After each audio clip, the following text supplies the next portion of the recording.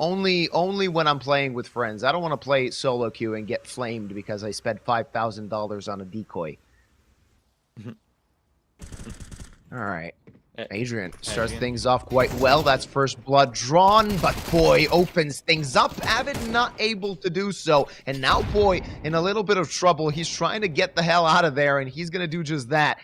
On the other side, you got Yuppie throwing that Molotov. He's going to force the player out of position, but only a little bit. No, completely, actually, as Poi and Yuppie combine for 2 kills and get the advantage for their team. Now, the pincer is coming into the site. The CTs are trying to alleviate some of the pressure, but the T's on both sides as Hootie takes down 2, and it's in a clutch. Malavi takes him down. Another messy round that goes to the hands of Anonymo.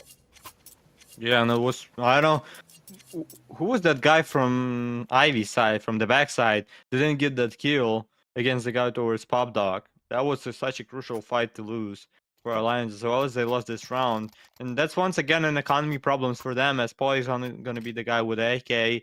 Oh, there is actually a second rifle gun for Era, and then 3 pistols for Alliance, which is... even though after this showing definitely a nice fight and such a good performance in all of the rounds that we've seen throughout this first half, but the performance doesn't matter, the result that matters. And so far it's only 4-2 in favor of Anonymo, with Malawi getting an entry kill here. Boy is gonna be able to catch, no, not gonna be able to catch Hootie off guard. Era tries to get the kill into that smoke, not gonna be able to do that either. Yeah, not the best start for Alliance once again. Yeah, it's like they're losing their footing in every round, and more often than not, Anonymo finds a way to sneak a player either behind or in a solidly good position to find an advantage. And Twist on 32 with the MAC-10. What are you going to do with that, my friend? Solid positioning on B. That's going to be a tough defense to break, as Hootie is just waiting behind that smoke, behind that train. As soon as the smoke fades, though, they might not be ready. Hootie in trouble, but finds one. And that should not have happened if you're the side of Alliance, though Twist takes care of Melody as well. And now the pressure is actually on the CTs. The Ts can just scatter across that site as the bomb is planted and Darshville is dead. Nami in a clutch situation. Yeah, and I was just about to say that it's such a bad situation for Anonymous here to do a 2v2 from different positions, from far away different position. And Nami from behind now. Nobody's still holding him for now, and he's almost on side. Oh, didn't see the guy. Oh, no, he didn't see the guy from oil.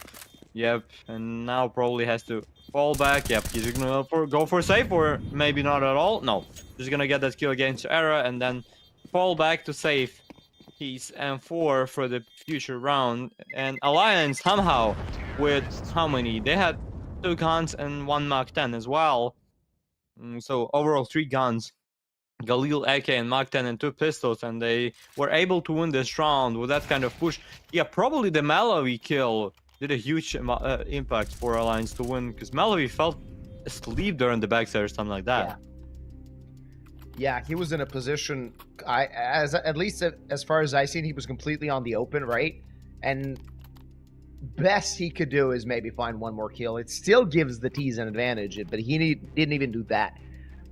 And now a bit of trouble for Anonymo, though Tech Pause comes in from Alliance. They know how much this round is important. Should they break the economy of Anonymo, they could find themselves in the lead. Maybe. Or maybe not. Or maybe Anonymous is going to be able to win this round with the MP9s. Mostly. With the FAMAS as well, with the saved M4. With the Deagle for Malawi. But if Alliance is going to be able to win this round number 8 for themselves, and make the score 4-4, it seems like there's going to be such a nice opportunity and chances for Alliance to even getting a win at the end of the first half for T side. Nami gets into the push of Pop Dog, gets the first against UP. But only 35 HP left for Nami as well, as he smokes away Pop Dog, and now Avid. The question is for him, is he gonna go into the smoke, or is he gonna wait? No, gonna wait. Yeah, no reason to push it, not at least so far. There's still a lot of time left on the clock. Nami on 35 HP, so he needs to be careful. He's the only one with a good rifle in the hands of the CTs. And as far as Alliance are concerned, they just want to wait for the CTs to spend their utility as much as possible. Force a reaction, maybe force an over-rotation. And then look for something on the back of that. Boy, just making noise towards B, but that's not where the Swedes are going to go. Their final destination looks to be A. Especially if Twist reacts from Ivy. And the first point of contact comes in. Boy finds the kill. Now in trouble is Nami, but finds a double with 35 HP. Still on him. And it's only Poi available for Alliance. That's not going to happen as Nami gets the quad kill in this round. That should not have happened. If you're Alliance, they will be mad that they couldn't finish him off. Yeah, just roller coaster here. One round for Anonymo, then right after Alliance winning it. Well, now it's Anonymo. Yeah, and it feels like the teams cannot just get some sort of consistency here and get a couple of rounds in a row for themselves to keep winning. Oh, and once again, look who's back with a revolver. Guess who's back? Right. Guess who's back? Ooh, Adrian John Wayne. Smoke. Let's see what you got. I'm waiting for him to find a frag with that gun, but nah, he's gonna pick up that Galil. So we're not gonna see that from him, R8 please. In action. Do you know that there's some sort of a thing where some streamers playing the game and you can take the gun for some donation from them? Would be nice to do the same for Aaron now. Take away Galil from him, but now he's gonna get on the ground, and Hoodie's gonna take another kill. I'm gonna say up UP to the graveyard. Twist and Avid. No chances for Twist here. And should be pretty much the same for Avid as well. Yeah. 6-3. Okay. Seems good for Anonymous for now. Yeah. It was looking quite bad in a few situations. Them losing the pistol seemed like Alliance are going to just run away with this map. Again, they managed to get the force buy victory, and now their money is looking good. The result is good for them as well. Especially with Alliance still not having money because they went on a force buy in the previous round. Of course, now they have to go full eco. No guns available, only Glocks in their hands. So should be number 7 quite easily for Anonymo, and that puts them in a very good situation. I mean, that could spiral out of control, and we could find ourselves on nuke quite quickly. It's pretty much gonna be the case of pistol round. If Anonymo is gonna be able to win the pistol round on T side, it's gonna be such a good, and if they're gonna be able to convert it to more of the rounds than just a pistol, seems like yeah we're gonna really see a nuke. But for Alliance, I feel like even one round for them at this half is still gonna be enough if you win the pistol round. And on trend, it's the pistol rounds matters a lot, and if you're able to win after it and get some rounds in a row, yep, that's definitely gonna be such an important round to see. But an easy round for Anonymous, nothing to talk about in the round number 10, as it was just an easy 5 kills for Anonymous, no response received at all. Round number 11 to be the next one, and should be a full buy for Alliance. Kind of full buy, but wait, we've never seen it before, but now I've just mentioned that Avid has 0 kills. Yep, not looking good for him. And Malavi, ooh, he wanted more. He wanted too much too early, though. Not going to be an issue when Dashville finds 2 kills and an easy frag for Nami as well. It's just a cleanup. I mean, it's like they had Glocks in this round as well, as UP is in a 1v4. The bomb is nowhere near him. It's number 8 for Anonymo. There's no question about it. Yeah, that's definitely a question. How did it happen? And with the Avid having 0 kills in an 11th death, it doesn't look good for Alliance when you're playing 4v5. UP gets the first, but then yeah, Darshil is low HP, but still a problem for him to escape. Okay, UP gets another one. Probably won't expect that. Yeah, won't expect the Foodie to pick from main. Still, a nice couple of kills by him at the end of this round. It won't matter if we talk about the economy of Anonymo, as they have $12,000 and even more than that. So the question is, are Alliance gonna be able to have some money for this round to buy with the AKs and all of this stuff? No AKs for them, for Galil's and Maktan for Avid. It's not looking the best. Not even a lot of grenades to work with, and now the CTs, they want to put some pressure on. It could be a double-edged sword, as they could be in trouble if they lose a player or two, but seems quite good so far. Hootie on 6 HP, and Nami is dead. Now, Alliance finally firing back as they find 2 opening kills, but there's Darshville with the double again. Putting it back into a 3v3 and looking for more. He wants to find another frag. Poi just waiting for him. But that shoulder peak saved his life, and just pulling back now. Minute and 10 left on the clock for the Alliance players to work with.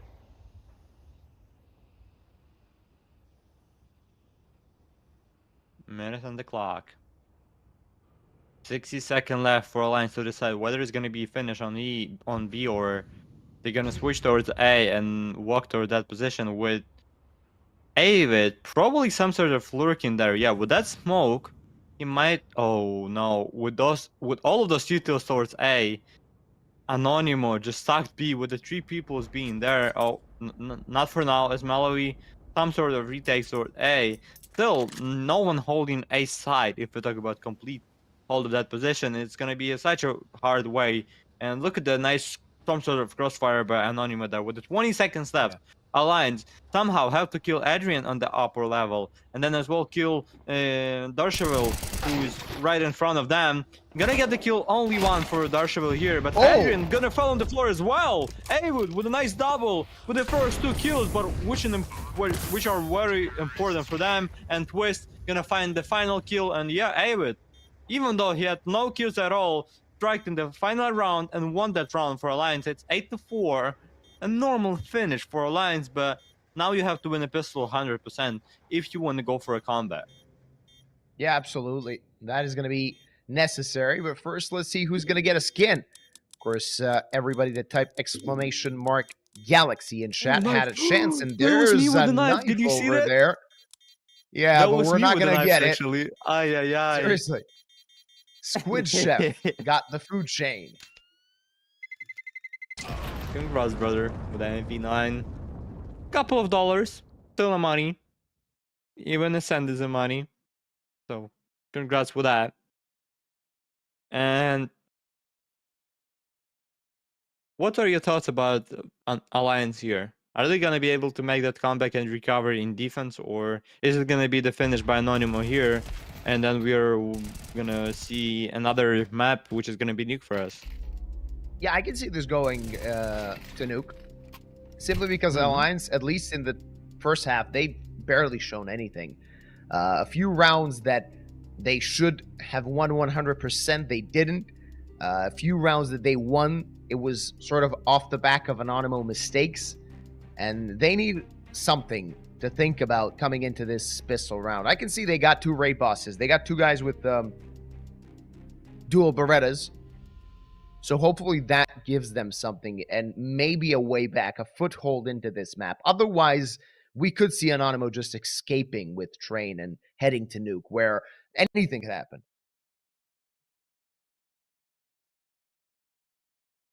What are your thoughts? Yeah, but first of all, for us to see nuke, Anonymo have to win how many? 5 more rounds in T side, which is not the easiest way. And not the easiest path to win this train as well. But, I mean, as I said, maybe a lot of times and kind of maybe annoying for someone, but that round that we're going to see right now, the pistol round, is going to be kind of maybe the most important one of the second half, or one of them. So we'll see. Is going to be the Cowboys on the server winning this round, or is it going to be 5 Glocks? Oh, 4 Glocks with a bit of 50 for Malawi, and 1 Molly for T-Sat here. And actually, Anonymo took the pause for this round. So, Maybe we'll see something interesting by them on this pistol. As it seems like, oh, look at that. 3 of Alliance players just stacking towards B, and Oh, Anonymo are walking this is gonna be towards fun. that position. Definitely. Yeah, this is going to be very interesting. There's the dualies coming in, missing their shots, but Poi and Avid can collect 2. Still a CT player there, and oh, there's a swing where Yuppie finds Melavy, also escapes with his life. And Darshville, now a lot of work to do ahead of him. Picks up the dually. Gets the sniper, gets the C4 from the ground as well. Slowly gonna walk towards top die and maybe towards A side. Still a lot of time left. 60 seconds for him to decide whether and how he would like to play this round, but with the era slowly picking main, it should be over for Dashavel in 1 second. Yep. Era just gonna finish him with an easy one tap with a USPS. It's the pistol round for defense, 5-8. And now Alliance have to win a couple of rounds in a row, which seems like not a hard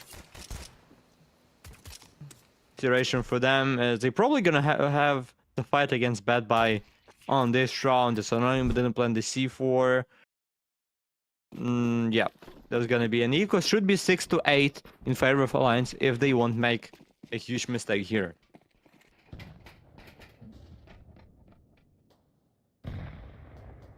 Yeah, it should be quite simple.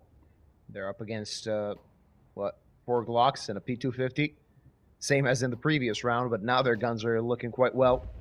A lot of control gathered as well, though Melavy finds an interesting kill onto Twist.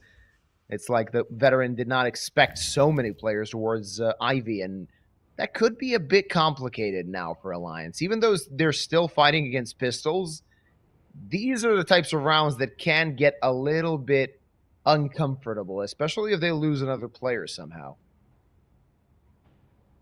If UP is gonna fail here somehow, it's gonna be definitely bad for Alliance to finish this round. But how? I mean, I'm trying to get all of the situation in which UP is gonna die here without kill. Okay, UP, a lot of damage towards him. Darshville keeps fighting, but then Era with the AWK, and UP gets that kill. 2v3, maybe they're gonna be able to plant the C4, yep. Hoodie planted the bomb, yep, and it's gonna be enough for him to plant, even though Poi killed him right after it. But for Anonymo, it was the matter of planting that bomb more than fighting for this round, as they didn't have chance at all, let's be honest. But the C4 is gonna help them for their economy to be stronger, and maybe, yep, Hoodie's probably gonna get the sniper rifle or something like that for Melavy, or Melavy's gonna even get this gun, we'll see. Yeah, but it's a solid round for Anonymo at the end of the day. They took 2 guns away from the CTs with basically nothing, and they also got the bomb plant. So that's something to help them in this round. It's going to be a first gun round of the second half to train with an AWP in the hands of Melavy. Let's see what he can do. I'm just looking at Avid's scoreline. He's still on 3 kills, though the 2 he did find in round number 12 were very instrumental for his team. Oh, UP. Received some damage, but not at all. Minus 31 HP left. Not even a half. Oh.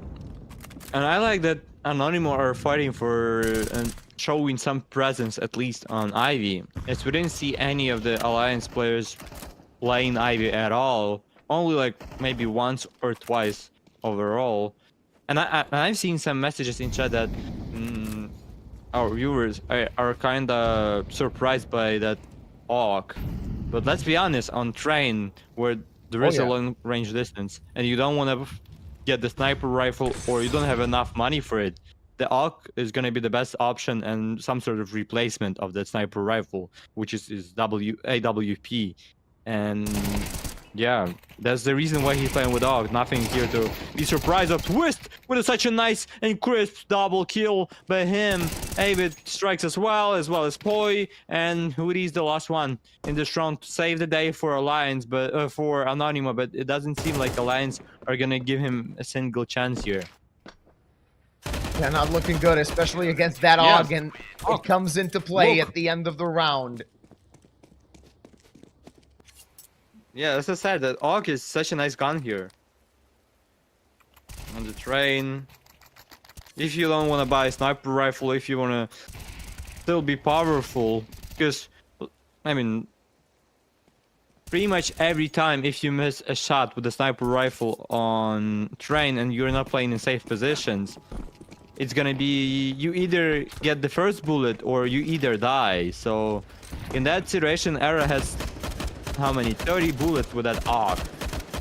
Oh, Oh, that's close. ooh, almost. Oh, that's so That was definitely close. Hero Galil in the hands of Anonymo. It's not really the best gun you want to have when it's the best gun you actually have in your 5-man roster, but they're going to play this slow. Just group up towards B and try and explode to it. A smoke and a flash, that's all they got to work with. That smoke has been used. Just waiting to use that flash, a counter smoke from Yuppie. And also a molly toward upper and going toward Pop Dog now the T players are. As Poi could be the first point of contact. Wait a minute, it's Avid. Good chance for him to get a few kills. That's not the best timing. Not a good chance if you have a grenade in hand, but Poi finds 3. Avid there to help, and Poi finds a quad. Looking for the ace and not going to find it as Avid steals it away, but ties up the scoreline, 8-8. That was kind of funny that Avid saw all of the players first, but it was always Poi getting those kills there towards Pop Dog. And Avid, especially when you have only 5 kills, you want to get those kills, but then it somehow gets killed by your teammate. It's 8-8, and recovery by Alliance 4 rounds in a row by them, and 4 more for them to at least secure a draw on train, and 5 more to finish this best of 3 with a win and start Galaxy Battle Phase with a 1-0 score.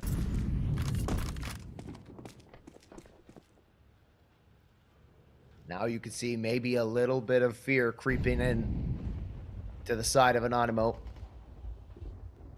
Do they want to force things? Do they want to force this fight on B and try and get into Era's crosshair of that AUG? Both players guarding up, or could that be perfect timing? That actually wasn't a flash, it was a molly, and that didn't really help Yuppie, but look at Avid finding a kill, but getting traded back. It's still an advantage for Anonymo, as they're going back toward that A-bomb site. Somebody needs to rotate, but will that rotate be in time? The answer is no, as Twist gets forced out of position and taken, or rather losing half of his health in the process. Finding some room, not finding the kill, and getting doped by Nami. Cootie finds a kill, and Poi can't do anything. Wow. Anonymo finally winning the round. And yeah, probably Avid just lost that round to Alliance because he had such a nice position from behind and he rushed things out. Almost lost against the first guy that was not even looking onto him. No, that was not the best way to play this round for Alliance, even though the money is still not on the Anonymo side, as if they're gonna lose this round, they should save Era finally with the sniper rifle, not with AUG anymore. And Era is gonna play aggressively towards Pop Dog, which you don't see a lot with the sniper rifle here, but Eras gets the first. Darsha is on the ground. Poi gets the kill as well. Nami with some sort of trade here on Ivy, but it's still an advantage for V3 in favor of Alliance here. Absolutely. Just playing behind the smoke is Poi. Could be a very risky position given there are 2 T-side players. If he swings out, he could be dead. Not even finding that single frag. Melody with the op, trying to find something, and it should be an easy kill. There you go, and he knows there's one more. But Poi playing around, and he could find the backstab. Timing? Will it be in time? The answer is yes. Perfect. Only Hootie remaining. That's a freebie for him. But he still has 2 players to find. Bomb on his back. Yuppie, good position to get number 9 for his team. Yep, and as I was saying, the money is not the best situation for Anonymo here. If we talk about their economy, if we talk about how much money do they have in their pockets left, and the answer is not a lot. We'll see what are they gonna do. Is it gonna be some sort of hero buy with it, maybe 1 or 2 guns purchased, or is it gonna be? Oh, it's gonna be a fourth, okay, with the 3 AKs with the Galeos, but because they chose firepower above nades, I mean, Malawi doesn't have any nade left already. Era starts with the first, then Oh, gonna get yeah. the second one in the pop dock. The king of pop dock is here. Era with the double and Poi with a kill as well. What a nice start of this round for Alliance. With only 20 seconds left, it's pretty much decided who's gonna win this round. Yeah, and Anonymo shut down. Only 2 players left. And they could contemplate saving what they got. Simply try and do something with those 2 rifles in the next round. That's not going to happen as Adrian's is on the floor and Nami, his position revealed. They could even try and send a player or 2 to chase this. And they will do just that, it seems. I mean, Poi has such a chance for himself to go for that push as he has 4K in his pocket now. Gonna get the money as well for the win. But if we talk about UP, definitely he's not gonna be the man to find and hunt for that final guy as UP with the AK. And if he's gonna lose that gun somewhere where his teammates were not gonna pick it up, it's gonna be yep. Nami can see a shadow here of Avid, but then there is a rescue and support as well. As Avid's gonna get the kill number 8 for him.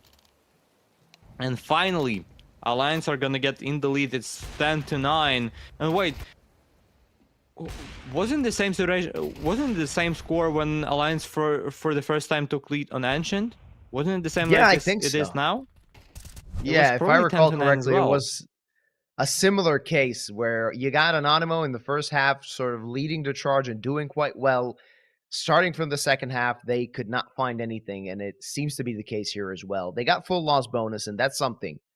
It's definitely a lifeline for them in the remaining rounds. They're going to go with the hero AK on Hootie. Rest of the players probably buying nothing or next to nothing. But we could see Alliance putting themselves on 11 and having only 2 rounds left to get for them to win this best of 3. Yeah, for Anonymous now, it's pretty much do or die if you talk about this best of 3, because it's just the start of the Galaxy Battle. Phase 4 and main stage of it.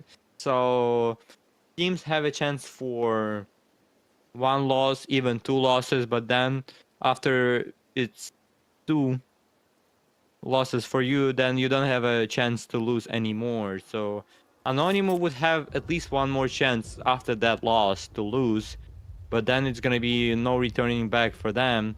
And Alliance definitely want to get and join Favbet, Partizan, Sparta, and Sangal into that 1-0 break it. Buy again. They're buying again. No, it doesn't seem good for Anonymous, honestly, here. And the same situation, some sort of situation happened on Ancient where they had pretty much the same score when they still had an opportunity to lose 1 or 2 rounds and go for a safe maybe to be with a more firepower into the next one. And they decided to play with the guns right away, and which at the end of that Ancient lost the game for them. And it seems like it might be the case here as, I mean, look at that. They have how many? 3 AKs. And Hoodie, Adrian, and Malavi, no one of them has a smoke. And they don't even have a second armor purchase. So Wist gonna get if he's gonna headshot any of 3 of these players, it's gonna be a kill for him instantly. Yeah, but I don't think it's really worth it to spend $350. They know that Alliance has AKs. It's just a question of what can they do with such little grenades. We're on a boat.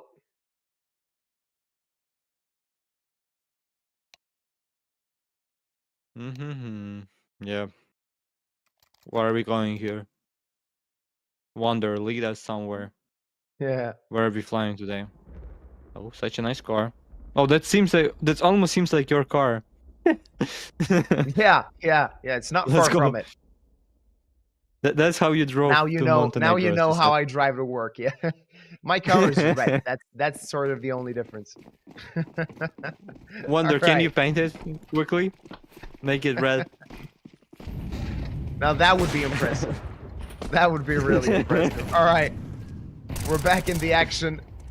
Alliance, they want to break Anonymo. Anonymo open for a lifeline. 3 players towards Ivy. Twist, he could get surprised. Fortunately enough, he saw the shoulder and threw a smoke, but that gives Anonymo a good amount of room to work with. They can go for CT. They can actually find a B split.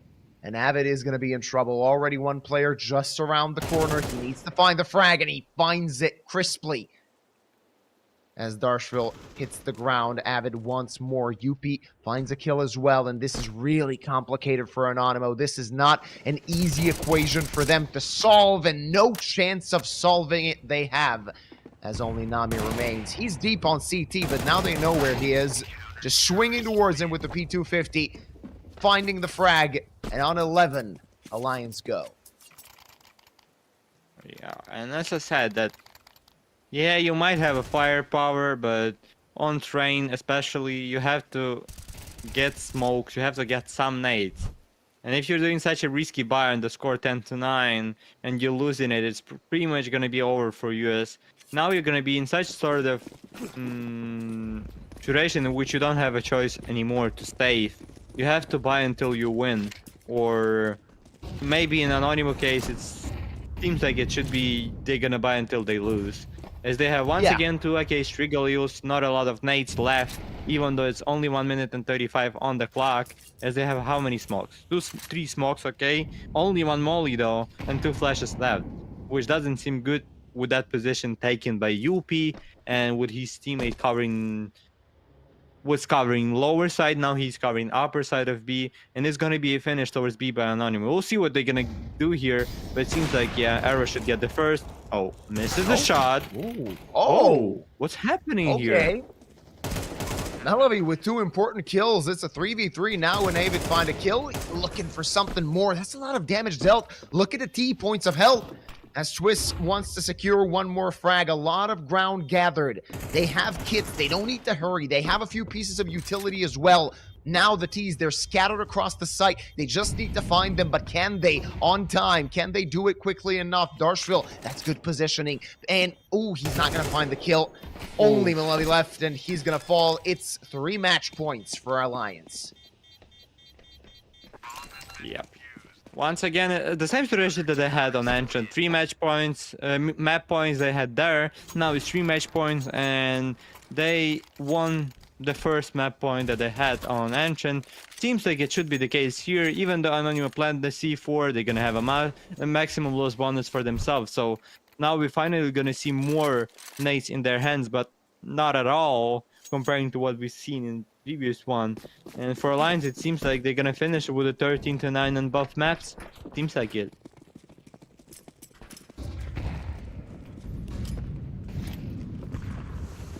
Basically no grenades again for Anonymo, but 5 AKs. That gives them a chance. Can Alliance put the finishing touches on this best of 3? The answer is no. Definitely not Era, as Nami deletes him off the server. Avid, next point of contact, but 2 players swinging him. He finds a double. That time was amazing. Gets the advantage for his team. Now a reaction necessary from the Poles, but they don't have the C4. It's on Pop Dog. Yeah, that's a, even though Avid was far behind throughout all of the train, was for some moment 0-11 or 0-12, but now in this crucial rounds he found a double.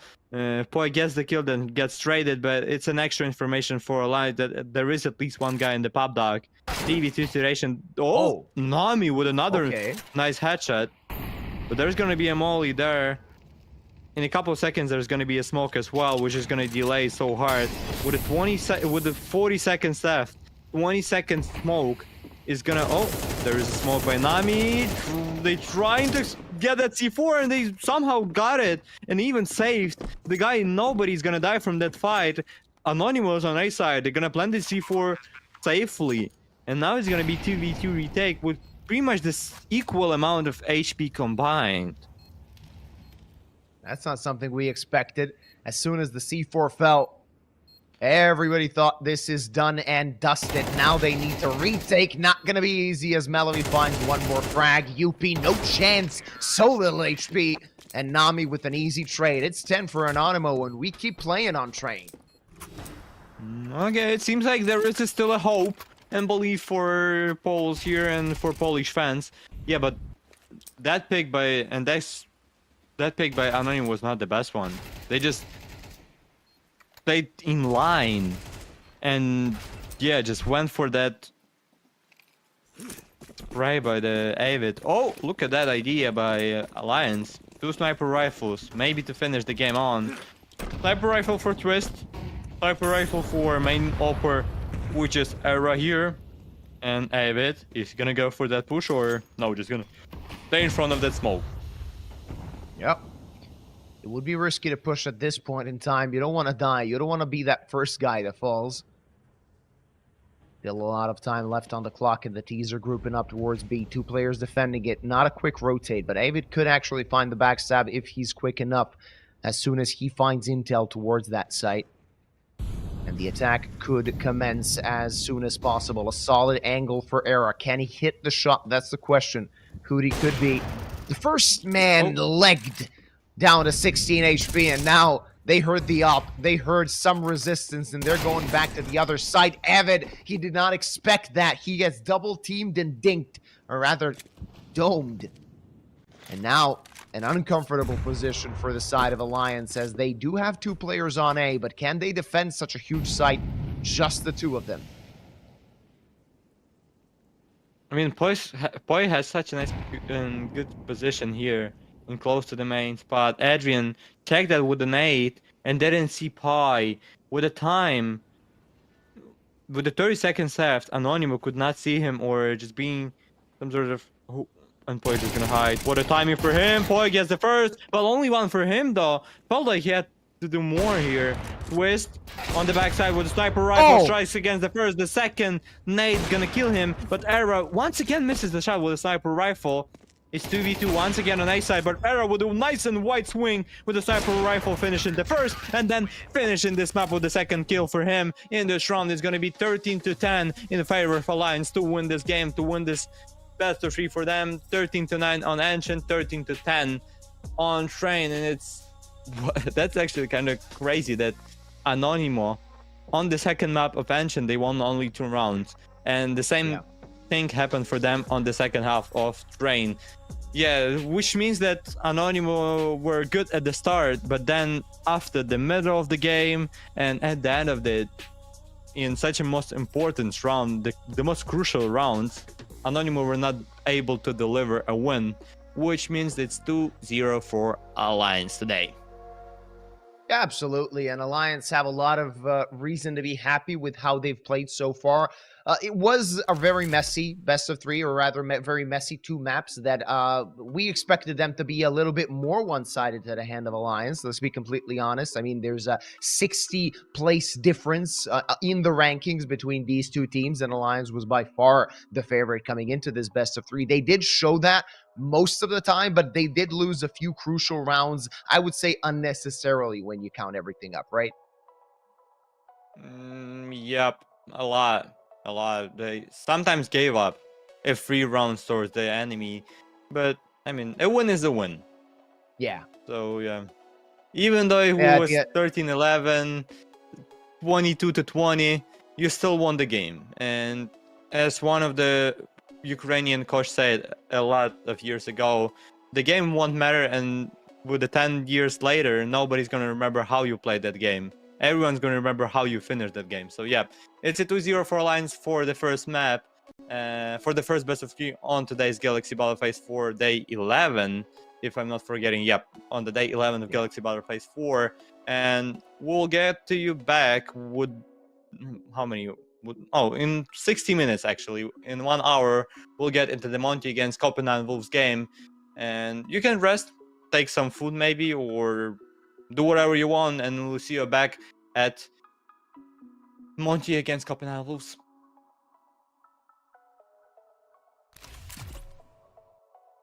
I'm not tempted to empty my hand, rising above and below, flying above what was planned.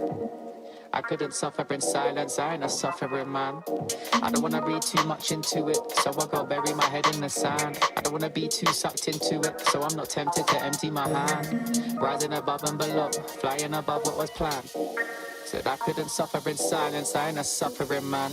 Cash that check, get that money, man I jet set and invest that P. Ask respect, man I get that honey, show interest and I set that fee.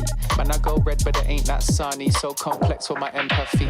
So I might laugh when it ain't that funny. New project, let me send that beat, let me send it home.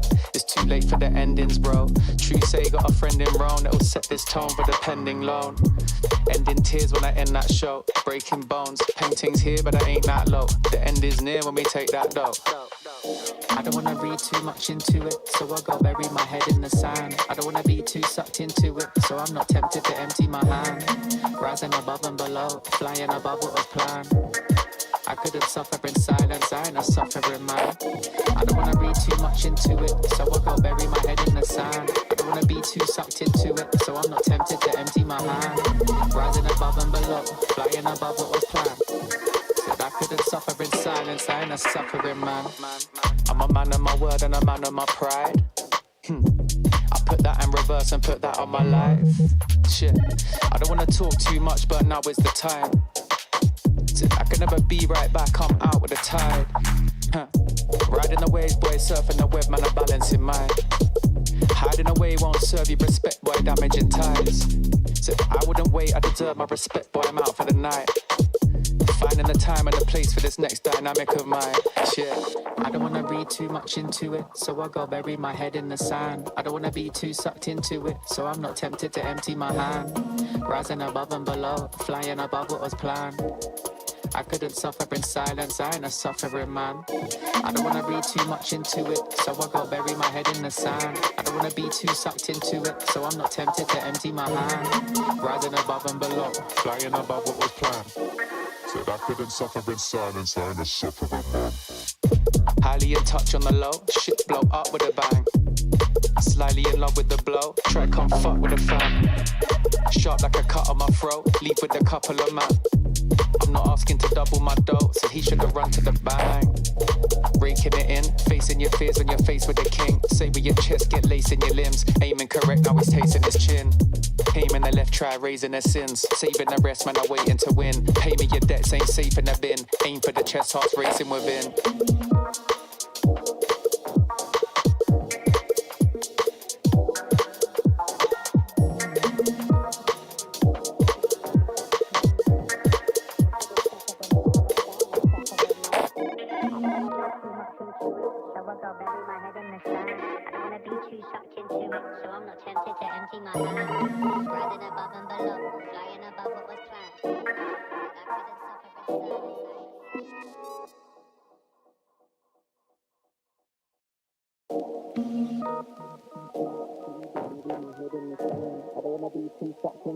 So I'm not tempted to empty my hand. Rising above and below, flying above what was planned. I couldn't suffer in silence, I ain't a suffering man. I don't wanna read too much into it, so I go bury my head in the sand. I don't wanna be too sucked into it, so I'm not tempted to empty my hand. Rising above and below, flying above what was planned. Said I couldn't suffer in silence, I ain't a suffering man. Cash that check, get that money, man I jet set and invest that P. Ask respect, man I get that honey, show interest and I set that fee. Man I go red but it ain't that sunny, so complex for my empathy. So I might laugh when it ain't that funny. New project, let me send that beat, let me send it home. It's too late for the endings bro. True say got a friend in Rome that'll set this tone for the pending loan. Ending tears when I end that show, breaking bones, paintings here but I ain't that low. The end is near when we take that dough. I don't wanna read too much into it, so I go bury my head in the sand. I don't wanna be too sucked into it, so I'm not tempted to empty my hand. Rising above and below, flying above what was planned. I couldn't suffer in silence, I ain't a suffering man. I don't wanna too sucked into it, so I'm not tempted to empty my hand. Rising above and below, flying above what was planned. Said I couldn't suffer in silence, I ain't a suffering man. I'm a man of my word and a man of my pride. I put that in reverse and put that on my life. Shit, I don't wanna talk too much, but now is the time. I can never be right back, I'm out with the tide. Riding the waves, boy, surfing the web, man, I'm balancing mine. Hiding away won't serve you respect, boy, damaging ties. So I wouldn't wait, I deserve my respect, boy, I'm out for the night. Finding the time and the place for this next dynamic of mine. Shit, I don't wanna read too much into it, so I go bury my head in the sand. I don't wanna be too sucked into it, so I'm not tempted to empty my hand. Rising above and below, flying above what was planned. I couldn't suffer in silence, I ain't a suffering man. I don't wanna read too much into it, so I go bury my head in the sand. I don't wanna be too sucked into it, so I'm not tempted to empty my hand. Rising above and below, Flying above what was planned. Said I couldn't suffer in silence, I ain't a suffering man. highly in touch on the low, shit blow up with a bang.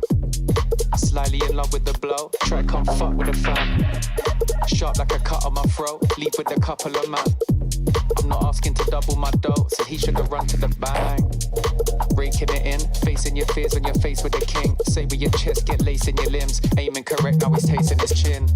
Aiming the left, try raising their sins. Saving the rest, man, I'm waiting to win. Pay me your debts, ain't safe in the bin. Aim for the chest, hearts racing within.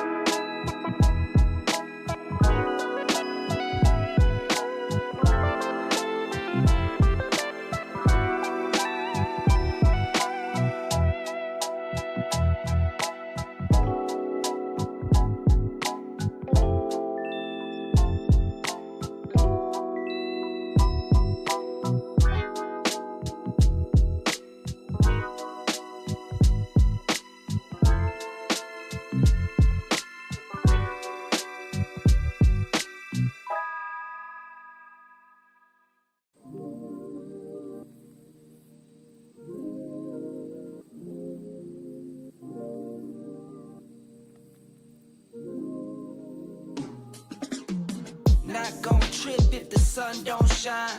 Not gon' trip, you know I get mine. 2020 vision, I want all the loot. 2020 vision, I want all the loot. Not gon' trip if the sun don't shine. Not gon' trip, you know I get mine. 2020 vision, I want all the loot. 2020 vision, I want all the loot. I'm talking Beamer all clean, fit too mean, finger all shiny on my baby's diamond ring. I was on a high till I caught onto the scene. Swear I lost my heart when I fell in love with things. Rookie year went broke like Jalen Rose. Got the price, sold my soul to the things I own. Switched up, locked in and got my mind right. Prioritizing, got my business and my time right. Wristwatch, no TikTok, you know the crown. I get guap, then flip stocks, you know it now. My baby's loyal and she holds it down. Play with my fam and I might blame you, but it's going down. Not gon' trip if the sun don't shine. Not gon' trip, you know I get mine. 2020 vision, I want all the loot. 2020 vision, I want all the loot. Not gon' trip if the sun don't shine. Not gon' trip, you know I get mine. 2020 vision, I want all the loot. 2020 vision, I want all the loot. 2020 vision, I want all the loot.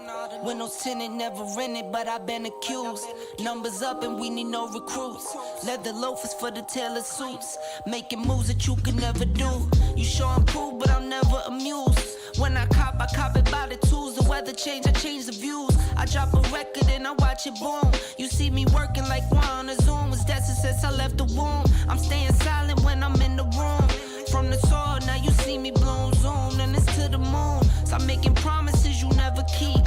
Out of touch and never out of reach. Dot the I's across the T's. Not gon' trip if the sun don't shine. Not gon' trip, you know I get mine. 2020 vision, I want all the loot. 2020 vision, I want all the loot. Not gon' trip if the sun don't shine. Not gon' trip, you know I get mine. 2020 vision, I want all the loot. 2020 vision, I want all the loot.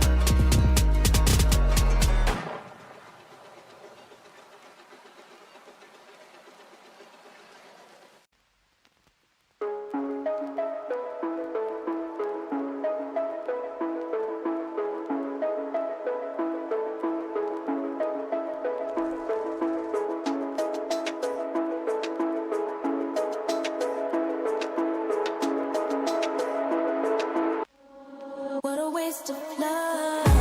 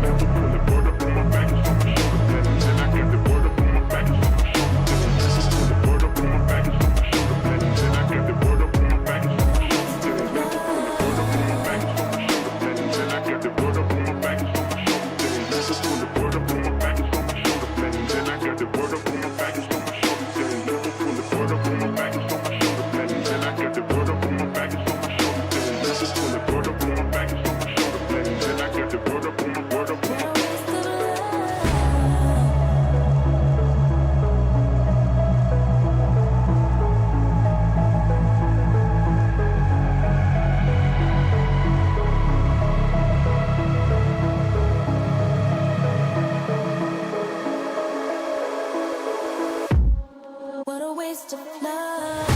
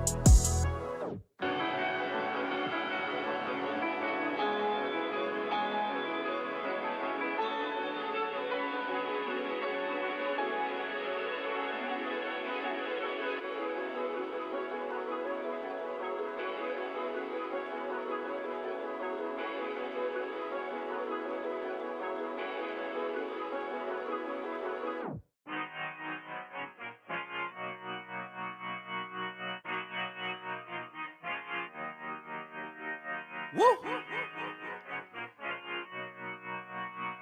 Woo!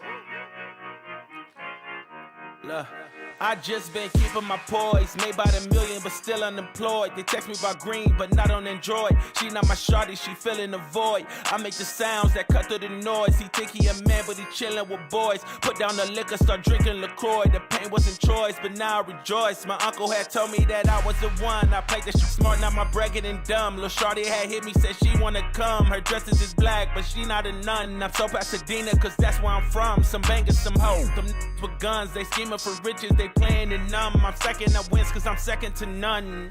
Look, what the you think I do it for? Do it for? Hey, looking in the mirror, you the go, hey, I've been out here grinding 24, so in the mirror, you the go, hey, what the you think I do it for? Do it for? Hey, looking in the mirror, you the go, hey, I've been out here grinding 24, so in the mirror, you the go. I ain't had to get snooze in a minute. Got the bag, then I took it independent. Model 3, you know it's not rented. Authentic, every vibe is cemented. Fresh J's, now we jumping out the ceiling. Tough times made a diamond out of feelings. All facts, they can't question what I'm dealing. Got house, we my focus on the building. Just some love and now I'm feeling so prolific. Okay. Hustle loud, much you don't get it. Seen the highs and the lows, it's terrific. Yeah. It's a job to hate, that's why I love the critics. Okay. Self-made, I ain't gotta ask permission. No way. Turn my pain into fire, no ignition. Okay. Only when the money talk, when I listen. Okay. I put the city on my back and they're dissing, huh? Look, what the you think I do it for? Do it for? Hey, looking in the mirror, you the go, hey, I've been out here grinding 24, so in the mirror, you the go, hey, what the you think I do it for? Do it for? Hey, looking in the mirror, you the go, hey, I've been out here grinding 24, so in the mirror, you the go.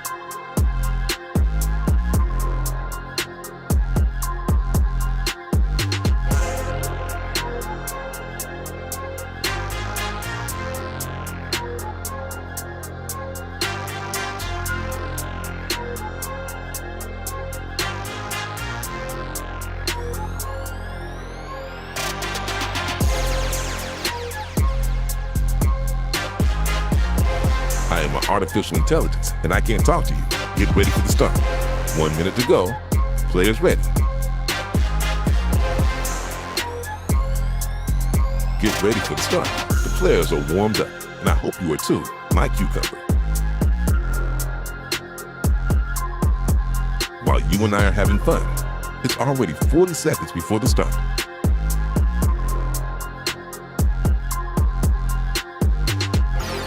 "30 seconds before start.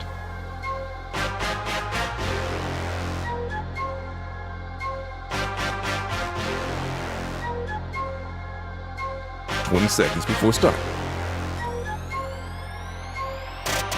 15 seconds fade. 10 seconds before start.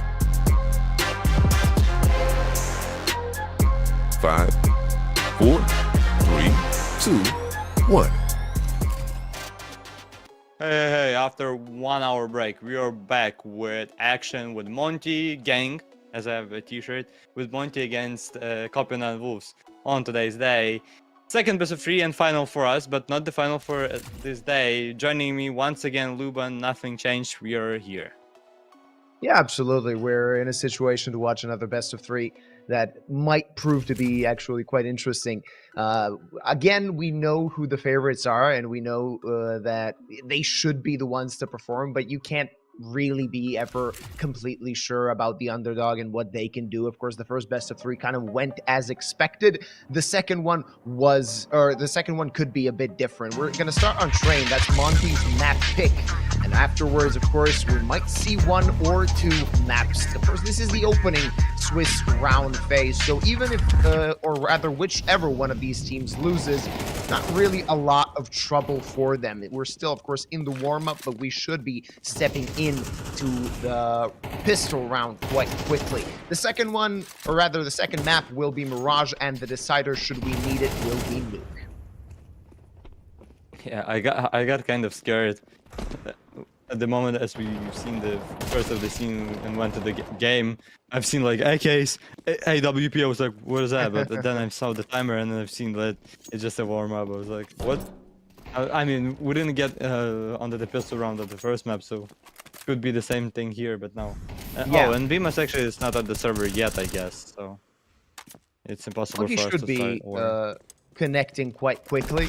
Of course, it's only a few moments before we should start. And when we talk about these two teams, we got number 39 in the world, or rather 48 when you consider the Valve rankings, against a much lower ranked side. 88 in the Valve rankings is Copenhagen Wolves. So again, we've mentioned that previously. There is a sort of a gap between these two teams, but it is to be expected in such a situation where it is the opening day of, or rather the opening phase of this Swiss stage. Of course, we will be seeing some much closer fought battles in the remainder of this competition, but a good chance for a team like Copenhagen Wolves to maybe pick up some points. One thing to consider, though, they benched Jorko, or rather put him on the transfer list not too long ago. It's Christu that is his replacement as a stand-in, and he has already played 3 best of 3s with this team and played solidly so far. But this is a test for not only him, but for the rest of the team as well. Yeah, definitely a task, because let's be honest, in the previous matches, when they started to play with Christo, it was Partizan, the team that they lost 2-0 to. Then as well, they lost 2-0 against Amkal and won only Eternal Fire with a 2-1. But it's not the Eternal Fire that were in the past, it's Eternal Fire with some Turkish guys that are not such good as Aurora roster is now, that got purchased from Eternal Fire. And considering all of those 3 enemies, it seems like the Monte is the best one. As we also talked about that with you during the powers, that Monte have showed some nice performance on Dracula and on LAN games at all. And sometimes it feels like it's harder for them to play in offline. We'll see what's gonna happen here as the pistol round starts with a double from a Zulu. Nice start by British guy. It's 4v3 in favor of Monte. That's for Monte, a lot of room gathered, a lot of space they can actually take. And the CTs are spread quite heavily thin. Only Nixon toward that A bomb side, and it seems like the side of Monte actually want to go right there. It's going to be a quick rotate from Bielani as well, so that could be something to play a part in this round, but still, Nixon is the guy that needs to stay alive. He's going to toss a smoke towards Pop Dog. One position he doesn't really need to think about, or rather consider for the meanwhile, but he's been spotted and he's trying to find a headshot. He's going to be necessary and he needs to find that kill. The A side is now open for the T's. Smoke down towards CT and Bielani trying to find a flank connector, unable to do so. Now the bomb can be planted with 40 seconds on the clock. There is no pressure on the Monte side. It is actually the Wolves that are trying to get to the site. Not going to be easy for Nixon as he gets double domed by Bimas. Yeah, and Safeware and Bellany in the 2v4 situation and double advantage Monte are right now, and with half of the timers gone, they should kind of rush here as there's no defuse kits for them, but Afro and Gizmo with their kills gonna finish this round, and it's gonna be first and the best round for Ukrainian organization taken here. And it's once again, as always, a reminder about Galaxy, exclamation mark Galaxy into the chat, and maybe you're gonna be that man to win a free skin from us. It could be a decent skin, could be just a normal skin if we talk about the value of it, or it could be even a knife, who knows. Yeah, we've seen some shadow daggers in the mix, so you might actually be the lucky winner every time on halftime. And also, if we go to overtime, we give away some skins. So there are prizes to be won just by watching Counter-Strike. As my colleague previously mentioned, just type exclamation mark Galaxy in chat, and you're going to have a chance to buff up your inventory at least a little bit. It's a tech pause, hopefully one that won't last too long before we head back into things. As I say that, Bimas has disconnected, and he had trouble connecting at the beginning. Yeah. So maybe some connection issues on the side of Monte here. If it's some connections problems, I mean, it's definitely some problems for Monty, but I hope it's not going to be for long, because we waited 1 hour to see that pistol round, and then after that, seeing a huge technical pause would be definitely funny and some way killing inside of us. Yeah, what we can say about these maps at all, if we talk about the teams. Train is not the best map at all for Copenhagen Wolves. I've seen some comebacks by Monty shown on Train, either City, T side. In the past time, they were playing really good on Train, and it seems like they're really consistent here. And the Train is maybe even their first map pick for now. With I don't know, did you watch at all what happened in Monte, what players came? I mean, as you can see, Afro Azul is here, Bimas as well, and they also got the new coach, which is Kakafu. And I've heard I watched actually a vlog of Monte, and they said that the goal for Monte is, when Kakafu came to the team, was to get stronger, to get pretty much on that level, which they are, to get some sort of up on Valve ranking system. They were not talking about this major that's going to happen by Star Ladder in Budapest. And the idea and plan and goal for Monty and for Kakafu and the team is to get qualified or fight for Cologne major already. So seems like they're on the right path, I would say. Yeah, they're looking good. They're looking quite solid, and they're gathering points on a relatively strong basis. I mean, when we're talking about Train in particular, you got Bimas playing really well in the past 3 months, doing some good work on this map, and of course his teammates joining him in that. You can see that Afro has some pretty good numbers if you check the stats, but Nixon, that's a dink onto Azuvu. That's a double dink actually, and Azuvu is dead, losing a gun, and Christu's gonna pick it up. So this could still be a very threatening round for the side of Monte, even though there's basically nothing in the hands of the Wolves. No armor, no nades, just a few guns, and that AK picked up. Gizmo finds the first frag, though gets taken out right away. Afro and Bimas combining for 2 and just relieving some of their pressure or rather some of that pressure off the team. And Ryu, he's quite far away. He's going to have to join his teammates, make a little bit more room for himself. Still might be some room for the Wolves, but that gets taken away quite quickly, and it's only beyond. He left that. D's not going to do much work, and it's round number 2 for Monte. Yeah, it's 2-0. Even that was a pistol round by Copenhagen, was pretty much. But they showed some kind of problems towards Monte on that Ivy. Honestly, not the best position for Monte to walk towards Ivy on train when you know that there's eco and there's always a possibility, like it just was, for Copenhagen to tag this position or either push Ivy. So kind of risky play by Monte there, but still a win is a win for them. And once again, probably some technical issues. Maybe now for Azuas, he wasn't buying for that round, but we are finally back. The timers as well, back as well. 5 silencers for Copenhagen Wolves. Rui has to play with the Mach 10, so some sort of firepower advantage for Copenhagen Wolves, maybe, but not at all.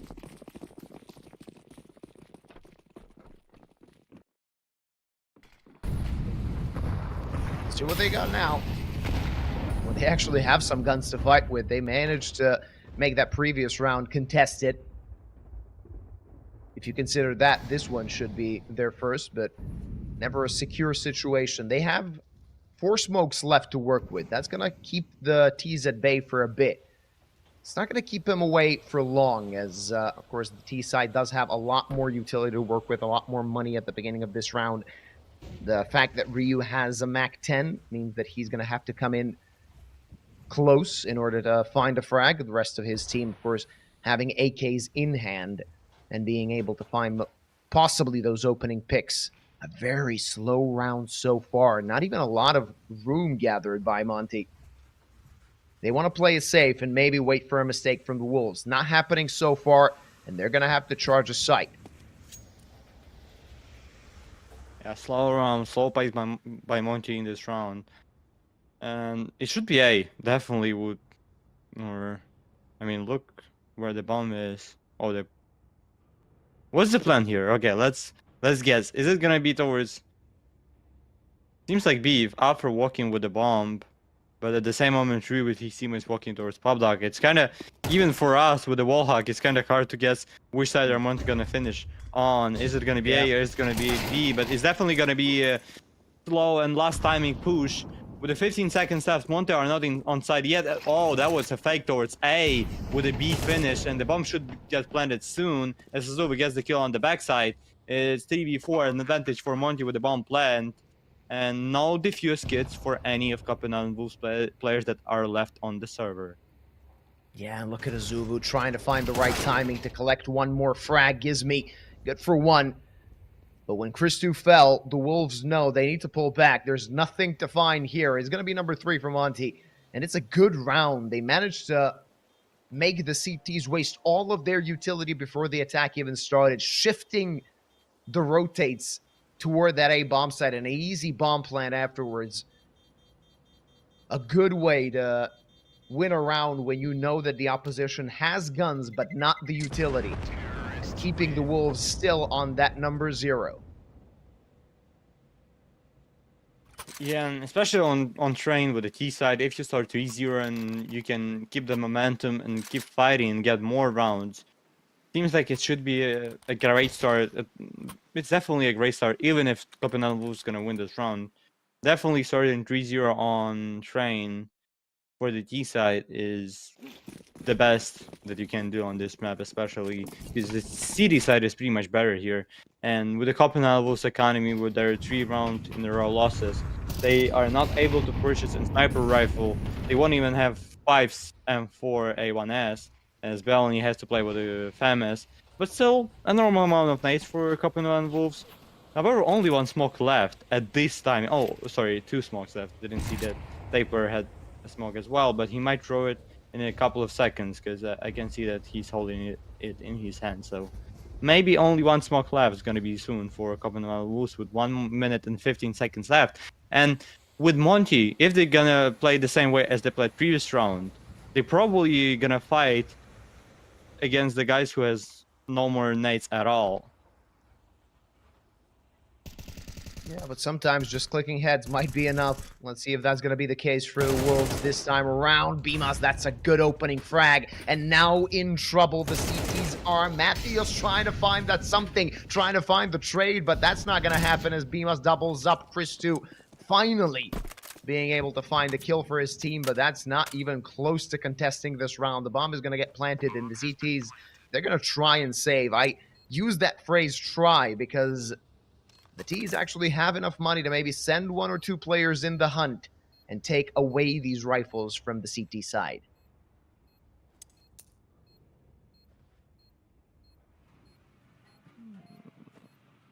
I mean, Monte has a chance. They have money for it, but at the same moment, they. I mean, from our perspective, not from a Monte perspective, as we know that Copenhagen Wolves have famous. Monte probably don't even know. Yeah, they don't even know that Bellany has a famous because he didn't even shoot a single bullet from it. So, if I was Monte and I knew that they had famous and M4, I would not go for it. So, it's better. Sometimes it's better to save your economy than destroy enemy economy as well. So, especially on the score 4-0 when you don't have nothing to worry about. Let them save this gun if we're still confident about our play, and if our Montage is gonna be able to pre-fire that position, swing like that, get a nice headshot as we've seen it from Bimas there on Ivy. It's not gonna be a matter of which gun Copenhagen Wolves have. Is it gonna be sniper rifle? Is it gonna be AK? If Montage is gonna shoot heads, it's gonna be no matter what gun that they have. Oh, it's an actually interesting boost there. Oh, it's actually gonna be. Oh, look at that. Azul! Never expecting that one. But at the same moment, Crystal didn't kill him. Oh, that's a meaty headshot coming in from Afro through the wall. And no chance for Chris2 to react. That's a +1 for the side of Monte, and they can take things slow. Finding the opening kill so early. Just waiting for an opponent to make a mistake. Smoke towards CT goes.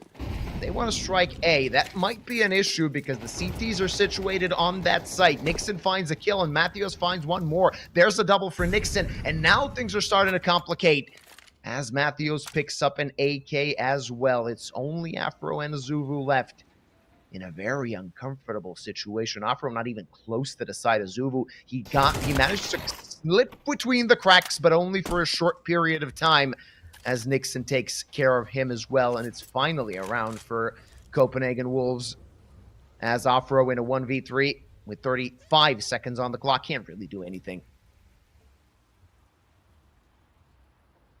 I mean, still a chance if Nixon's gonna die quick, then for Afro there's possibility to change the gun maybe. Oh no, no. You have to hit the shot, but Nixon with the 4 kills, gonna get that up as well. Finally, the first round for Copenhagen Wolves on this map is... Now the interesting question, especially for me, are they gonna be able to make something more from that one round, or is it gonna be like some only 1 round discount there? And once again we can see your car. Oh, you actually purchased another car. There's 2 cars sitting there in a discount. Let's go. Yeah, one is in case the other one breaks down, which is often the case. Does it actually breaks down a lot? Nah, no, it's a good car. It's only 18 years old. The same year as I have. I mean. All right, 1 for 1. Ooh. Oh, there you go. Ryu finds another. And so much room left for Afro to find a free frag. And one more. Where that came from is safe where is on the side, just waiting to be seen. Wants to find the kill, but he's been spotted by Afro's op. And they want to swarm him. They want to go all the way around him, trying to clear him out and get themselves an easy bomb plant. Knife? Gives me. Oh, there you go. That's quite easy, and they know where the last one is. Chris2 gets crisply cleaned up, and it's number 5 for Monte. Yeah, as I said, it was just 1 round discount by Monte that they gave up that round for Copenhagen Wolves, but in the next round, just amazing headshots by Rui as well as for Gizmi. That second kill was good actually, with that spray control against the sniper rifle. Yeah, look at that. Oh no. Ah, why does it always turns off at the same moment as on the most interesting moment there. Azuvu might go quick. No, felt like he's just gonna push quick, but had nobody from on his back supporting him. Bristow gonna start with the kill. He's gonna be able to escape that thing. Oh no, Gizmi gonna find him into that smoke. And now it's 4v4, but Rui, oh, might find Cristo. Yep, he's gonna find Cristo, and B side is wide open. Monte's definitely gonna take it, because why not? It is wide open. Yeah, and Gizmi just again strikes with a nice headshot. 2v4, and it seems like Copen and Vus are on their way to save. Yeah. They know there's no chance in this round to even consider a retake. Tapeware's wide swing from Connector didn't pay dividends. Had he found one kill, they could have thought about it. But otherwise, it's going to be another Monte, and it seems like a very one-sided affair.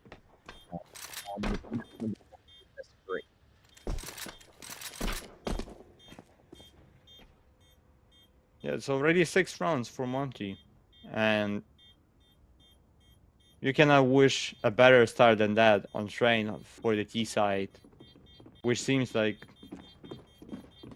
definitely if Monte are able to win 6 rounds for T side, I have no doubts about them taking and winning this map. Let's be honest. Oh, sniper rifle. Oh, that was DD sniper rifle.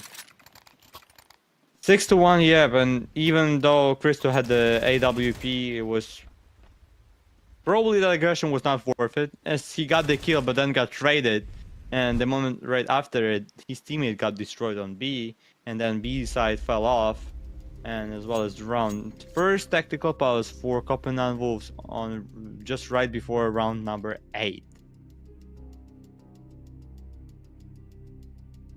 Not looking good. They need to, or rather, I would say they needed to go for a tactical pause a bit earlier, because already this CT side is running away from them. They're going to have a buy in this one, but should they lose it, this is going to be a very difficult map for them. Solid amount of money in the hands of Monte.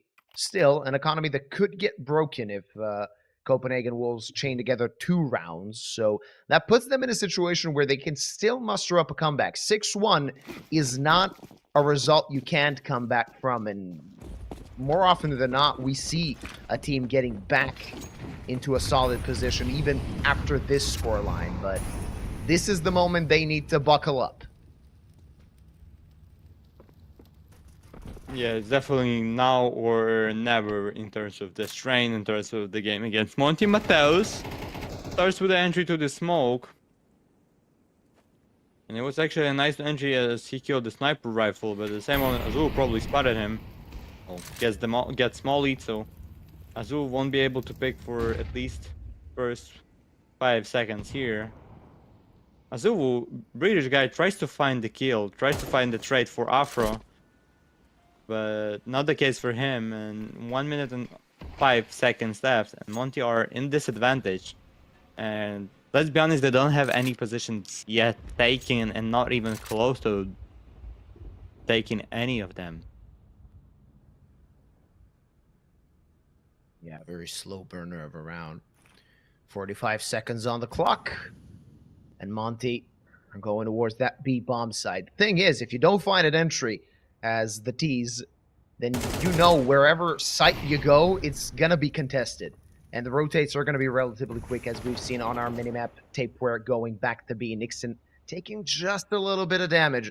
Not too much, but with 25 seconds on the clock, they're going to need to hurry and take control of this B-bomb site. Leaving a player when you're in a man disadvantage also could be a very troublesome situation unless you find that first kill and get those good trades. Very little time left on the clock. Azuru, first point of contact. Bellini takes him down. Taper is dead. Bellini now in trouble, but still finding kills. They need to get the bomb down, and they're doing just that. Bellini's trying to stop them, but Gizmi is ready. Though now it's only Bimas, and he's going to get taken out as well.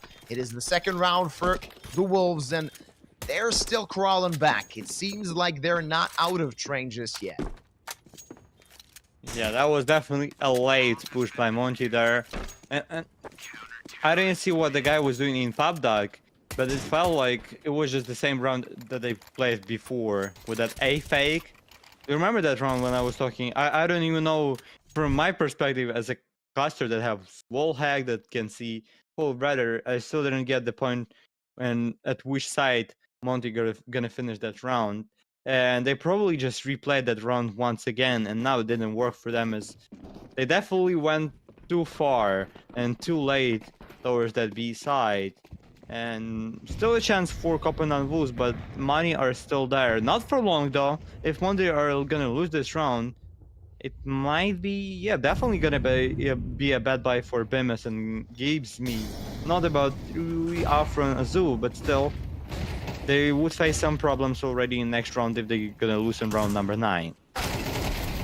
Ooh, that's a quick one, but a quick Nixon. double from Nixon to really slow things down for Monte as Afro finally takes him out, but there's still so much room for them, or rather so much work for them to do. Tapeware still alive after finding that frag. Bimas not quick on the trigger, not quick enough rather. A little bit more than a minute on the clock. The T's are trying to find a foothold to this A site, but there's Ooh, Villainy look at that. on the backstab, and he's gonna get a freebie here, maybe even a double. This is gonna be nice. And Bimas just served on a silver platter. It's number 3 for the Wolves, and they're inching closer. Yeah, it's 3-6. And with the economy problems now, Monte are actually close and closer and closer with each round, and which with each problems that they have and with each lose that they're facing now, they're closer to give up all of the advantage that they have. They, just to remind you, they had the score 6-1, now it's 3-6, and Monte has a 2-hero Galeos, and Afro just pushing towards A side, gets an entry, but he's 13 HP left, and they definitely gonna find him. Yeah, but Nixon gets the skill. But at the same moment, look at Azul and his teammates, they're going towards B, getting some couple of kills. Bimus with a double headshot. The bomb's gonna get planted in a couple of seconds. Gizmi and Bimus 2v2 against the Opera and Silencer. Gizmi goes for push as well as the Bimus, and both of them just gonna die by Crystal. Still a nice try by Monte, as they was kind of half by round by them. Bomb planted, 3 kills, and almost, if they had the gun, Gizmi, if the captain of Monte had the gun there, probably would be more chance for Monte to even fight in the previous one. But still, I would consider that round as a good round for Monte, if I was one of the players. Yeah, absolutely. All things considered, it was a solid round for them, but still puts 4 on the board for the Wolves, and you don't want that when you had such a commanding lead at some point. They want to fire back as soon as possible and secure themselves at least a minimal lead that they have. Maybe even a little bit more than that. Still, their T side half, even if it ends 6-6, potentially, is still quite good. I mean, you're happy if you're taking 6 rounds at your T side.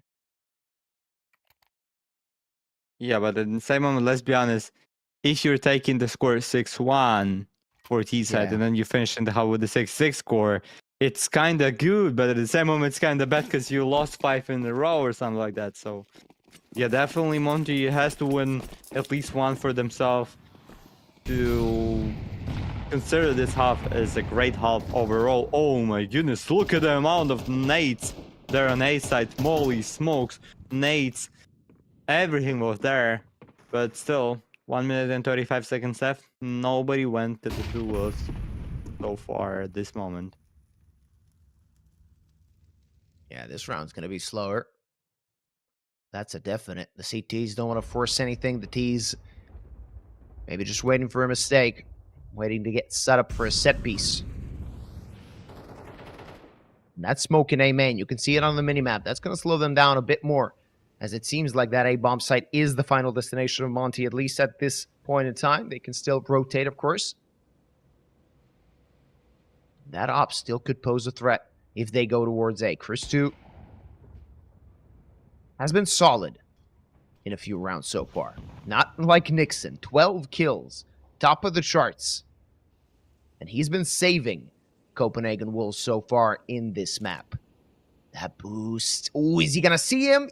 he might just, if the smoke lands, he has an idea of what could happen. Another smoke lands as well. 30 seconds on the clock. They're going to need to go through it if they want to get to the site. Repositioning are the CTs. A solid angle for Nixon to try and punish somebody. He has the support of Mathios.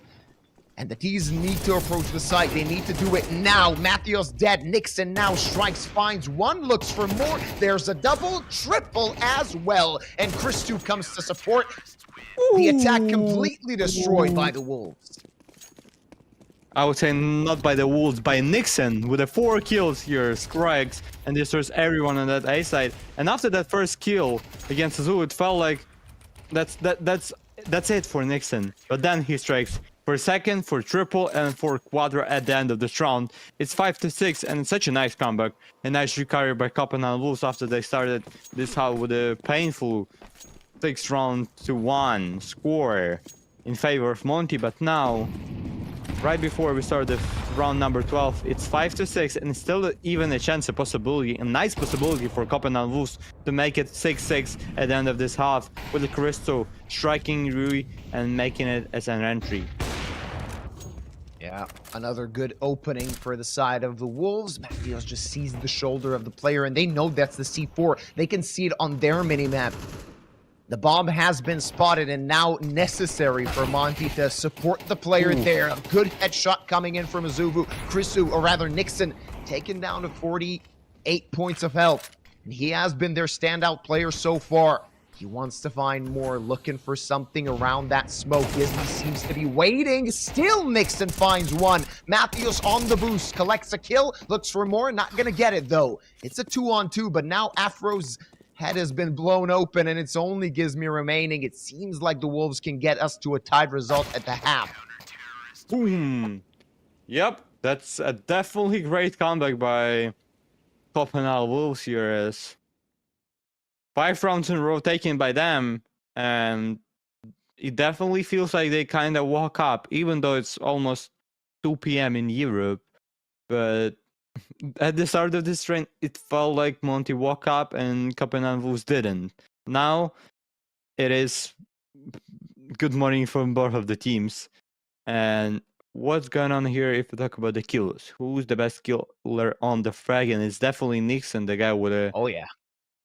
With the 2 probably 4 kills, or seems like, yeah, I do remember the previous one, and I guess there was another round in which he did either triple or either quadrat was for him. Yeah, but 16 kills, it's kind of insane. Well, I mean 17, sorry, not 16. And if He's feeling we're it. gonna count, if we're gonna actually count Crystal kills, then Mateos and Taper kills, is gonna be together combined, it's gonna be the same amount of kills that Nixon has. Just wow. Definitely impressive. Like, look, 5 kills for Bellany, 7 for Cristo, and 5 plus 5 for Mateus is gonna be 17. And Nixon just by himself has the same amount as 3 of his teammates together combined. Wow, that's insane. Kind of. That is really, really good. But now they're on the T side. It is the less advantage sides of Train, and they're going to need to continue chaining together rounds if they want to get this map. And it would be a shocking result if they take Train away from Monte. But can they do it? Locate it towards B. 3 players defending that site. That's not going to be an easy take for Copenhagen Wolves. They're going to have to find that first kill. Few nades being thrown towards B, and now the attack commences. Ryu in trouble. He's dead. Bimas fires back. Still 2 players there and a rotate coming in, but Bimas is taken out by Nixon, and now Nixon strikes Azuvu's head as well, and there goes Gizmi. Nixon is completely destroying the side of Monte, and now his teammates are chipping in as well to get themselves in front. Afro with 1 kill, and that's the only kill that he's probably gonna get, as he was some sort of going for safe. Not anymore though, or just gonna change direction towards Public. I mean, just gonna say the 50-50 and smoke, but for Copenhagen Wolves, it's already 6th in a row for them. The score is 6-7 as they're winning the pistol round.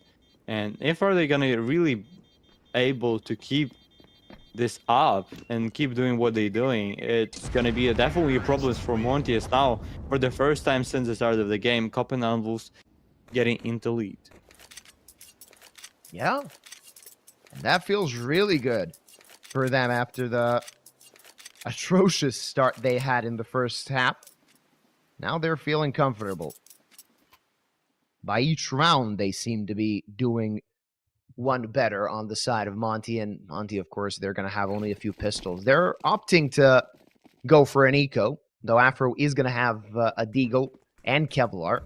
One P250 as well in the hands of Ryu. Not anything else than that. One thing we know is that Monte, when they do have a buy, they're not even going to be in a situation to think about an op. And that's why we can see Afro committing some cash this splash into this round. But 4 players on A. That could be a solid welcoming committee, even though they only have pistols.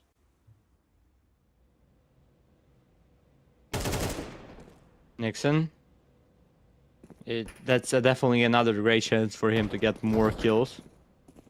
So great his kills and make it 2 in front. Not the case here, as Afro just destroyed him. It's 4v4, still a chance for Monte if Afro is gonna be able to deliver the same nice headshot. No, Afro was just trying to escape. Azul was gonna get the kill, but it's gonna be an only single kill for him. 2 kills by Monte, almost killed Tapeware as well. With a full buy, full safe round. It's 6-8, and Copenhagen Wolves seems like they're kind of are in a good shape and better than Monte. Oh, yeah. Monte is possibly struggling, but heading into the first gun round, that might change. They just need that one to make themselves feel a lot better. It's 7 consecutive for the side of the Wolves. Let's see what they can do now.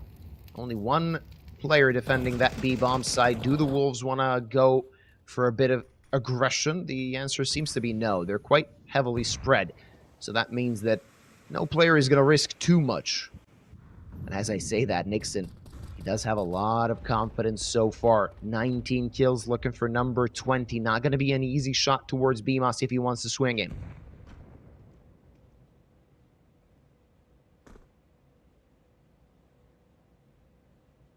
And slow round as well by Copenhagen Wolves. We've seen a lot of rounds by Monte when they were at the T side and they were playing, I don't know, like maybe even 90% of their rounds with a slow pace. And sometimes it worked for them. At the end of the half, it didn't work for them at all. Gives me lots of guard Crystal, as well as Azuva gets the kill against Tapeware. Nice start kills for Monte, but now they have to finish it strongly as well. 40 seconds left. Bellany, Armstrong, Pop Doc. Mateus finds the kill of Azuvu into the smoke. Oh, another kill by Nixon here. It's 2v3, and when Nixon is alive, there's still a hope and a chance for Copenhagen Wolves. Not anymore, as he falls on the ground, and Mateus, with 18 HP left, picks up the C4. 20 seconds for him, and yep, time is playing for Monte. As Afro gonna finish this round, and finally Monte is gonna get this win on the defense of this train. Yeah, not really much Mateus could hope for at that point. Finally, they break the record. They break the streak of the Wolves, and that's what I said. Now it makes them feel a lot better. Not only did they get that round and sort of break the momentum of the opponents, but look at the money on the side of Copenhagen Wolves.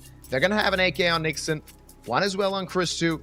The rest of the players on pistols with a very scarce amount of utility, which simply means that they're going to have to either make this a quick round and find an opening as soon as possible, or just hope that Monte make a mistake.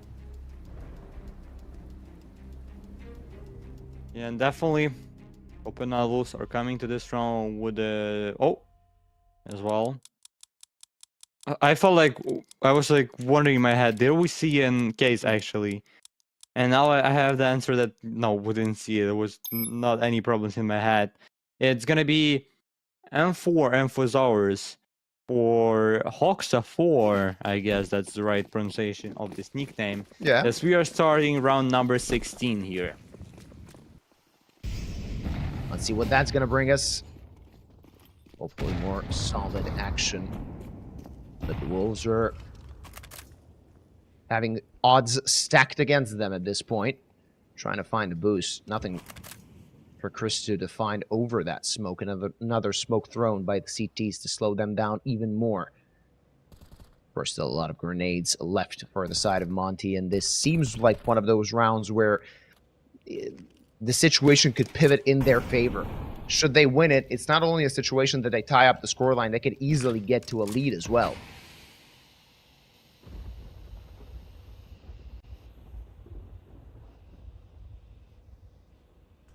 Another slow round, another slow pace by Copenhagen Wolves. Yeah, they're trying to get more rounds for themselves, but it's definitely going to be the matter of Nixon and Christo. And are they going to be able to deliver some headshots and kills? Mateus is going to deliver double headshot! Oh! What an eagle! Mateus! What a side Oh! take for another headshot! What's going on with these eagles? Who fired them up? But Bemis gonna find the kill, but only one for him. Rui, they know about him. Ruiz gets it first. Gonna get the AK from the ground. Bellany, 96 HP left, picks up the AK as well. And oh, Bellany gonna headshot Rui, and it's gonna be a kill by him. It's 7-9. Copenhagen Wolves won a round with only 2 guns that they had, but it was definitely not those guns that played the most impact. That was definitely a double headshot by Mateus. Yeah, that was brilliant. To start things out, it completely destroys any complexion of the round that Monte had. And now they're not looking good. 2 MP9s, 3 pistols to work with. Of course, they're going to have a buy in the next one, but again, the momentum shifts to the hand of Copenhagen. Don't forget, only 1 round went into the favor of Monte from a 6-1 scoreline to 7-9. Definitely not the thing that Monte and their friends wished to see after such a nice start. 1-6. Now you're getting 7-9 and getting kind of risky for Monte if they're gonna lose 2 more rounds. And Bellany, Nixon. Oh, no chance. It seems like warm up for me for Bellany with those headshots. That's definitely insane headshots by them. And Rui and Afro 2v5. Rui gonna get on the floor as well. And Afro, look at him. Look how far away is he. And it's definitely gonna be 7-10, and Copenhagen Wolves are now gonna have 10 rounds for themselves. Wow. And this is troublesome for Monte, because should they lose map number 1, the second one is Mirage, and it's one of their least favorite maps. They struggle on it quite often. And it's a good map for the side of Copenhagen Wolves. It's a very solid map for them. Oh. Afro. Well.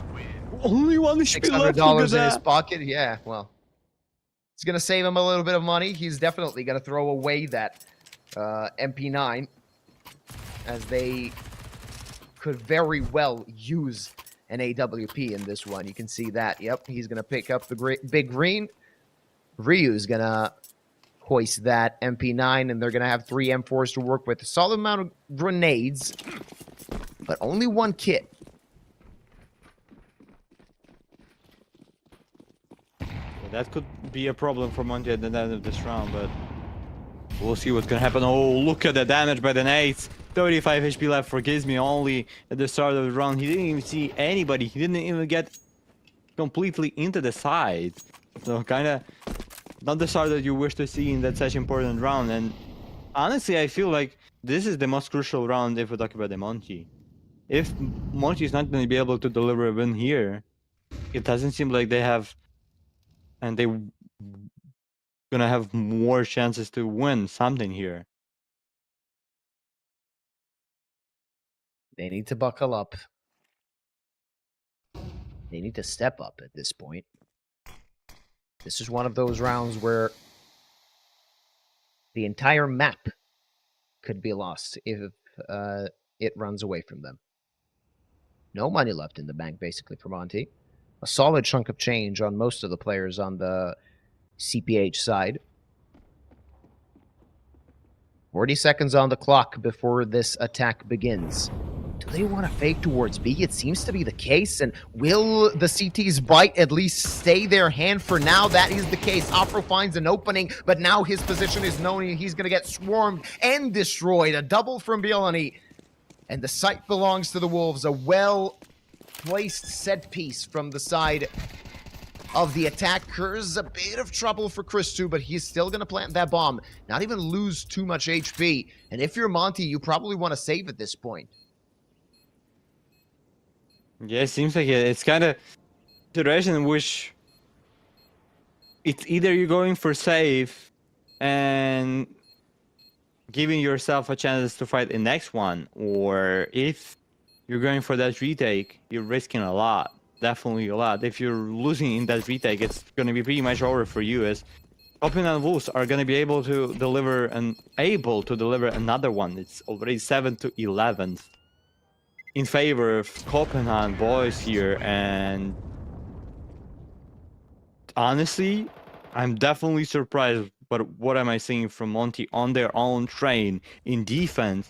And that defense cannot do anything about that aggressive play of Nixon, Bellany, and all of the Copenhagen Wolves players. And yeah, Monte has to take this tactical pause. They definitely understand the things that I'm talking about to you as well. That if you won't be able to win this round, it's going to be pretty much over for you on the first map. And you look at the numbers, they didn't say anything about what we could expect from Copenhagen Wolves. They played 3 trains in the past 3 months, and it didn't look good for them. All of those maps were close, but they only won once. And that was barely. This seems convincing. And I'm sure as hell convinced. I'm sure that Monte is as well.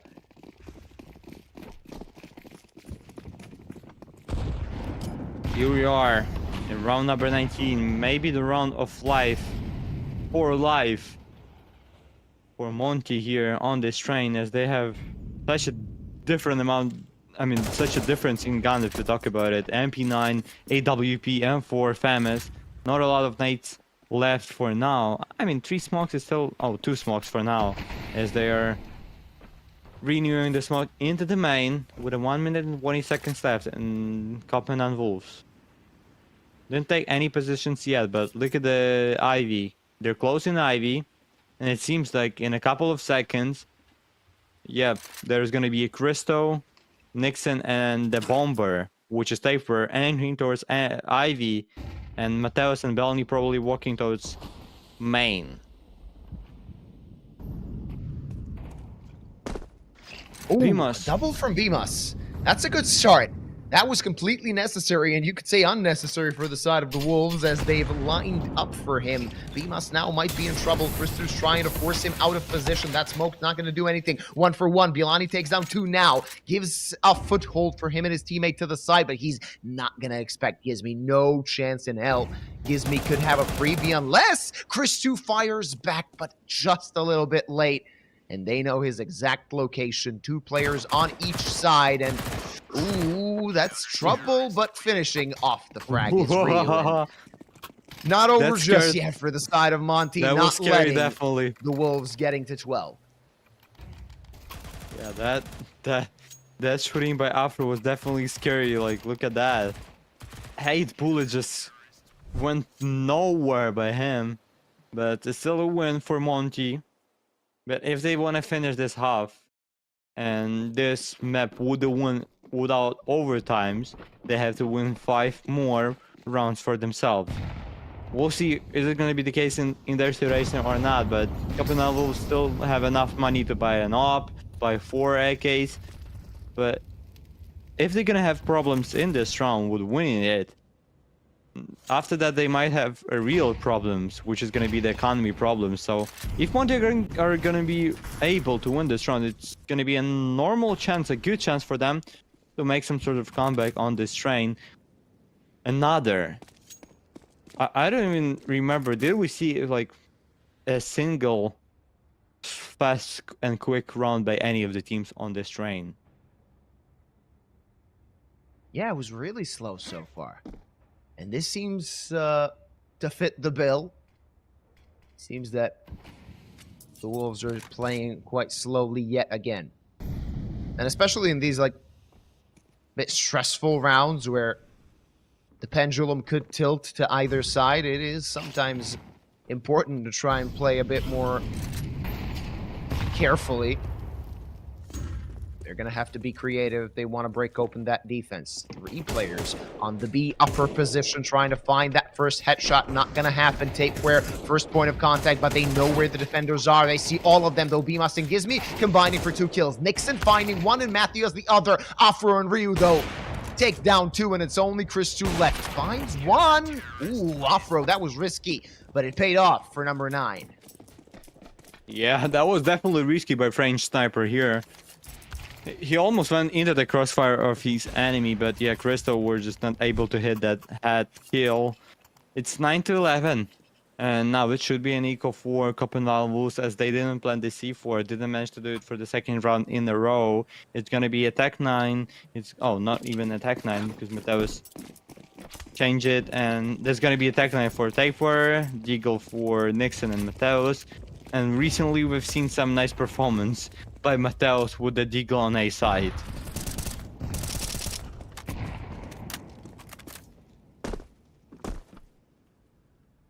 Well, he's going to have to show those Deags again if he wants to claim this round. Otherwise, it's only going to be a 1-round affair.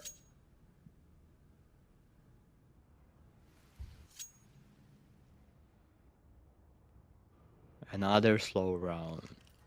It feels like for the first 40 seconds of every round that we've seen with you, nothing happened at all. Azul gets the entry kill against Mateus here on A main.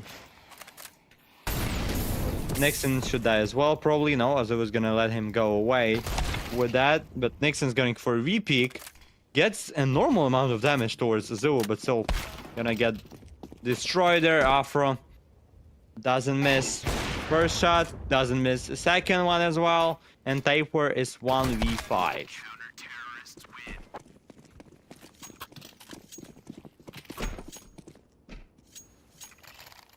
All right, Monte finally decided to reconnect. Don't forget, they had a 6-1 lead at the beginning, and then it was, what, 11-7? Now, they're firing back, and they're threatening to equalize the scoreline, send us to all 24 rounds. They need to take this map. We've already mentioned Mirage as the second map and the map pick of Copenhagen Wolves. Really a strugglesome map for Monte. First two not going to be able to find anything over that smoke. CT smoke comes in. That's going to clear up main. They can push through it and try and actually get some more information, definitely more map control. But look at that, map control is going to get gathered towards Ivy. Nixon needs to be careful. The timing could be everything. He's still looking that direction, but Afro's going to be quicker, not even firing a shot is Nixon, and they managed to shut him down. He was completely fragging out, but in these past couple of rounds, we've barely seen anything from him. Yeah, but that's definitely a nice couple of rounds by Monte that in which they closed Nixon and didn't give up him any space, any chance to get a kill. Not even talking about the multi-kills that he's done before. 45 seconds left. And look at the Copenhagen Wolves. They're just gonna work with the 3-mans towards Ivy with the bomb as well there. And Bimas is now holding that position. The question is, are they gonna be able to exit from that Ivy and get more than kill against Bimas and take the side Bimas? But he's nice position, takes the first and sees the C4 as well on the ground with the molly in the hand, gets destroyed, but then Gizmi strikes with another one. It's 2v4. Afro doesn't miss, and Mateus is 1v4 now with the 10 seconds left. Oh, nice one tap by him, but such a small amount of time left. Yeah, and Azul just gonna get the kill against him because Mateus knew that he has to go and die or either save 100%, or if he wouldn't be able to do that and he would get caught after the timer, there would be no money left for him for the future one. It's 11-11 and it gets spicy, and definitely interesting here. Is it going to be spicy, though? Copenhagen Wolves, even though they had a solid result so far, that seems to be fading away. This round, can they show anything? Do they want to speed things up? There was no tempo change so far. Every round was slow, and it seems to be the case in this one as well. But you want to get into the opponent's head. You want to get into his face with those Tech 9s. Gizmi just jiggle peeking. He's going to see Nixon. No threat with those Tech 9s unless they have incredible aim or a little bit of luck to their side. A solid angle for Gizmi taken. Chris 2 and Nixon. They're not going to swing just yet. They're waiting for support from their teammates, but they are quite far away. Yeah, and Gizmi has such a nice spot for at least one kill as well with the smokes coming up here. Gizmi, oh, they're going to walk towards that smoke, and Gizmi in the smoke is going to get the first, and then Azu is going to help him as well. It's 3v5. Nice start of this round for Monte, as they're almost getting into the map point, even though they were in such a bad situation throughout the second half. Throughout the entire second half, they were the team that was not leading. Now, Tapewear gets a nice headshot, but Bellany's only 20 HP left. Only one bullet away from getting destroyed and falling onto the ground. Bellany, even though with 20 HP left, strikes with a nice headshot, but then Rue is gonna finish him. It's 12-11 and 5 rounds in a row by Monte. And it's 12-11, and we are headed into the final round. And I can see some sort of messages into the chat. Hello from Monte chat. It's always pleasure to see. Hey. Monte fans, as well as Copenhagen Wolves fans. Hey. For all of our fellow viewers.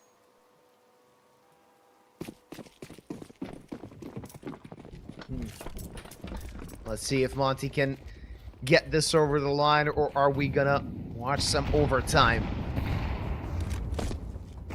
Do the Wolves have what it takes? Safro already posted up towards Pop Dog. That's a solid angle for an op to take. Not completely safe, though. A lot of utility already exchanged. Of course, both teams have grenades to work with still.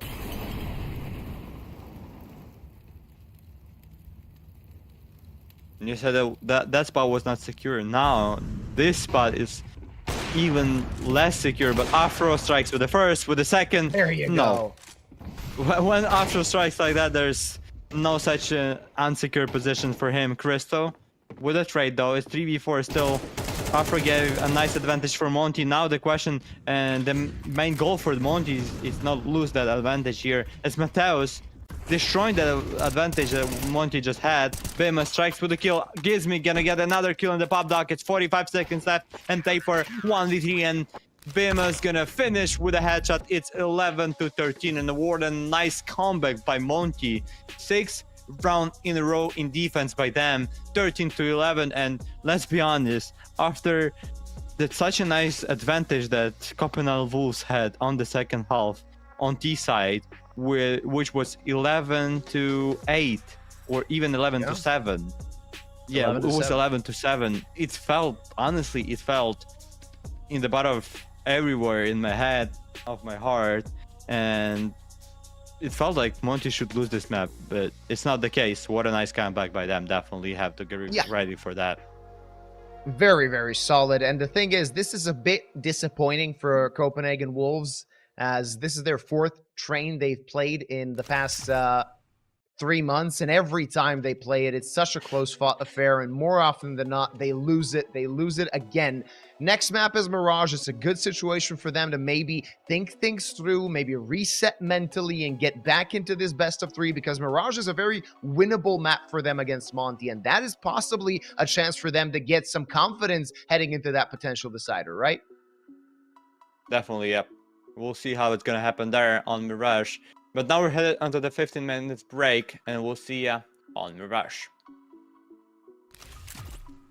Man, I don't wanna read too much into it, so I go bury my head in the sand. I don't wanna be too sucked into it, so I'm not tempted to empty my hand. Rising above and below, flying above what was planned.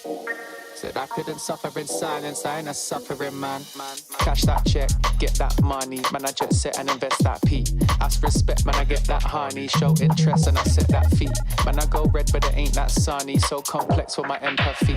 So I might laugh when it ain't that funny. New project, let me send that beat, let me send it home. It's too late for the endings, bro. True say got a friend in Rome that'll set this tone for the pending loan. Ending tears when I end that show, breaking bones, paintings here but I ain't that low. The end is near when we take that dough. I don't wanna read too much into it, so I go bury my head in the sand. I don't wanna be too sucked into it, so I'm not tempted to empty my hand. Rising above and below, flying above what was planned. I couldn't suffer in silence, I ain't a suffering man. I don't wanna read too much into it, so I go bury my head in the sand. I don't wanna be too sucked into it, so I'm not tempted to empty my hand. Rising above and below, flying above what was planned. Said I couldn't suffer in silence, I ain't a suffering man. I'm a man of my word and a man of my pride. I put that in reverse and put that on my life. Shit, I don't wanna talk too much, but now is the time. I can never be right back, I'm out with the tide. Riding the waves, boy, surfing the web, man, I'm balancing mine. Hiding away won't serve you respect, boy, damaging ties. So I wouldn't wait, I deserve my respect, boy, I'm out for the night. Finding the time and the place for this next dynamic of mine. Shit, I don't wanna read too much into it, so I go bury my head in the sand. I don't wanna be too sucked into it, so I'm not tempted to empty my hand. Rising above and below, flying above what was planned. I couldn't suffer in silence, I ain't a suffering man. I don't wanna read too much into it, so I go bury my head in the sand. I don't wanna be too sucked into it, so I'm not tempted to empty my hand. Rising above and below, Flying above what was planned. Said I couldn't suffer in silence, I ain't a suffering man.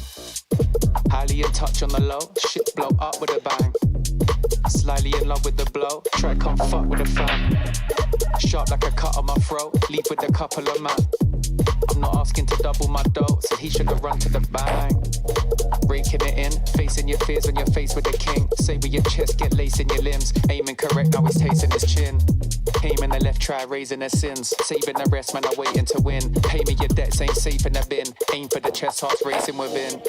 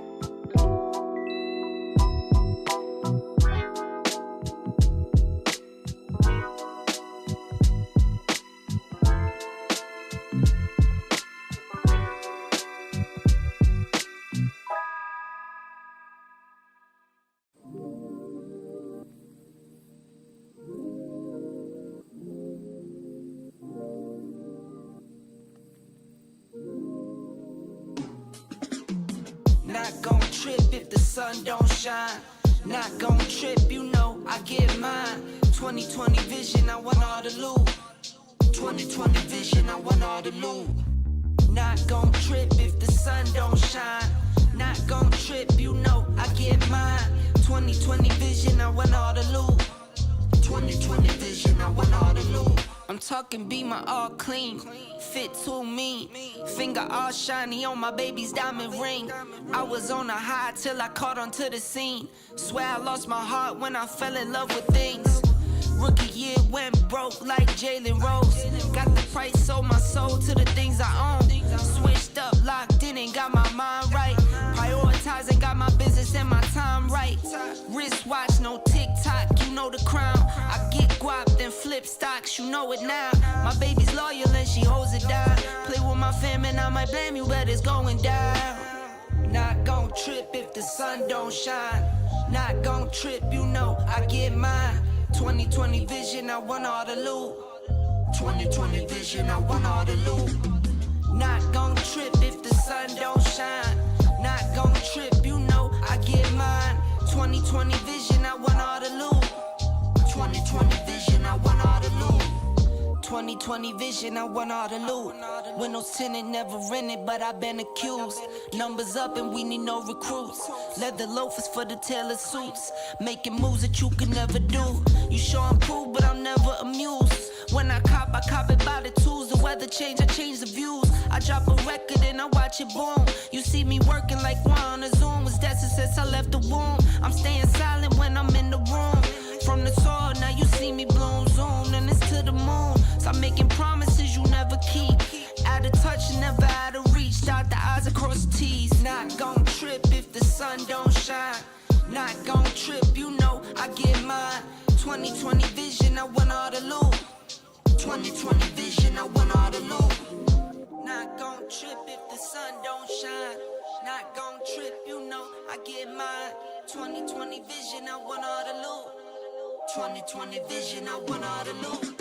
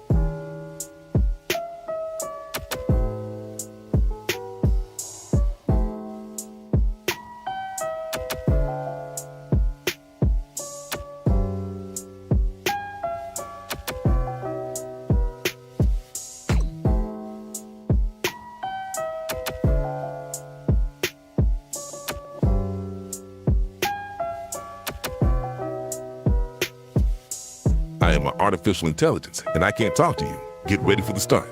1 minute to go. Players ready. Get ready for the start. The players are warmed up, and I hope you are too, my cucumber. While you and I are having fun, it's already 40 seconds before the start.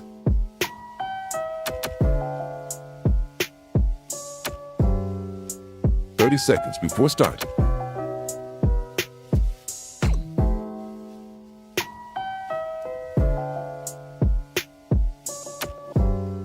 20 seconds before start. 15 seconds, baby. 10 seconds before start. 5, 4, 3, 2, 1. And we're back, ladies and gentlemen. The first map was quite interesting. All 24 rounds it took for Monte to actually get the lead, but the next map is Mirage, and not an easy map for them. They did play some tough opponents, but more often than not, they lose when they go to Mirage. Can Copenhagen Wolves force out map number 3? That is the question. It's Luba and Twisty's here to bring you all the action. And what are we expecting from Mirage? Yeah, as I said during the pause, honestly, after that trend that we've seen with you and with all fellow viewers on Galaxy Battle Phase 4, it's hard to even predict something, because I didn't feel like the Monte were able to do the comeback. I didn't feel like at the beginning that Copenhagen are going to be able to deliver such a strong CS after 6-1 start by Monte on T side. And now on Mirage, as I said to you before the start of this game, I feel like it should be one-sided, but I don't know in which side it's going to be. Monte is starting in defense, and maybe that's going to be the case for them if they're going to be able to win a pistol round and then secure a couple of rounds after that. But we'll see what's going to happen as the pistol round and round number 1 of Mirage is underway. Yeah, let's see what they got. Dual Berettas in the hands of Afro, and he is going to try and welcome the Wolves as they strike toward that A-bomb site. One more player there to support him. It's Ryu with the HE grenade, so that might actually deal some damage as well. The attack starts. Chris too low. Afro waiting, finding one. Nothing more than that, and there goes Ryu as well. Blocking down the site are the T's, and the bomb is going to get planted. A few points of health taken. Oh, rather than look at the dot. It's 4, 14, and 9 left on the Copenhagen Wolves players. Only Matthews on a little bit more HP, so this could be a chance as they do have a kit, the CTs, and a smoke to use on Gizmy.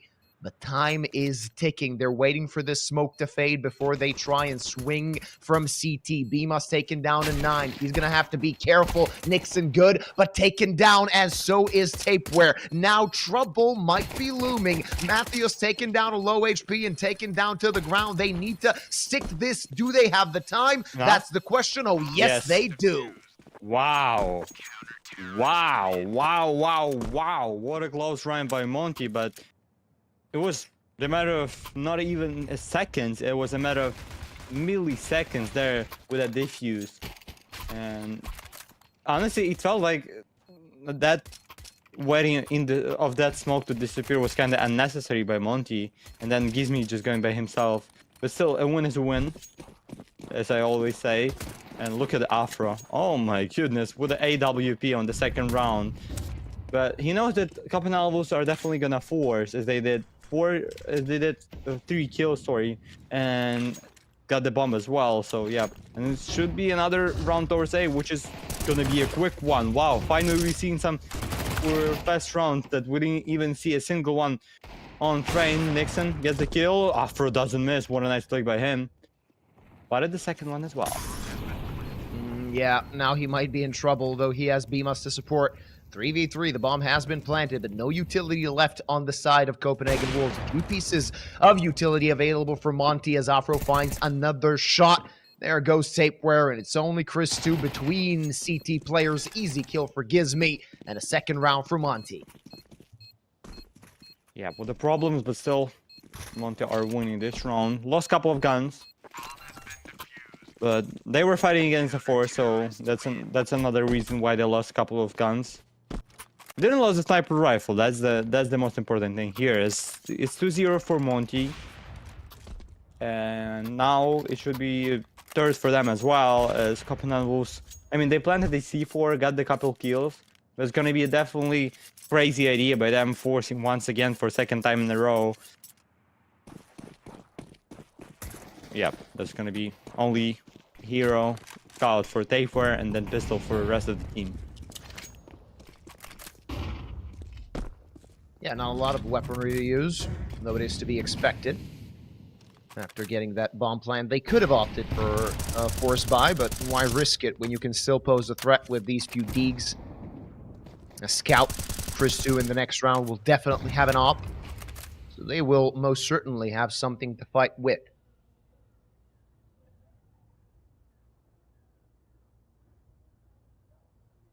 So around now by Copenhagen Wolves. They're gonna walk towards middle. Tapeware is already close to the catwalk. As Bimus is only a couple of meters and seconds away from getting that kill. Bimus. Or it's gonna be Azul. Who's gonna be the first to pick here? It's gonna be Azul with the flash from Bimus thrown from Cat. It's the entry for Monte. It's 4v5 start. And the hero gun is on the floor now. The scout probably won't be taken at all because Copenhagen Wolves won't risk it and run it to the middle. To the middle of middle, which is kind of funny. But true, in the clutch spot here, he has the first, and oh, that was Afro. Should be an easy kill, definitely for Monte here. Yeah, absolutely. No reason to force a duel as Ryu gets dinked. And Biloni, this is not really a situation where you can get anything out of it. They have all angles covered, and as soon as he pokes out, he should be dead. Ooh, Afro misses, but Gizmi is there for the follow-up, and it's a third round for Monte. Of course, CPH will have a buy in the next round, and a solid one at that, with an op in the hands of Christu. We'll see what they can do. Yeah, definitely it's going to be interesting to see. Is there something in Copenhagen Wolves on this map, on their own pick, which should be better for them? But we'll see what's going to happen on this round. If Copenhagen Wolves would like to fight here, they definitely have to do it right now with a 5 AKs, no sniper rifle for any of the players of Copenhagen Wolves. Ooh, double nade for Azul. Azul somehow survives that. And 32 HP, it's only left for him. Yeah, he's going to have to be careful. He has grenades as well, so he doesn't want to lose them before expending them. And the fact that they've already dealt some damage means that the CTs don't really have themselves an opportunity to try something a bit more aggressive. They're just going to have to hope that Ts are going to go into their crosshairs. 70 seconds left on the clock as Copenhagen Wolves have already taken control of mid. Just exchanging utility, a few shots fired here and there through the smoke. No action just yet, but it is very close to happening. There's the opener. Afro takes care of Tapeware, and that's an important kill for them to find. Gizmi, he's going to be expected. Nixon was solid on the previous map. Not going to find a kill now. And nothing to work with the Wolves have. Matthews finally gets a kill for his team in this round. But with 40 seconds left on the clock, they need to decide which site they like best. And Afro covering his teammate with that up is going to secure another frag. Ryu peeking, right place, right time, and it's only Crystal remaining. Yep, not a lot of hope for Copenhagen Wolves in this round either. And now Monte are even getting economy better and better because they lost only Azul in this round. And probably, I mean, Cristo, if he's gonna take at least one more headshot, it's gonna be good for him, but no. He's just gonna die from Bimus that killed him from behind. And all of the Monte players gonna pick up the AKs, which is already looking good for them, as well as their economies. Definitely getting higher and higher if we talk about the amount of money that they have. More than 6k should be for all of the Monte players after this round.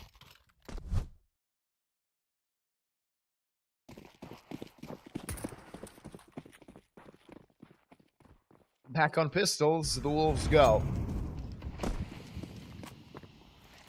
Just smoke to connector, no T presence on mid, but the CTs are going to have to use a few grenades just to check that part of the map, and that actually might make them look toward mid too long to enable this attack to commence. Azuvu can't really do anything from this situation, and Ryu wants to fight. He's already on the site. He might get overwhelmed, but that's a solid spray down to take care of too. It's a man advantage, and tape where low. Afro wants to play around that smoke. He hears a player in CT, and that's an easy kill to take care of the bomb planter. Now the T's need to get to that site if they want to do anything in this round. Both of them are situated on CT spawn, and I think the CTs know it. There's Nixon on the floor, and Bielani can't really do much, though Azuvu wanted too much too early, and it gives him a chance in this clutch situation.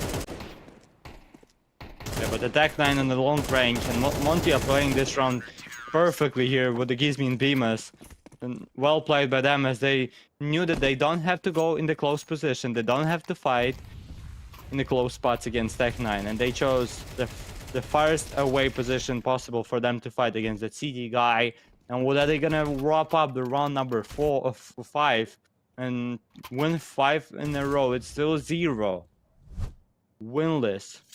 Copenhagen Wolves are winless now on this map, as finally they're gonna have a sniper rifle for Cristo. The question is he gonna be able to make something with that AWP? We'll see in a couple of seconds. Oh, the answer does not seem to be positive, as Azuvu takes care of 2 to begin this round, and it seems like a runaway map for the side of Monte, as they're just cleaning house. It was a full buy for Copenhagen Wolves, and they're not finding anything. That op is on the floor, and Bielani needs to tuck tail and run. Maybe find some space somewhere or elsewhere, but it's number 6 almost surely for Monte. Yep. Full by run and full destroy by Monte in round number 6. And it's already 6-0, 6 round in a row. And at this moment, it goes the same way as I was talking to you. That it should be one-sided, but I don't know for which side. Now it seems like it's just for Monte side, which are leading 6-0. But at the same moment, don't get too excited. As I'm just reminded to you that Monte were winning 6-1 on train, and after that the score was 11-8 or 11-7 in favor of Copenhagen Wolves, and they still lost that train. The thing is, in that 6-1 result, some of the rounds were quite close. Here, that's not really the case, right? I mean, we haven't seen. Most of the rounds were really dominant from the side of Monte. This CT side is locked tight. I mean, probably this round and the way how it felt for Copenhagen Wolves explains the entire first 6 rounds and half of this first 6 rounds of the Mirage. That was just one-sided. No response at all was in this round by Copenhagen Wolves. 0 kills by them, even though they had 4 AKs, sniper rifle for Cristo as well. But doesn't seem well, doesn't seem good for them, and Copenhagen Wolves now taking the tactical pause. When they took that 30 seconds of talking for them, extra talking on train, they actually got better and they started to win rounds, a lot of rounds in a row. Maybe it's gonna be the case here, or maybe now on Mirage, tactical pause won't save them. See what that gives them. Again, that tac pause, just a bit too late for my taste. Hero AK in the hands of Bielani, the rest of the team saving up the cash for the next round. They have a solid chunk of utility. And these Tech-9s, of course, Deagles as well, could always pose a threat, could always be dangerous. Will they be dangerous enough? That's the question.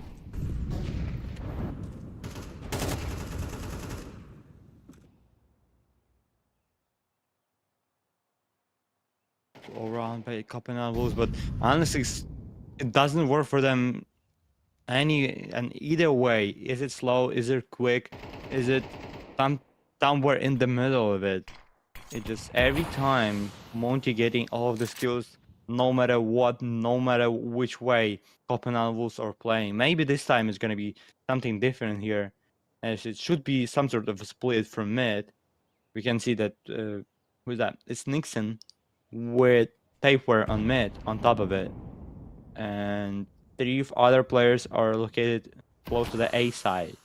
But still, 55 seconds left in this round. No actions taken by Copenhagen Wolves at all. Now, Bellany strikes with the first kill, but then not gonna check sandwich, and Ruiz there. Ruiz strikes with the first, has to go for another one. Ruiz gonna get second, almost got the third. But it's 3v3, still a nice chance of hope for Copenhagen Wolves after a special death kill against Zubo. 2v2 now. And look at the Gizmi. Yeah, but look where the bomb is. It's all the way on the site. Nixon needs to get to it, and it gives Bemus a chance to reposition. Still didn't die so far this map. 20 seconds on the clock for Nixon to check so many angles, and that gives Bemus a great opportunity here to just play around the site, play around the box, and collect number 7 for his team. Yeah, number 7 and number 6 kill for Bemus and 0 death, as you said. Nice performance by him so far. And I mean, in that situation, that scenario where you have only 20 seconds left, where the bomb is on the ground and your enemy knows pretty much about your location, because if you're running like that, for Bemus, it's just an easy way to either either shift around the site or either pick like he did it right now. It's 7-0. Now with another full buy round with a sniper rifle for Copenhagen Wolves in their hands. But are they going to be able to deliver success? Or is it going to be still 8-0 and 0 rounds taken by Copenhagen Wolves? Yeah, they need an answer, and they need to quickly. Tapeware is going to burn in Bemus' Molotov. That's not a way you want to start a round. Such an important one for yourself. Offroad gets a 2-man lead now for his team. And now the side of Copenhagen Wolves, they're just grasping for straws, and a straw might be found as Matthews finds one and Bialani finds another. Though, Ryu got the trade, and he knows where one is. That's a solid amount of damage dealt, but even if they find the kills, they need to get to that C4, and the kills they won't find as Gizmi destroys Nixon. And Bialani, for the nth time, he has a long rotate and a 1vx challenge in front of him. He failed every which one so far. This one doesn't seem possible either, as the CTs are approaching him. He got to the C4, but getting 1v1 duels is going to be very difficult with CTs on all sides. And it's the 8th round for Monte. Copenhagen Wolves barely posing a threat. Yeah, that's... I don't even know what exactly again Copenhagen will change here, as it just... I mean, they got the tactical power, it still didn't work for them at all. And now... I don't even know what do they have to do to win something if they are not able to win with the pistols, they are not able to win with the sniper rifle in crystal hands. Nixon does not perform like he performed on train. Ryu and Azu just playing some sort of DM here, destroying all of their enemies now. Ryu is going for another one. Not gonna be the case for him to kill. It's CV2, but 17 HP left for Mateus and low HP Tapeware, half HP, sorry. Now he's dead, and as well should be with the Mateus. Yeah, it's 9-0 and completely demolishing by Monte on this Mirage. Yeah, it's a very one-sided match so far. I mean, it was Tech 9s in this round, but doesn't really matter at this scoreline. They need to get all 3 rounds left, and that gives them a chance in the second half. Let's call it that. Another tactical pause called up by Copenhagen Wolves. They need to think of something. They need to find an opening, and that's what's been lacking. They try to open a window, but it just blows them to the smithereens.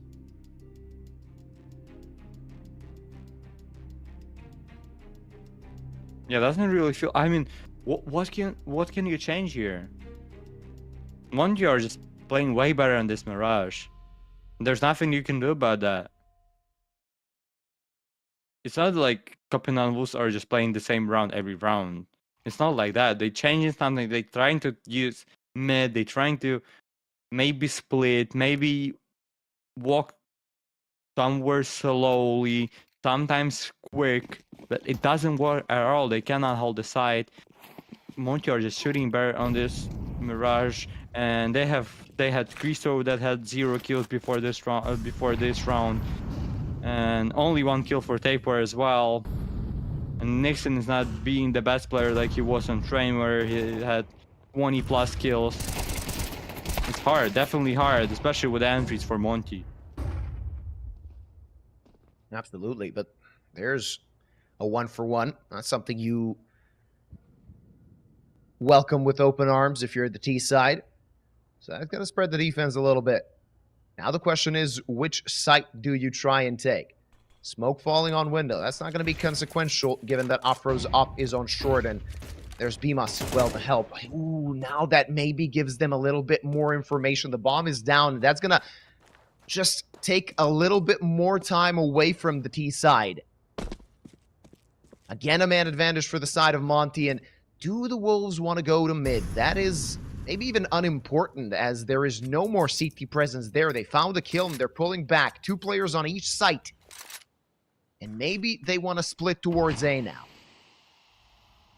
Yeah, it seems like if we're gonna look on the map and look at the Bellany position, he's walking slowly on Palace, and his teammates should join him shortly. Yep, they're gonna go do a pit and 1 Palace.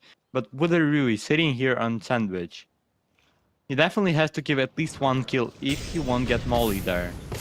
Oh, Molly for Rui. Okay, Rui's burning. Okay, that's a kill. That's another one by Bellany. It's 3v3 now, an advantage for Copenhagen Wolves, but only 9 seconds left. The bomb is getting planted.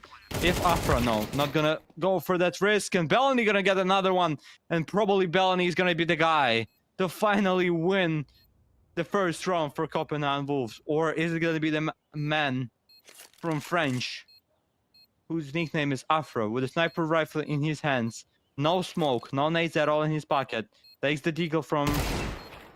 Oh, gets the first headshot, but then gets traded by Bellany. It's a 4. It's a quadro by him, and Bellany is the man to finally deliver at least something, at least some small amount of hope for Copenhagen Wolves and their fans.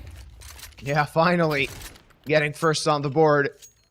Still, they are far away from safety, not out of the woods yet, not even close. And the big bad wolf does not seem so bad at this point in time. A perfect buy, of course, in the hands of Monte with 9 rounds consecutively that they managed to win. Money is not an issue in this first half at all. Will it be a faster round from CPH? The answer is yes, 1-for-1. That's solid for them, but their location is known. They still have a lot of time to work with, though. Yeah, a lot of time for Copenhagen Wolves. But it seems like they're gonna go once again towards A, but on the second timings. Lost a lot of HP for Nixon there. And now Copenhagen Wolves looks like there's some sort of misunderstanding what they have to do. Are they gonna switch sides, or they're gonna try to finish that round on A? And seems like it should be an A push on or not. Oh yeah, should be the smoke city, or oh, seems like it's gonna be jungle and stairs smoke. And then their city is gonna be wide open for defensive players to play there. Yeah. Again, a player in sandwich. They have a molly if they want to throw it there. That's not going to be the case. Molly goes to dark. Zuvu could still pose a threat here. He has potential to find a multi-kill. Not going to happen. Duafro finds one and another. Finally, a Nixon with the trade, but 1v2. And with 26 points of health, that's not going to be easy. This op needs to fire away. He's going to have to be quite quick with it, but only 1 bullet in the mag and a player behind him. That's 10-1. Well, seems like the odds for Copenhagen Wolves to do anything in this map. Yeah, that's definitely not the way they wanted to see their own map and play on their own Mirage. after such a nice hope, and after, let's be honest, they gave up a good fight on that train, but having these problems, having the 10 to 11 to 10 to 1 score on their own pick, it's definitely not the thing that they wanted, and they never went B actually. This might be the first time, and Gizmi with a sniper rifle here, with the second op for Monte in this round. Will they expect the double op setup? That's the question, but still a man advantage for Copenhagen Wolves. Might give them a foothold to this B bomb site. They still need to pick up that C4, so that's going to take a little bit more time away from them. The defense now spread thin after losing that one player. Maybe they want to risk it to a certain site. Which site will that be? That's the question. It seems like the defenders are rotating A. Sadly for the T's, that's exactly where they're going. C4 going a ramp, and this could still be a chance for Monte to shut things down. Off-row posted with the op. Fast rotation available for Bimas, and Gizmi will be at his heels. Ryu there as well to try and stop the opposition from getting to the site. This take needs to be quick. It needs to be decisive. Ryu, first kill found. Now he can play safe. An off-row covering and another frag found for the opper. And everything is falling apart for the side of Copenhagen Wolves. The flank completely unimportant, though. Nixon and Christou finding 2. So they can still hope to find something in this round. The 20 seconds on the clock, and they're cleaning stuff up. Gizmi now in a clutch situation. Easy frag found. Can he find the second one? Only 3 HP, but he misses the no-scope, and that's going to cost him. Second round for Copenhagen Wolves, still far away from a close result. But this gives them a sliver of a hope in the second half. I mean, the only one hope that they can get if they're gonna win a pistol round, and after that they're gonna get a couple rounds after that. But let's be honest, 10-2 with such a nice performance by Monte, they don't give a lot of chances. I mean, they had Gizmi just gave up the chance now, and Christou used it. That's it. Because definitely, let's be honest. I don't know, are you gonna agree with me or not? But Gizmi had to keep with that P250 and kill that guy because he was only 3 HP, and that no scope was so unnecessary. Even though we were having one-sided game, there's AK-47 for our fellow viewer, which is Vanix, I guess, or V8 Anix or something like that. I don't know how you're gonna pronounce that nickname, but congrats with that AK crossfade in your inventory. That's gonna be in a couple of seconds. Yeah, I mean, just look at that. He just gets the damage against him, and then instead of keep fighting with a pit of 50, he decided to take that up and did that unnecessary no-scope. Maybe he didn't hear the dink. That's the only thing that I can think of. Maybe. It kind of reminds me actually the moment when, I mean, it's not even close to it, but the situation, but kind of remind me that moment with the simple against Ants in the semi-final or either quarter-final of Major. Yeah. When he switched up to the op from AK-47, Yeah. that's kind of the same with the Pit of 50 here. Ooh, this is going to be an interesting pistol round. Just a quick beat push. Why the hell not? Let's see what is going to bring them. Violani might be in trouble. I think they saw him. The answer is actually no. So he finds a freebie, but nothing more. Bima's good on the trade. Still one player there on the side, and the rotate is coming in, though. Gizmi jump shot toward Nixon, and Tapewear is deleted. The defense crumbling, unable to hold the onslaught of the T's. He's just playing around that smoke, but Bimas is gonna delete his head, and it's only Christou remaining, the new guy on the team in a 1v4 clutch situation, finding one, but looking for more, and it's a necessity for him to try and bait them out in a 1v1s, and that's not gonna happen. It's 11 for Monte, and they're inching ever so close to finishing this best of 3 off. Imagine if any of the players of Copenhagen Wolves would say clutch or kick for Christou there. Well, that kill, I don't know. Still only a how standing, did that register? Yeah? Look at that kill by Gizmi. How did it even register that? I mean, there is no way. Why, when I'm shooting like that, My bullets are going through the heaven, to the sky, but never into the enemy body or head. Just one of those CS2 situations. What you see is what you get. Best peak rate. Yeah. That's an ace stack. That could still be dangerous, though. They find the entry. Can they find more than that? The answer is yes. Gives me with the double. Cleans up the site. The CTs are quite close, and Tapeware on the backstab is their only hope. Only one frag found for him throughout this entire map, so he's going to have to step up right here and right now. Matthew's good on the dig. He's going to get taken out as well, and now they know where Tapeware is. That scout can't really do much on such distances, though. Christu finishing off that frag, can't really hope for the clutch, and it's 10 match points for Monte. Yeah. 10 chances, and I would never expect that like that. Wow, 2 rounds only. I said that it's gonna be one-sided, but I felt like it should be at least more rounds for Copenhagen lose. But actually my predict worked out here. Or maybe Copenhagen lose are gonna show some crazy comeback here with the 10 rounds in a row. Especially with that buy that they have, with the 3 Famises, with the 1 Deagle in hands of Nixon, and with the MP9 for Bellany. No diffuse kits for the defense here, and not a lot of utils left. Only 2 smokes for them. It should be over in a couple of seconds, or maybe in a minute. Does not seem to be in the realm of possibility that this match goes anywhere else but Monte W. We expected a lot more from this Mirage, and we have gotten nothing in terms of excitement. That map number 1, it was commendable, the performance of Copenhagen Wolves, but they were not found on their own map pick.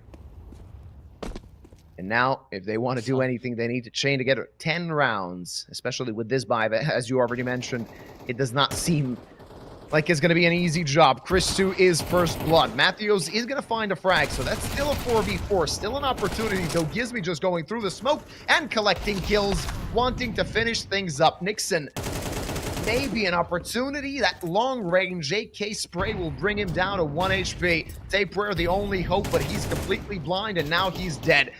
That's all she wrote. That's all they can hope for. Nixon is not going to find anything, and it's 13-2 to end this best of 3. Monte with the W, and Copenhagen Wolves, they go to the losers part of this Swiss stage. Yep. Copenhagen Wolves did not receive a message with a connection to the Mirage, to the second map, and it's going to be 2-0 for Monte as they're starting the Galaxy Battle Phase 4 with such a nice win, especially on the second map with the 13 and 15 kills for Gizmy, 18 to Afro, and only one and only one for Tapeware on this map. Less than 40 ADR for that guy. And let's be honest, there's nothing to talk about what happened on Mirage because it was just one-sided by Monte. Full destroy and full demolishing by Ukrainian organization and European squad there.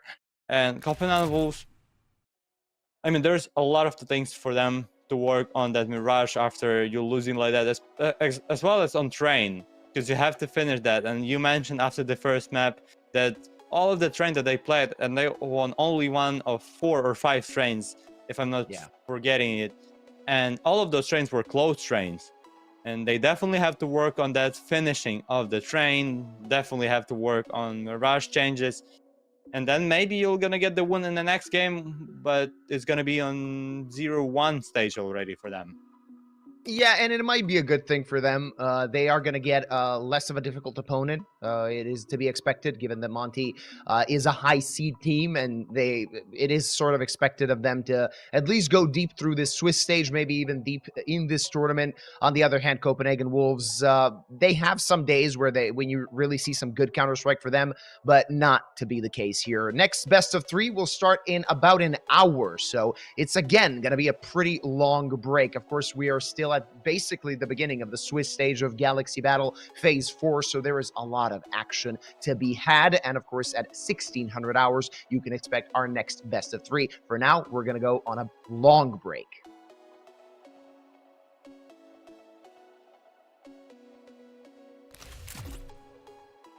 go, you the go.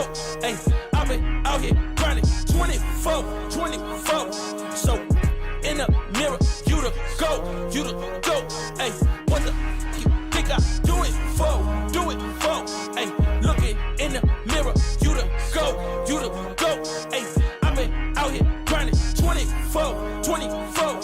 So in the mirror, you the go, you the go.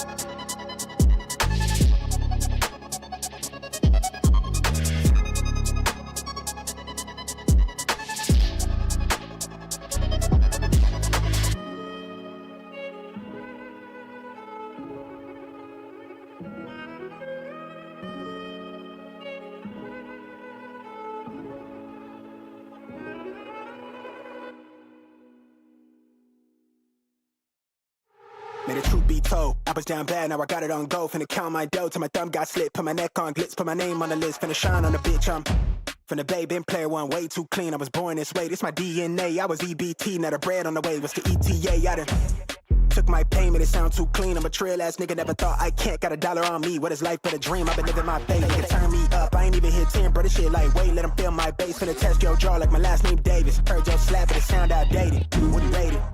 I got a 10 in the backseat, peeling off clothes. I'm 5 in the crib, and she putting on a show. Tell him eat my dust when the green light show. I'ma peel it off, niggas don't want this smoke. Little nigga, y'all want this smoke. I'ma spark that shit, I've been feeling on edge. I'ma burn that down to the ashes cold. More fire, more fire, more fire, more fire. Spark that shit, I've been feeling on edge. I'ma burn that down to the ash get cold. More fire, more fire, more fire, more fire. Spark this shit, don't fear no death. I'ma burn that down to the ashes cold. More fire, more fire, more fire, more fire, more fire. I'm on fire, I'm on fire, more fire, I'm on fire, I'm on fire, more fire, more fire, more fire. I'm I jump up and count my blessings. Yeah, I ball out so hard, got them thinking I'm man productions. Yeah, look at me manifesting. I'm in love with the bread and look at the spread. I'm thinking I'm blueberry central. Sign on the dotted circle the amount. Hella O's like I went running routes. I wanted this since I jumped off of the porch. I've been in free since I lived on River's couch. Gold frames on me leading the charge. My eyes is open, I can see it to Mars. I'm Steve with the Mac serving up genius bars. Reach for the ceiling, nigga. I'm the same little nigga with a gap too smile. I never backtrack. I'm a long way from home with the block too hot. I ain't touching on road, break ground when I grow. I was kissed by a rose. Niggas wouldn't go a mile if they lace my souls. I could walk on air like I'm stepping on stone. I'ma spark this shit, don't fear no death. I'ma burn that down to the ashes cold. More fire, more fire, more fire, more fire, more fire. I'm on fire, I'm on fire, no fire, I'm on fire, I'm on fire, no fire, no fire, no fire. I'm on fire, no fire, no fire, no fire, no fire. I'm on fire, I'm on fire.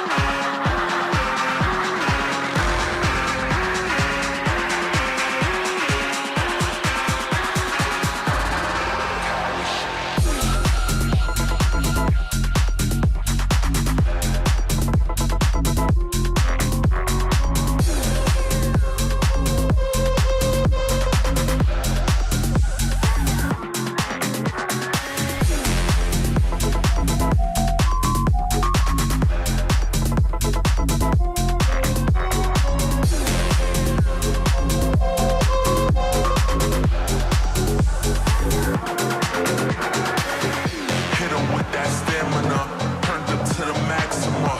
Hit him with that stamina, turned up to the maximum. Hit him with that stamina, turned up to the maximum. Hit him with that stamina, turned up to the maximum.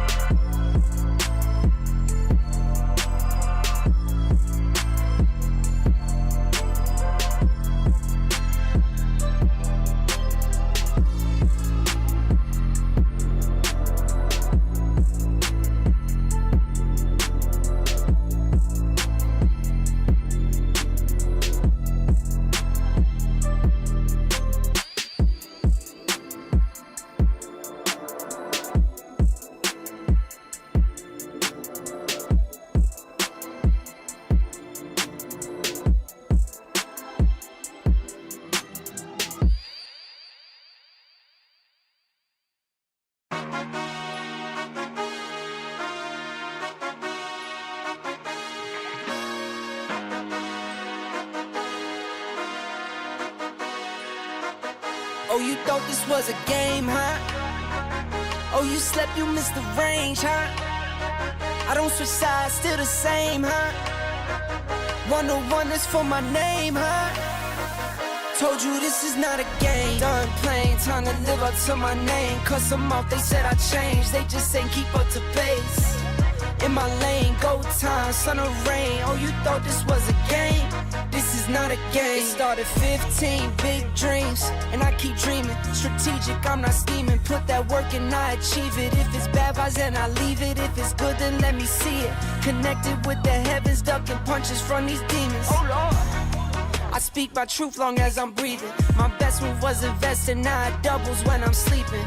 Life is like a ring, take some punches, leave you bleeding, leave you bruised, beaten, but I'm still never conceded. You thought it was a game, huh? Oh, you slept, you missed the range, huh? I don't switch sides, still the same, huh? 101 is for my name, huh? Told you this is not a game. Done playing, time to live up to my name. Cuss them off, they said I changed. They just ain't keep up to pace. In my lane, go time, sun or rain. Oh, you thought this was a game? This is not a game. 24/7, 247. Still get my 8 in. Was never mad if they win. Lace up my shoes and weigh in. Went out and I stayed in. Burnt out so I came in. For me the vision made sense. For them I told them patience. Now I'm done waiting, time to get it done, time to get it shaking. Started from the basement, knew I was the one. Now we on top of skyscrapers. $100 steak, still my paper plated. Gotta stay humble, 10 toes down, gotta stay motivated. Knock, knock, who's there? Another coming in, stack saved, tuck high. So save a little to spend, what, where, how, when. They ask, I show and tell, turn L's to a win.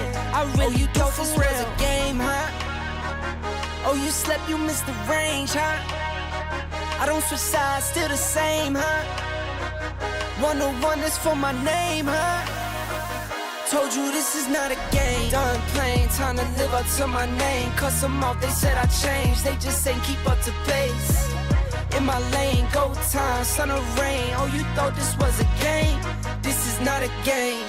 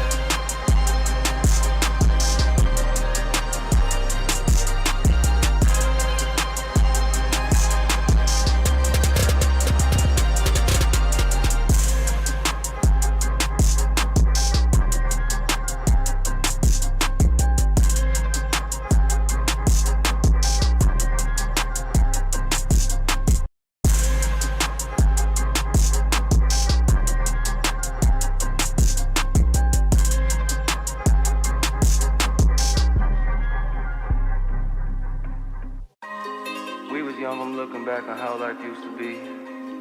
You were mine and I was yours, I feel like you glued to me. Ripped apart my heart in two, I gave it for you to keep. Broken pieces all over the ground, I'm losing sleep. Take me back to how it used to be. We all say that, but the past always seem to play these tricks with me. Suffocate and need room to breathe. Take me back to how it used to be. And that just been the way the story goes. Everything that shine ain't gold. Always find my way to make it home, but on my own. And that just been the way the story goes. Everything that shine ain't gold. Always find my way to make it home, but on my own. You said you needed space, so I gave you space. Life's a movie now, I feel like Vinny Chase. But when behind the scenes, that's when I unweave. When you not with me, not as fun as it seems. My friends think that I'm dumb, but they not cool with me. Like you cool with me, so who are they to preach? Yeah, I made mistakes, we haven't talked in weeks. Said I need inner peace, but look at what you did to me. Sometimes when I'm with you, I don't really wanna be here. But when you gone from me, I'm sad you disappear. What's going on with me? I'm playing both sides. You said I'm dead to you, it's feeling like we both died. How did we get so far with swimming on the shallow side? Floated off way too far, I'm drifting with no paddle. I need you to save me, but you kill me at the same time. It's like a drug, when I withdraw, I need the same high. Cause without it, I'm a mess, and I don't wanna start again. But it's way better than feeling like this. And that just been the way the story goes. Everything that shine ain't gold. Always find my way to make it home, but on my own. And that just been the way the story goes. Everything that shine ain't gold. Always find my way to make it home, but on my own. We was young and looking back on how life used to be. You were mine and I was yours, I feel like you glued to me. Ripped apart my heart in two, I gave it for you to keep. Broken pieces all over the ground, I'm losing sleep. Take me back to how it used to be. We all say that, but the past always seem to play these tricks with me. Suffocate and need room to breathe. Take me back to how it used to be.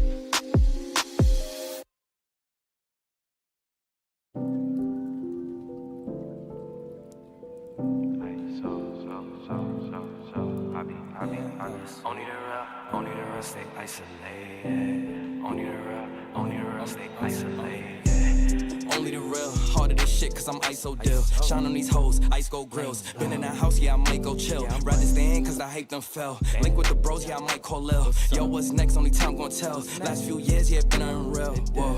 Staying to ourselves, cause it's better what you mean, yeah. We was quarantined way before quarantine. Trapped inside the basement till the sky started to gleam. Yeah, I'm stepping with the Gazas, it's gon' boost your self-esteem. Staying to ourselves, cause it's better what you mean. We was quarantined way before quarantine. Yeah, trapped inside the basement till the sky started to gleam. And I'm stepping with the Gazas, it's gon' boost your self-esteem. Hey, I be isolated. Only real ones with me. That's just how I did. Ay, no, you cannot get in. It's a reservation. I set it for the team. RSVP. Ay. I be isolated. We done elevated. Where we supposed to be. Ay. My current situation ain't my final destination. That's just how I see it. Only the real stay isolated. Only the real stay isolated. Only the real stay isolated. Only the real stay isolated. Yeah, only the real forget how they feel. It's me and Dill.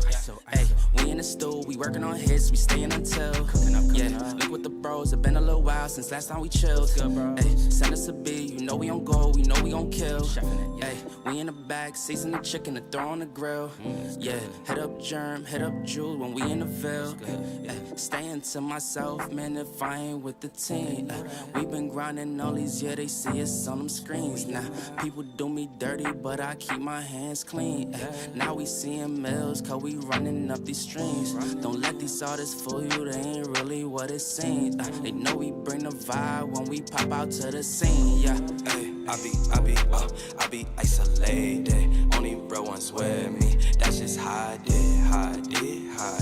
Ay, no, you cannot get in. It's a reservation. I set it for the team. RSVP. Ay. I be isolated, we done elevated. Where we supposed to be. Ay, my current situation ain't my final destination. That's just how I see it.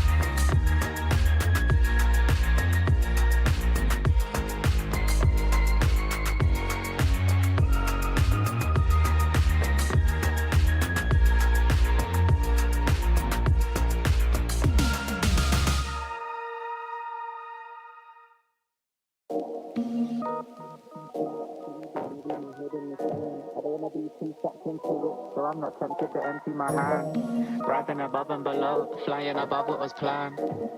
I couldn't suffer in silence, I ain't a suffering man. I don't wanna read too much into it, so I go bury my head in the sand. I don't wanna be too sucked into it, so I'm not tempted to empty my hand. Rising above and below, flying above what was planned. Said I couldn't suffer in silence, I ain't a suffering man. Cash that check, get that money, man I jet set and invest that P. Ask respect, man I get that honey, show interest and I set that fee. Man I go red but it ain't that sunny, so complex for my empathy. So I might laugh when it ain't that funny. New project, let me send that beat, let me send it home. It's too late for the endings bro. True say got a friend in Rome that'll set this tone for the pending loan. Ending tears when I end that show, breaking bones, paintings here but I ain't that low. The end is near when we take that dough. I don't wanna read too much into it, so I go bury my head in the sand. I don't wanna be too sucked into it, so I'm not tempted to empty my hand. Rising above and below, flying above what was planned. I couldn't suffer in silence, I ain't a suffering man. I don't wanna read too much into it, so I go bury my head in the sand. I don't wanna be too sucked into it, so I'm not tempted to empty my hand. Rising above and below, flying above what was planned. Said I couldn't suffer in silence, I ain't a suffering man. I'm a man of my word and a man of my pride. I put that in reverse and put that on my life. Shit, I don't wanna talk too much, but now is the time. I can never be right back, I'm out with the tide. Riding the waves, boy, surfing the web, man, I'm balancing mine. Hiding away won't serve you respect, boy, damaging ties. So I wouldn't wait, I deserve my respect, boy, I'm out for the night. Finding the time and the place for this next dynamic of mine. Shit, I don't wanna read too much into it, so I go bury my head in the sand. I don't wanna be too sucked into it, so I'm not tempted to empty my hand. Rising above and below, flying above what was planned. I couldn't suffer in silence, I ain't a suffering man. I don't wanna read too much into it, so I go bury my head in the sand. I don't wanna be too sucked into it, so I'm not tempted to empty my hand. Rising above and below, flying above what was planned. Said I couldn't suffer in silence, I ain't a suffering man. Highly in touch on the low, shit blow up with a bang. Slightly in love with the blow, try come fuck with a fan. Sharp like a cut on my throat, leave with a couple of man. I'm not asking to double my dough, so he should have run to the bang. Breaking it in, facing your fears when you're faced with the king. Say with your chest, get lace in your limbs. Aiming correct, now he's tasting his chin. Aiming the left, try raising their sins. Saving the rest, man, I'm waiting to win. Pay me your debts, ain't safe in the bin. Aim for the chest, hearts racing within.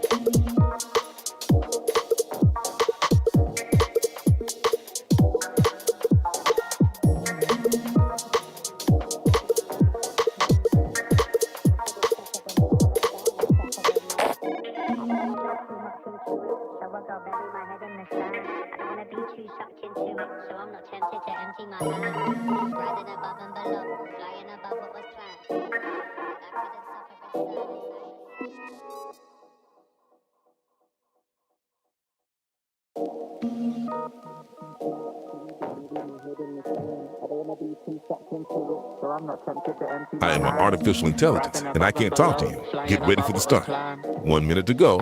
Players ready. Get ready for the start. The players are warmed up, and I hope you are too.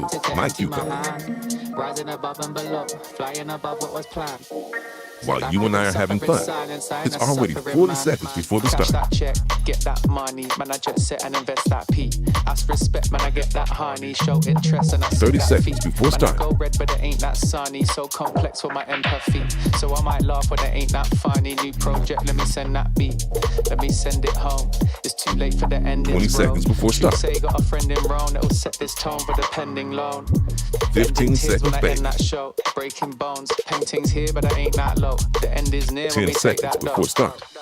I don't wanna read too much into it, so I go bury my head in the sand. 5, I don't wanna be too 4, sucked into it, 3, so I'm not tempted 2, to empty my hand. 1. Rising above and below, flying above. Welcome back to Galaxy Battle, everyone. We are here at the main event. We've been done with the play-ins, and now we're getting ready to see who makes it to the playoffs. The group stage is on, and we have 2 more games left for the 0-0 stage. It will be GUN5 versus 500.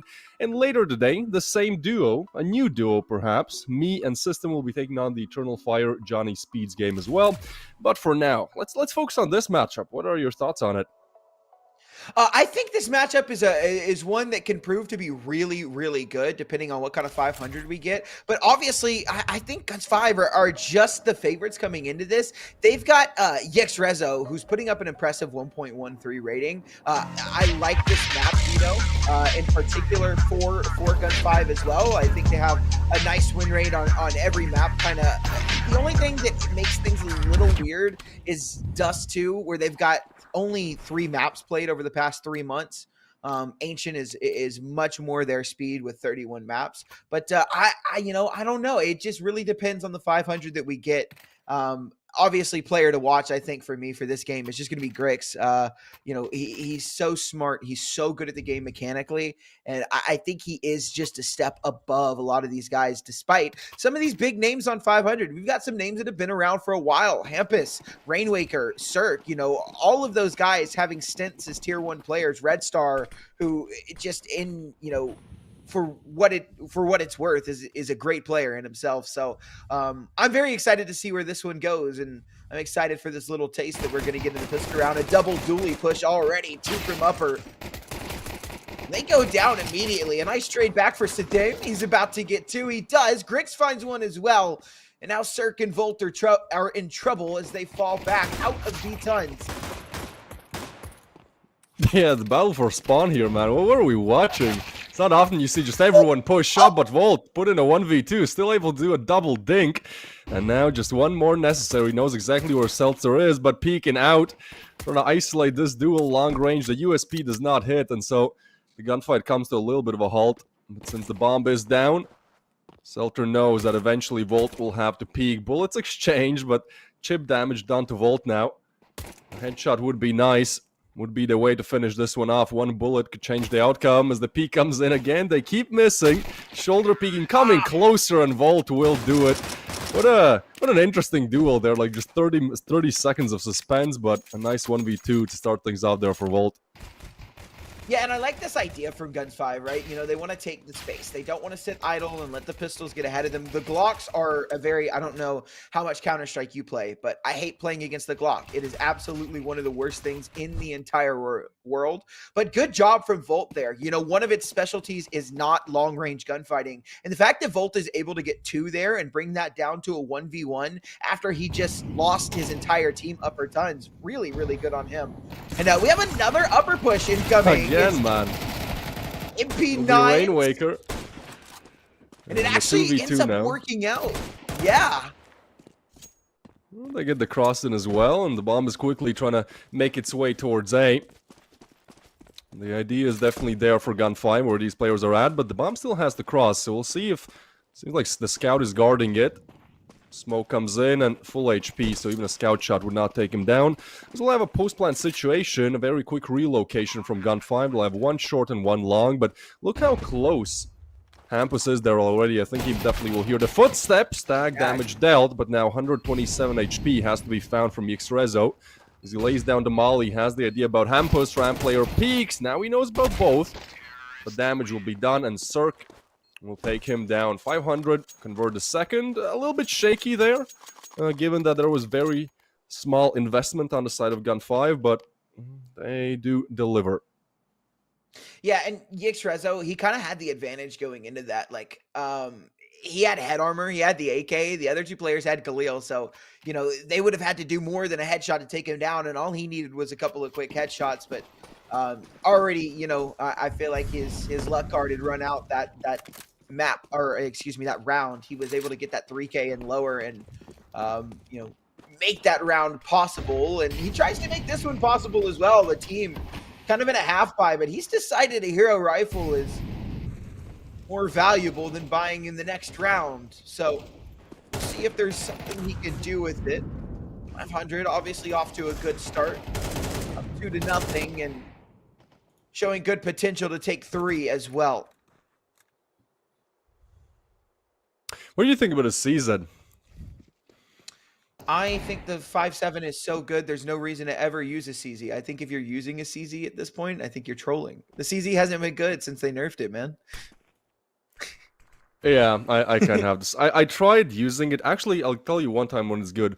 In CT pistol rounds, if you just buy it and play close range, like it's way better for just close range, can easily get 2 kills rather than its Yeah. USP. You can have to be more precise, but apart from that, in a round like this, I agree. Maybe Grix, he can make it up with skill that definitely is there. But as he's jumping up on the boxes, we'll see. That will be the first bastion of this defense. And There you go. okay.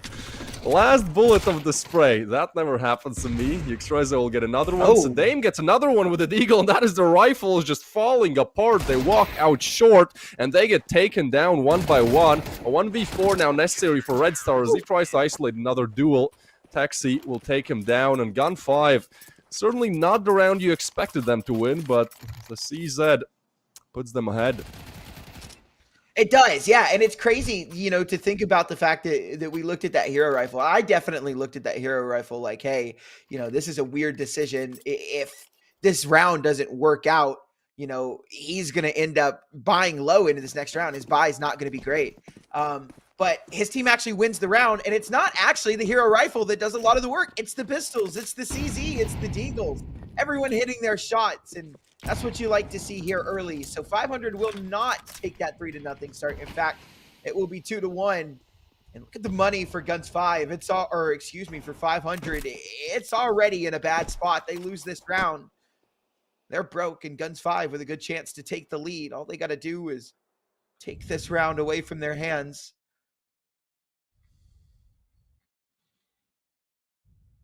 I like the idea, though. I feel like with the limited kind of, all-out investment that they have, but not the best riflery, like, try it again. You tried it with rifles, maybe it didn't work, but that was just a poor round. Here, it's like, you want to use the tank strategy. Just 5 people all together, try to trade out. Maybe the Deagle can connect, and they've actually found the perfect timing because there's nobody side. Grix has to deliver here, has to get a kill and get away, or a 2-piece before he goes down, and instead he tries to play passively, so side is given over for 500. That's somewhat of a victory already if they're able to get the bomb plant down. A lot of utility damage though, so we'll have to see how this retake goes. 5v5 retake, not something you see often.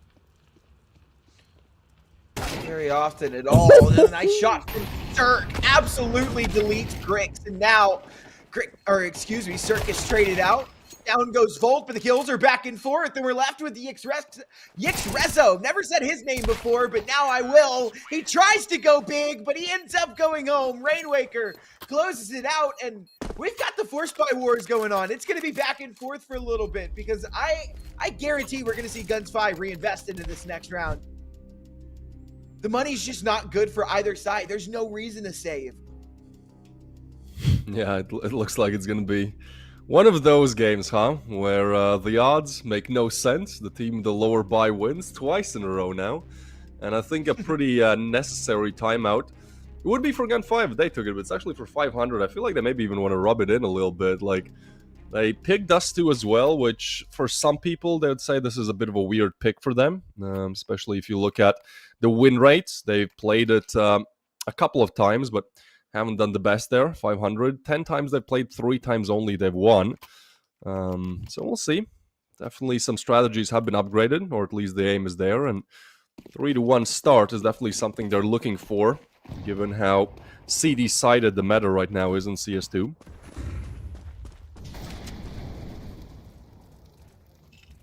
Right now, GUN5 actually haven't played a Dust2 since, what is it? We're in September. Since July. They haven't played one since July of Whale Cup. They played against Partisan and Batera and lost both of them. Now, relatively close against Batera, 13-16 and 8-13 against Partisan. The last time they won this was also back in July. It was on the 9th, and it was against Mana, who I don't even know if they're a team anymore. I haven't seen them in a lot of stuff. So, both of these teams going into a map that, I guess they're comfortable playing, but not really, really known for. So, and to me, that makes for some of the spiciest games sometimes because we have no idea what we're going to get. Out B they come. They don't clear Seltzer, so he's allowed to get one and more damage. Texi will find one as well. Cirque, he just can't come out. It's too awkward. No trade for him, and it's Hampus. Left in a 1-on-5. He's able to get the first, but can't find any more. GUN5 very quickly find a second round back. keep within that 1 round distance of 500. What a brutal B push. I mean, he just get demolished. They didn't even get a single kill as they tried to push out of the tons. Yeah, that's the way how the B pushes normally go, right? You kind of have to commit, because if you don't, then you've ruined the whole strat, but sometimes you just don't get the better side of it. So, another all-out buy here for 500. They're able to afford 2 Tech 9s. Hampus is already dead, and he had one of the better weapons, so this round seems like will deliver us the equalizer. Molly actually touched Zerg, but deploys the smokes. Flash is there, but Trezzo is as well, and he's going to deliver a double. Well, this round's over. Nice shot by Red Star. That's it. Yeah. You know what's interesting, man? Like this, I feel like this is a game where normally you don't see as many, you'd say like tier 1 rejects, I guess, but like look at the side of 500. I actually hadn't paid attention to their roster previously, but like Hampus used to be tier 1, right? Volt, I believe he was in Gamer Legion, same with Red Star. Rainwaker was part of that Liquid team that never really set off anywhere. And Cirque, I feel like Cirque was like the guy who, Cirque was really good. Yeah. Yeah, in Evil Geniuses, right? Yeah, he won ESL New York 2019 with that Evil Geniuses roster. He was with Tarek. Like Cirque was a really and you know what? I hate to say this, but I was actually literally talking about this last night with one of my friends. Cirque's had a really big fall off from what he once was. Cirque was supposed to be this up and coming offer that was just disgusting. He was really good on that EG roster when they were at their peak, and then I don't know, it all fell apart. EG, as a team just fell apart when Tarek retired, I guess. And I don't know, Cirque's never been the same since. And we don't talk about that Liquid roster that Rainwaker on. That was atrocious, and I want no part of that as a Liquid They did fan. my boy Yakindra dirty, man. Like, I'm Latvian, so it's lovely to see him doing better on not Liquid, I guess. I'm not blaming, just Liquid, but yeah. Is it just Guns or is it Guns5? I've never casted this team before, actually. Like I've watched them play, but I think I've heard most casters say Gun5, but I think the whole idea is that like the 5 is like an S, right? In lead speak and like gamer lingo, so yeah, I don't know. I think it's one of those where they probably want to be called Guns, but everyone just says Gun5, similar to Maddie's from G2. Like, it's actually Matush. Like, that's his first name, so you should pronounce him Matush. Yeah. But, yeah. Okay. Good to know. Good to know. I think I'm still going to call him Gun5, but... Good to know. Completely blinded. Oh, my God. He gets one and finds the dink as well. His job is done. Doesn't matter that he's down. He's gotten his kill and a lot of damage off of that as well. Now, Cat's going to be a little problematic. Campus behind the smoke as the rest of his team starts to push up, but he'll fall back. He doesn't want to make his way up not too quickly. Saddam, we're going to have some trouble, bro. I'm American. But you know what? We'll get it. We'll get it as time goes along. Saddam left all by his lonesome as his team starts to work up. Cat, he's gone down, and with it, the A-bomb site, but Hampus caught falling off the ledge. That's problematic. The bomb will go down, but the 3v3 retake is on. And Texi starts off with that kill on Red Star through the smoke. Players left from the site. Another kill on the Rainwaker, and it's Cirque. We mentioned he had a really good stint. He's actually in a pretty good position. Like, I'm not sure if they're going to clear this, so you might get one for free and then just a 1v1 gunfight. Yeah, they're just not considering this for now. As they push in, they're going to line up, and Cirque, he could not have had an easier job in the world. 500 winner of the round, where just given to them on a silver platter. The one angle that Gun5 overlooked works out great. Yxrezo here has been great for long as well. Like, getting flashed and just utility dumped and still getting frags and impact. But yeah, just great play by Cirque as well. Sometimes you need to bait your teammates, because if he swinged there, then they would have known.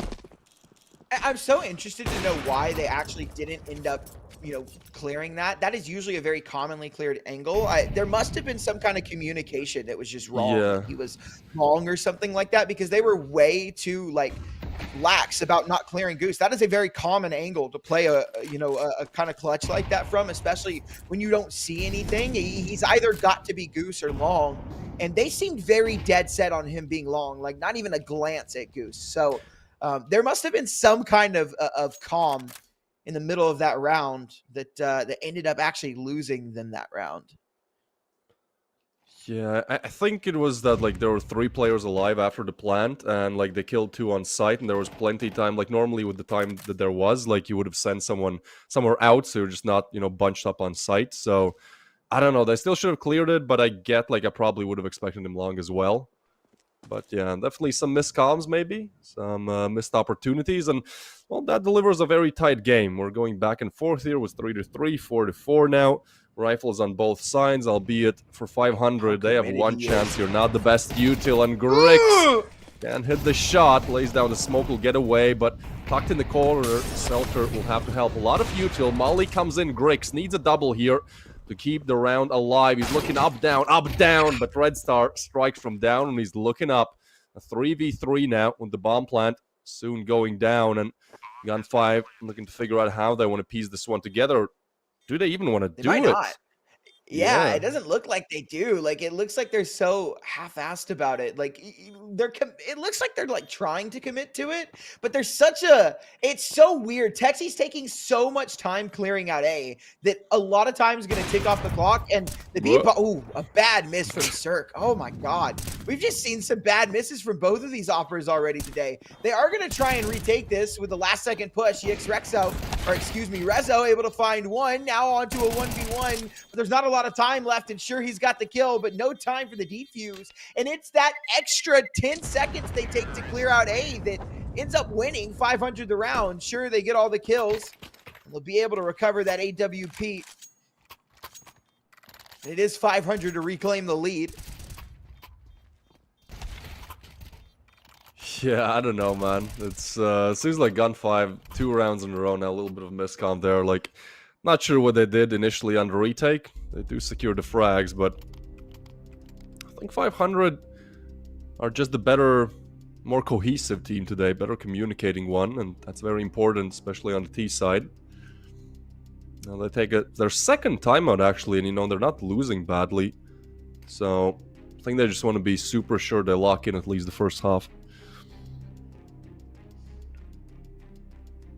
Important round here. Again, you see money is just not really good for either teams, and the game's been so close that a loss bonus hasn't really been established for anyone. It's a little bit better for GUN5 than it is for 500. But if 500 lose this round, they're broke with no loss bonus. I mean, they might have to force buy into the next. Like, it's not looking good for them at all. So this could potentially be GUN5 to take a 5th and a 6th, but we'll see. That's neither here nor there. There's actually not a single AK on the board. Yeah, no, they're putting all they have in it, and a B hit is the way they want to go. It's not been too bad so far, but Texi and Grix with the USP finishes off what Zidane started. This B attack this time seems to be shut down, although they're on site, and B is difficult to retake. 2v4 just seems a little bit too much, especially with the nade layered on top. Which didn't actually do that much damage. I'm surprised. Oh. Oh, no. Hold on. How did he get away with that?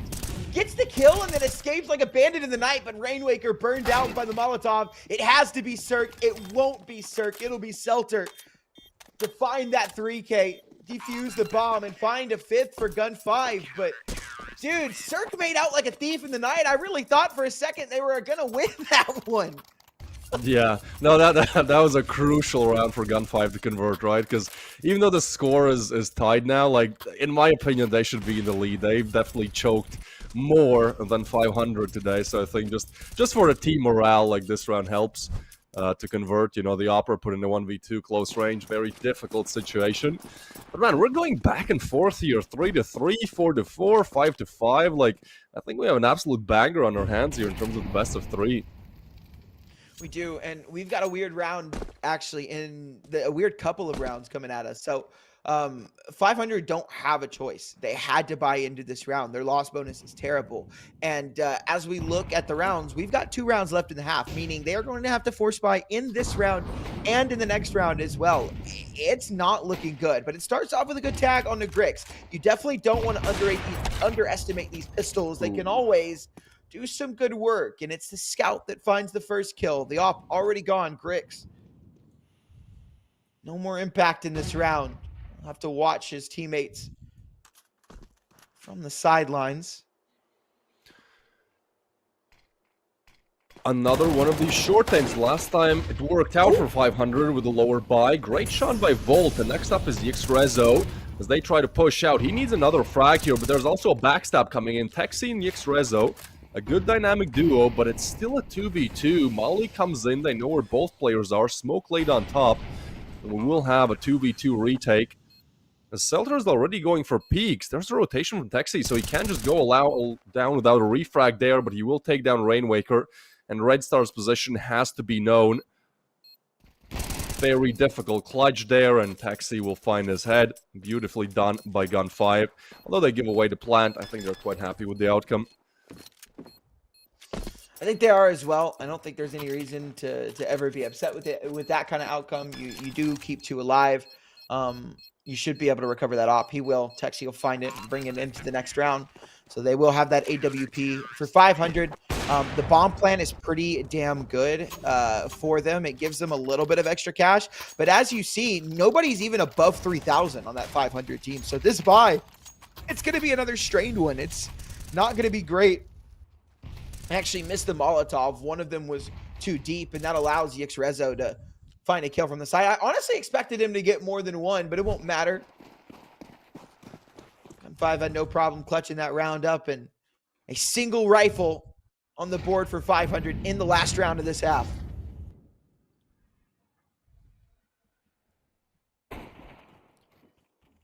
And the X-Rezo already takes one down. I'm not, like, too happy with how 500 is playing this in terms of them picking the map, you know? I feel like when you pick a map like Dust 2 that you haven't done well on previously, like, at least you're kind of expecting to see, like, something that's not just default executes on the T side, and mostly 500 are either, like, pushing short or just playing picks. Like, I kind of hope there would be more layers to the attack.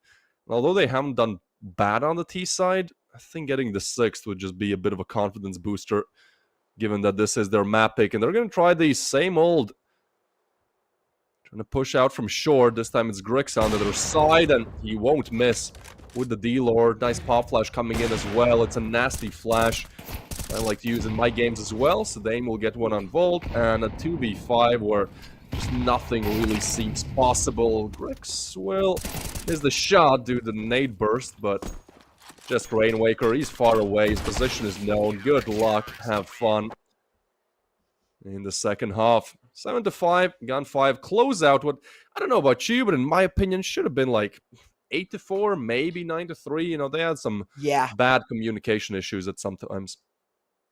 Yeah, the beginning of this half started off not so great for GUN5. I was actually going to question, you know, their CT side on the Dust 2. They were able to claw it back and find a nice little 3 at the end to give them a win and a half. I definitely think they should have won. But as you said, it should be better than this. It should be a 9-3, 8-4, like, you know, I think without any issues. We have that pistol round, that 1v3 that didn't go their way, and then that 1v2 against Cirque. That where they just didn't even, you know, think to check and goose. And yeah, that'll be problematic. That a lot of their rounds lost, you know, well, I say a lot, a couple of their rounds that they lost were due to clutches and mess ups, you know, from their side. So I definitely think we can make a case for that to have been a much better half. Should have been a much better half. Although it's not that clean, it's still a win for them. So yeah, exactly. You know, from the other side looking at it, it's like we didn't play our best and we're still winning. So if we just fix the communication issues we had or not repeat them to the same level, then they should be good to close out. Always a silver lining to things, and this Glock round would be great for 500 to convert, but Grix has activated, found one with the Glock already, and now a full mid push will come through. The Glock is dropped for the USP, and Cirque with his is only able to get one. So still that player advantage remains for GUN5 as they quickly try to accelerate towards short. The CTs are there, and the shots are not from Selter. They're still trying to push it out. There's a player long as well, and 500 just getting overwhelmed. You know, everyone is just have too many angles to watch, leaving Volt in a 1v3. Needs to get this frag quickly, and he does. 2 more to go. Surely not another 1v3 from Volt, right? He's already done this once. In fact, 3 of his 5 kills are from that pistol round, which it's kind of it kind of sucks to say that, to put him out there like that. But you know, he just hasn't had the best of games. But this would be a nice way to get back into it. 2 1v3 pistol clutches would be pretty fantastic. A smoke for the top of the bomb, but he doesn't have a kit, and it won't take much to get him out. And he is trying to duck his head. Knife should eventually find him. Should find him. Should find him. Should find him. There we go. My God. If he had a kid, that round would have been lost. Yeah, that is definitely a little bit too long of a time to kill. The pistol specialist Volt, unfortunately this time he's not able to clutch it out. But again, I guess you can see on both sides, you know, some mistakes being made. But certainly GUN5, like this time they get out scot-free. But yeah, as you said, a kid there, I mean, that's a usual combo you have, a smoke and a kit. So getting a little bit lucky with the pistol conversion, but they do get it, making the lead to 3. And potentially if they win this round, it could be a 5-round lead. As 500 have invested a lot of money, they haven't gotten the best weapons, and one of them has already fallen. And has a 5.7, a Deagle, a Scout, an MP9, a medley of guns across the board, and a stack towards long. In fact, they're going to get aggressive. They're going to start to push. Now, the Scout we got at circle go down, and they know now that this is a long push, but that's no problem for Grix. He holds mouse 1, takes down 3, and it will be a 9th on the board for GUN5. This Dust 2 is looking very, very promising for them.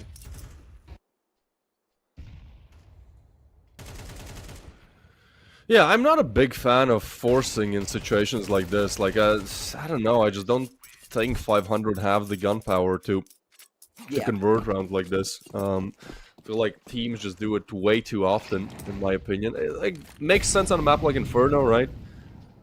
On Dust 2, where a lot of the fights are long range, just not the correct call. Unfortunately, doesn't work out for them, and gives GUN5 a very easy leeway into getting those double digits. I think if you do force buy like that on Dust 2, like you have to do something quick, and I think you need to do it in tons. Like if you're gonna force buy in the round, I think you just push tons with those MP9s there, right? You know, that's the best angle for it. If they're not inside of tons, you know, if they end up going A, then it ends up being a situation where you save and bring it into the next round and try again. But I agree with you. I think that teams opt too often to force buy in the second round, especially in a game right now. It's 10-5, and 500 kind of needed those rifles out as soon as possible. So the fact that they've given a couple more, you know, rounds away to GUN5, this is looking a little scary. They only need 3 more to go ahead and close that out, and with double the rounds that 500 have, this is going to be a tough one. They do at least have the rifles out. Cirque has his AWP, but hasn't really been too impactful today with it. Yeah, no, this is for the game. Like, I just don't believe in 500 enough to where they can lose this round and then miraculously get like 8 in a row. Like, they need this one and Lady Luck on their side. Just everything to convert this one. They are on the CT side, and again, I feel like it is easier to play on CT, although for such an aim-heavy map like Dust 2, having a one-shot headshot might be a little bit better. Depends on the player. And look at this, they're just trying to walk out on B. Rainwaker won't be cleared, and he gets one. Cirque is there. Rainwaker has done his job. It's a 2v4 now, and as long as 500 play together, they should be good. The op is there with the spot, but not with the kill. Cirque, yeah, he's just over-peeking that, man. No need to go for the second peek when he misses the first shot. Molly comes in, but the bomb is planted. A 2v3 now, and given how difficult it is to sometimes retake B, this will be a play on the shadows, on the smokes, on the corners of things. This 500 are set up. They have around 20 seconds to go here. Red Star finds one, and Grix, 10 HP, goes down. certainly a mistake from Cirque. Yeah, I love how you were just like, what is he doing? But Yeah, 500 do group up. There's no explanation for it. It's a 4v2. You cannot give away your life in a situation like that. No matter like how bad you want one, your B anchor did his job. Play your 4v2. Play to your strength, your numbers. Again, great shot by Grix, but Surge just had no reason to try and go in through the window like that. Almost threw that round away, but almost only counts in horseshoes and hand grenades, and this is neither. This is Counter-Strike. And 500 will come away with a round. GUN5 still a very strong buy on the board.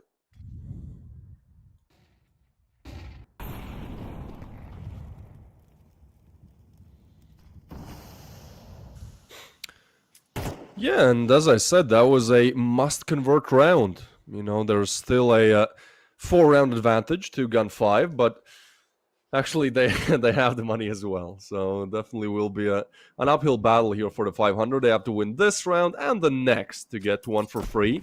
So a difficult task, but if they're able to convert 2 more rifle rounds, then we might be looking at a 9-10. So smoke comes down, GUN5 playing this run very slowly, and 500 not really extending anywhere too much either. And there's a small peek towards double doors, confirms some information, but so far a very default play. Although, I feel like from the CD's perspective, they would be expecting A more than B right now, but GUN5 have a heavy lean towards B. Volt wants to confirm some information here.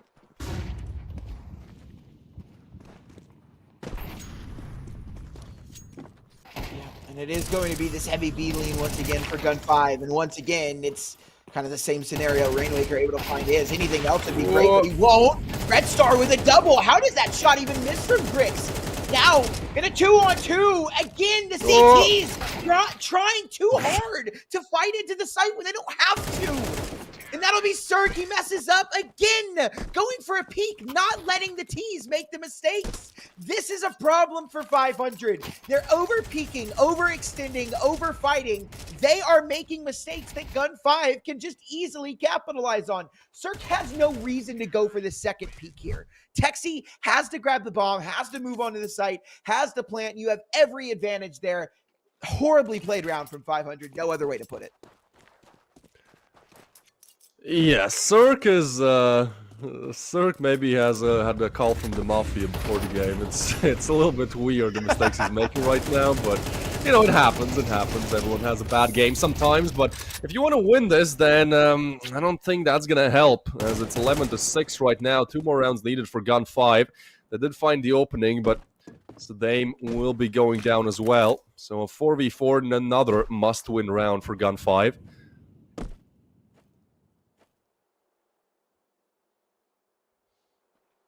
Back to B, huh? But look at that, there's a push coming up. Hampus, oh, the timing here, because he might be spotted on the left side. This round hinges on Hampus, man. And he's never gonna clear Taxi. He has no idea. He has no idea, and he's only good for the first. So it's info though. 3, one more on the site. Yeah, that is big info. And now a man advantage. Rainwaker, once again, doing his job. He hasn't had the flashiest of games, but when they've gone B, he's done his job. He's gotten his as an anchor. You can't really ask too much of him. Now, the A-bomb site is left open, but this will by no means be an easy round for GUN5, even if they are able to waltz onto the A site. Yxrezo down to 43 HP. And a man advantage here for the side of GUN5. Cirque not exposed to this AWP, not yet, but now he's been spotted out. And again, Cirque just, man, I am, this is irritating to watch. It is really irritating. Now Volt trying to come in from long. Grix is ready for this, and all he's got to do is hit the shot, and it might just be round done. Big miss, though. Volt won't escape. A nice leg shot, and it will be a 1v2 for Mr. Rainwaker. This is for the game. This is for their pride. This is for everything. And he's got to beat Grix. He can't beat Grix at 6-12. And 6 opportunities to close this out for GUN5. This doesn't bode well for 500. Yeah, man, Cirque is the most valuable player for GUN5 right now. Like, that's just the way how things are going. I mean, it's been 3 rounds in a row, man. It's 3 rounds in a row.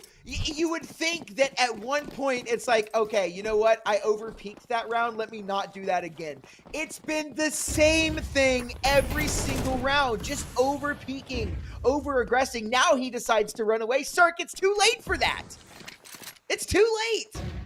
On a scout, the buy is terrible for 500. Not impossible to win this round, but man, it just doesn't feel like they've got a chance to make this comeback. I feel like this play is so telegraphed, man. They have literally all the resources. They're kind of good on at least the flashes. There it comes out. Red Star confirms they're still far away. But Yxrezo will find one. Well, there's 4 more to go because literally all the CTs have stacked the A bomb site. And I don't think with the smoke coming in, that will change. Hampus gets the equalizer. A minute left, so plenty of time for GUN5. They just need to win out these gunfights. That's something they've struggled with in this game. As the push comes to shove, Selter will get another. Yxrezo is there. Now Hampus and Rainwaker has to do it all. Rainwaker tries to be the hero, but only good for 1. So it's up to Hampus. He has secured 1 kill in the round, but having a rather poor game. This just seems impossible, doesn't it? Yep, there's the confirmation. 13-6 for GUN5. And what started off as a competitive match, 3-3, 4-4, 5-5, well, it just turns into slaughter once we switch sides. 500 looked terrible on their CT side, and that is to say the least, right?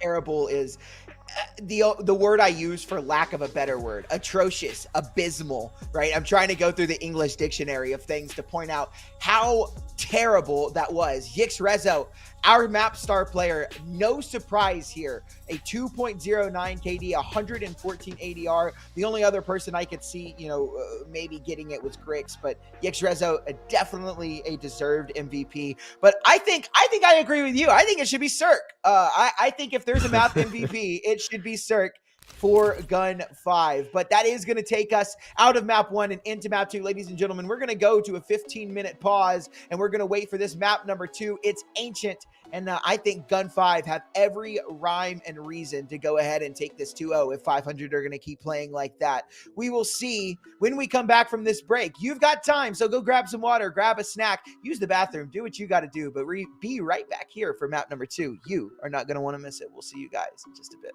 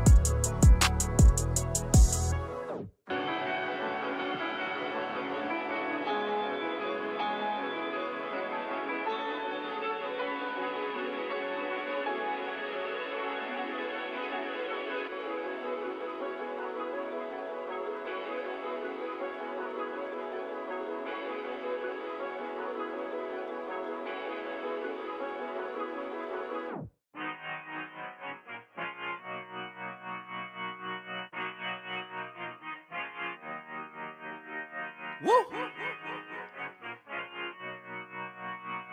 Woo!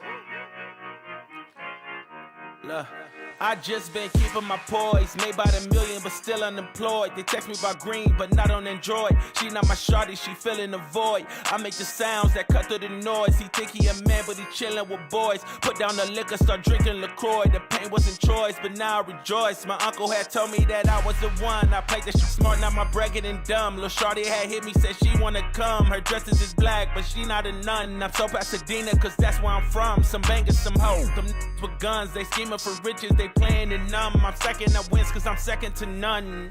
Look, what the you think I do it for? Do it for? Hey, looking in the mirror, you the go, hey, I've been out here grinding 24, so in the mirror, you the go, hey, what the you think I do it for? Do it for? Hey, looking in the mirror, you the go, hey, I've been out here grinding 24, so in the mirror, you the go. I ain't had to snooze in a minute. Got the bag, then I took it independent. Model 3, you know it's not rented. Authentic, every vibe is cemented. Fresh J's, now we jumping out the ceiling. Tough times made a diamond out of feelings. All facts, they can't question what I'm dealing. Got house, we my focus on the building. System love and now I'm feeling so prolific. Okay. Hustle loud, much you don't get it. Seen the highs and the lows, it's terrific. Yeah. It's a job to hate, that's why I love the critics. Okay. Self-made, I ain't gotta ask permission. No way. Turn my pain into fire, no ignition. Okay. Only when the money talk, when I listen. Okay. I put the city on my back and they're dissing, huh? Look, what the you think I do it for? Do it for? Hey, looking in the mirror, you the go, hey, I've been out here grinding 24, so in the mirror, you the go, hey, what the you think I do it for? Do it for? Hey, looking in the mirror, you the go, hey, I've been out here grinding 24, so in the mirror, you the go.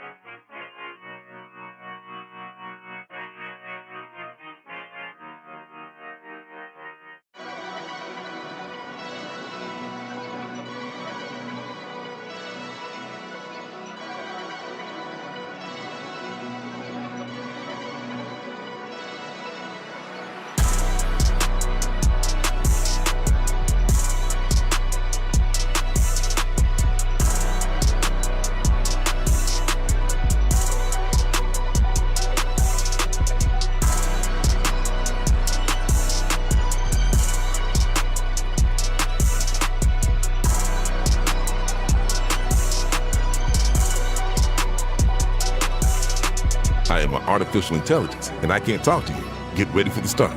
1 minute to go. Players ready. Get ready for the start. The players are warmed up, and I hope you are too, my cucumber. While you and I are having fun, it's already 40 seconds before the start.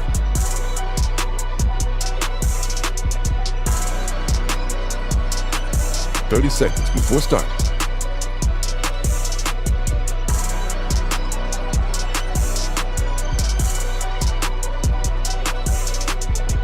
"20 seconds before start. 15 seconds, baby. 10 seconds before start. 5, 4, 3, 2, 1. What's going on, ladies and gentlemen? Welcome back to Galaxy Battle. We are ready to rock and roll. We're here for map number 2. It's Ancient, and we just watched an abysmal Dust 2 from 500. So I'm interested to see if they're going to be able to claw back on Ancient. They have a pretty good win rate on Ancient, but they've only got 7 maps. Do you know how many GUN5 have? I was looking at this. I was looking at their win rate. I was like, this isn't good. I don't know why they picked into it. Yeah, they have a 48% win rate over 31 maps. GUN5 have been grinding, and they have been playing a lot of Ancient. So no wonder they picked into this map. Yeah, I hope I'm here. My feed is very laggy. I'm not sure why, but I think for now everything's moving. We're good. Thank you for doing the job for me and taking us in. Ancient, as you said, it's going to be interesting, mainly because today both teams have picked the map that they actually have a worse win rate on, right? As you said, 48% for GUN5, 71 for 500. Now, GUN5 have played it like more than 4 times more, so definitely have the more experience, but we'll have to see. I think for 500, like they just need the pistol, man. Like they need to feel comfortable heading into this with how Dust 2 ended.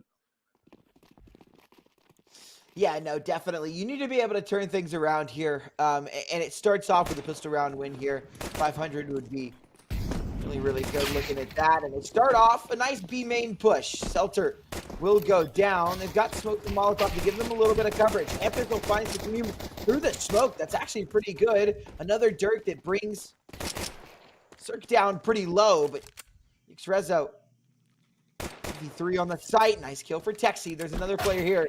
They should know Hampus is here. You got to kill through the smoke, guys. Information, I guess, lost to time, and Trezzo 1v2, a nice one tap there. With a bomb on his back, he can book it towards A, which is exactly what he's going to be doing, or will he? It's weird that he didn't go through Donut.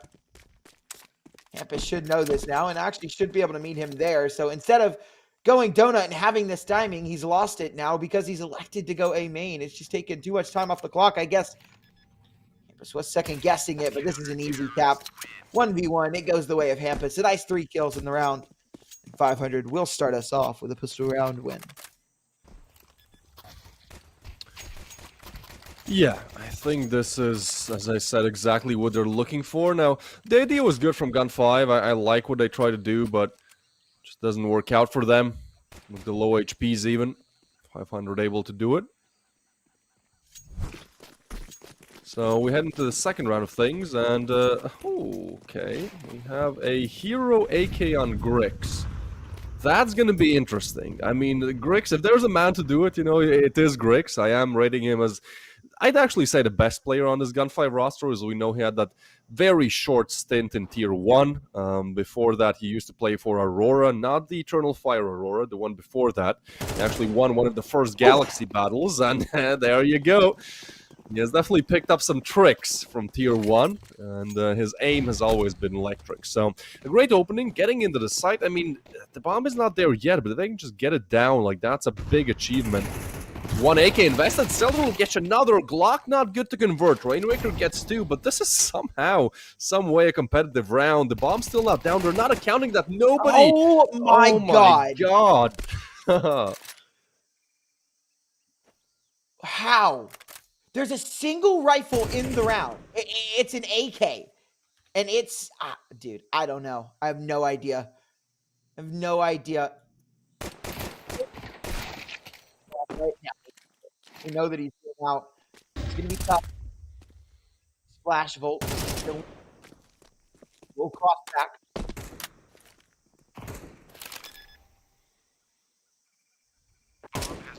I can't believe this, man. It's a 1v2 for the MP9 and... Oh my god!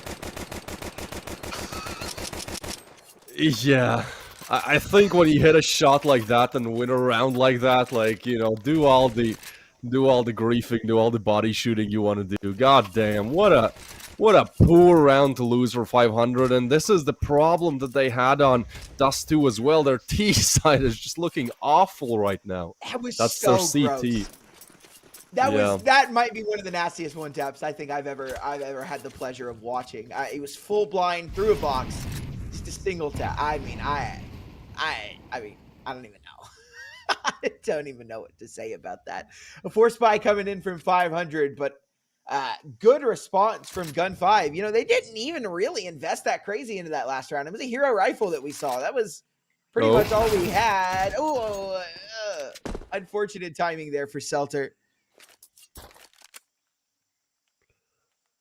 Yeah, please don't lose this round now. I mean, that's kind of how we started off Dust 2 as well, right? We had, I believe, round number 3 and round number 4, the team with the lower buy converted. So, seems to be a theme, and Hampus has really pushed up. Like, there is all the information that 500 could hope for, right? And there's an immediate backstab as well that will be cleared, actually, but Hampus gets the better of that. So it's a 3v5 now. Low HP, sure, but there's just so many players, so many angles you have to clear. At least the bomb will be going down, staying low HP. And yeah, this has to be a magnificent conversion. A lot of HP damage dealt, though, but they're going to be coming 4 from Donut. I kind of like that. It's a 3v5, just push together and trade. Unless somebody gets a multi, like, you should be good. Flash comes in and they're making their way onto the site. Another flash, clearing the boost. Griggs gets the first, needs another, gets 3! The Extrezzo with the double, and GUN5 win it out. Another horrible round to lose for 500. They had the positional advantage. They had 2-man advantage on top of that. And just, well, for lack of a better word, choking time and time again. Can't you know, go ahead. No, I'm just kidding. I'm at a loss for words right now. I mean, GUN5 definitely have the better mechanical players, but 500 are supposed to be a somewhat decent team. Again, we talked about it on Dust 2. They've got Hampus, Cirque, Volt, Rainwaker, Red Star. All of these guys have had a stint on a good team and have been known as good players, and they don't look good at all right now. They haven't looked good since that first half of Dust 2. They've really just dropped the ball. Please not this round. 500, please lose this round. Like, I'm lost for words right now, so. Yeah, I don't want to see another one of these just headache rounds come to fruition. No, there's a headshot, but it's a 1v3 and the bomb is down. Still, you get 2 kills with the USPs. The Extrezzo is on 2 HP, but not going to be the one fighting, so only 2 rifles lost here for GUN5. I say only 2, I guess. Yeah, 2 is fine. 2 is totally fine, to be honest. 3 on the board, and man, 500 really from bad to worse. I thought that they might be bouncing back from what happened on Dust 2 with that pistol conversion, but since then, as you said, you know, normally we wouldn't call out mistakes like this, but it's just everyone is making these mistakes now. Yeah, no, everyone is. It's been some sloppy Counter-Strike all day from both sides. Obviously, we've drawn more attention to 500 because I feel like they've had more of those moments, but good nade. Chonky nade on the Texies. Him already gone as well. All right. And, yeah, 500 get the guns out and simply just win the round. 5v2 No, already. wait. Don't get ahead of yourself.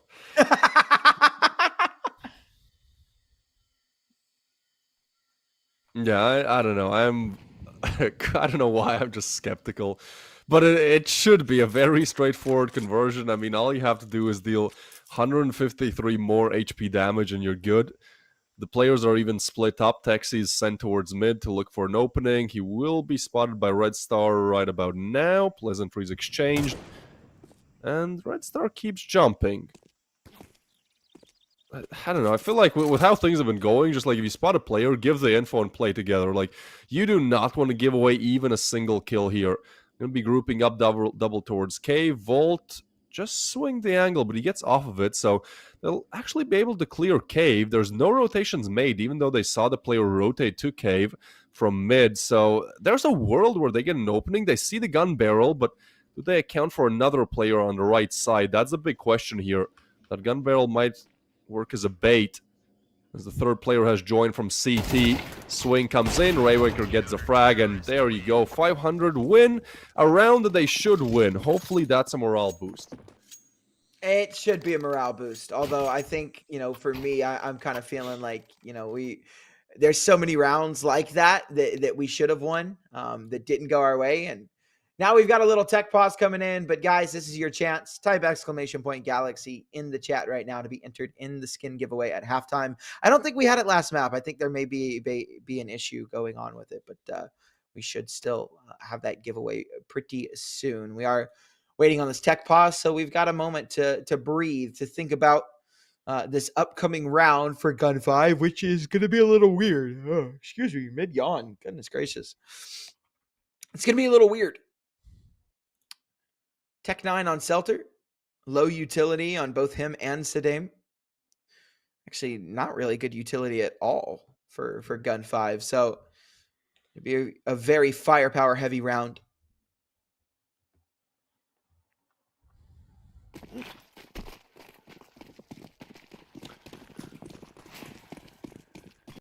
Yeah, I feel like 500, they have to get back in the game now because their CD side looked really bad on Dust 2, and I feel like their T side is going to deliver to some extent, but again, in my opinion, not in my opinion, Stats' opinion, CS2 is very CT-sided now.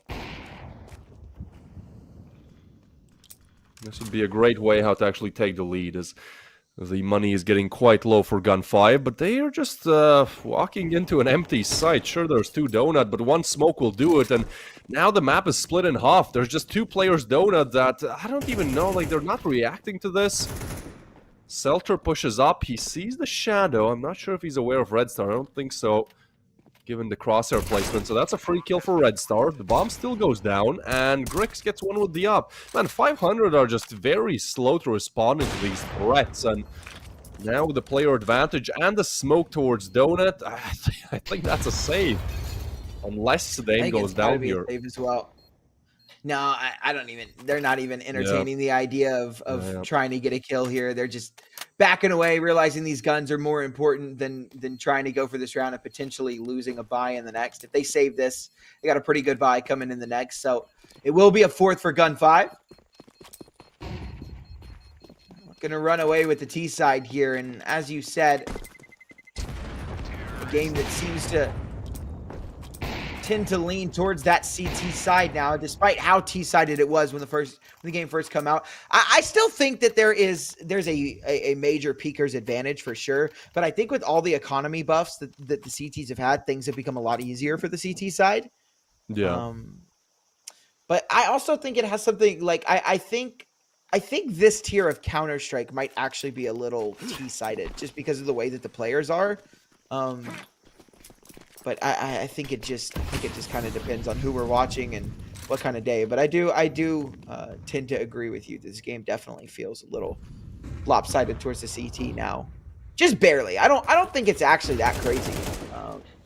But no, I watched Launder's video where he talked about the fact that I think in the second most recent tier 1 tourney, all the maps were like slightly shifted towards the CD side. So it was like 51%, but you know, still the times are changing a little bit.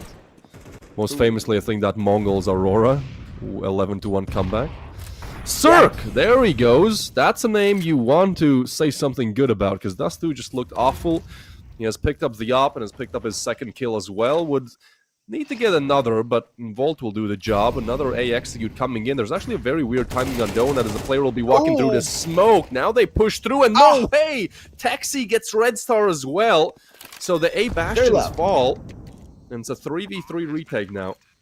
Oh man, this kill. Rezo versus Hampus. Taxi with a miss, and that should elicit them to come through that CT smoke. It's actually not even smoked anymore. Hampus makes his way through a kill onto Grix, but down he goes, and it's Rezo, the MVP of last map, left to do it all on his own, but he's 8-3. He's got the kills.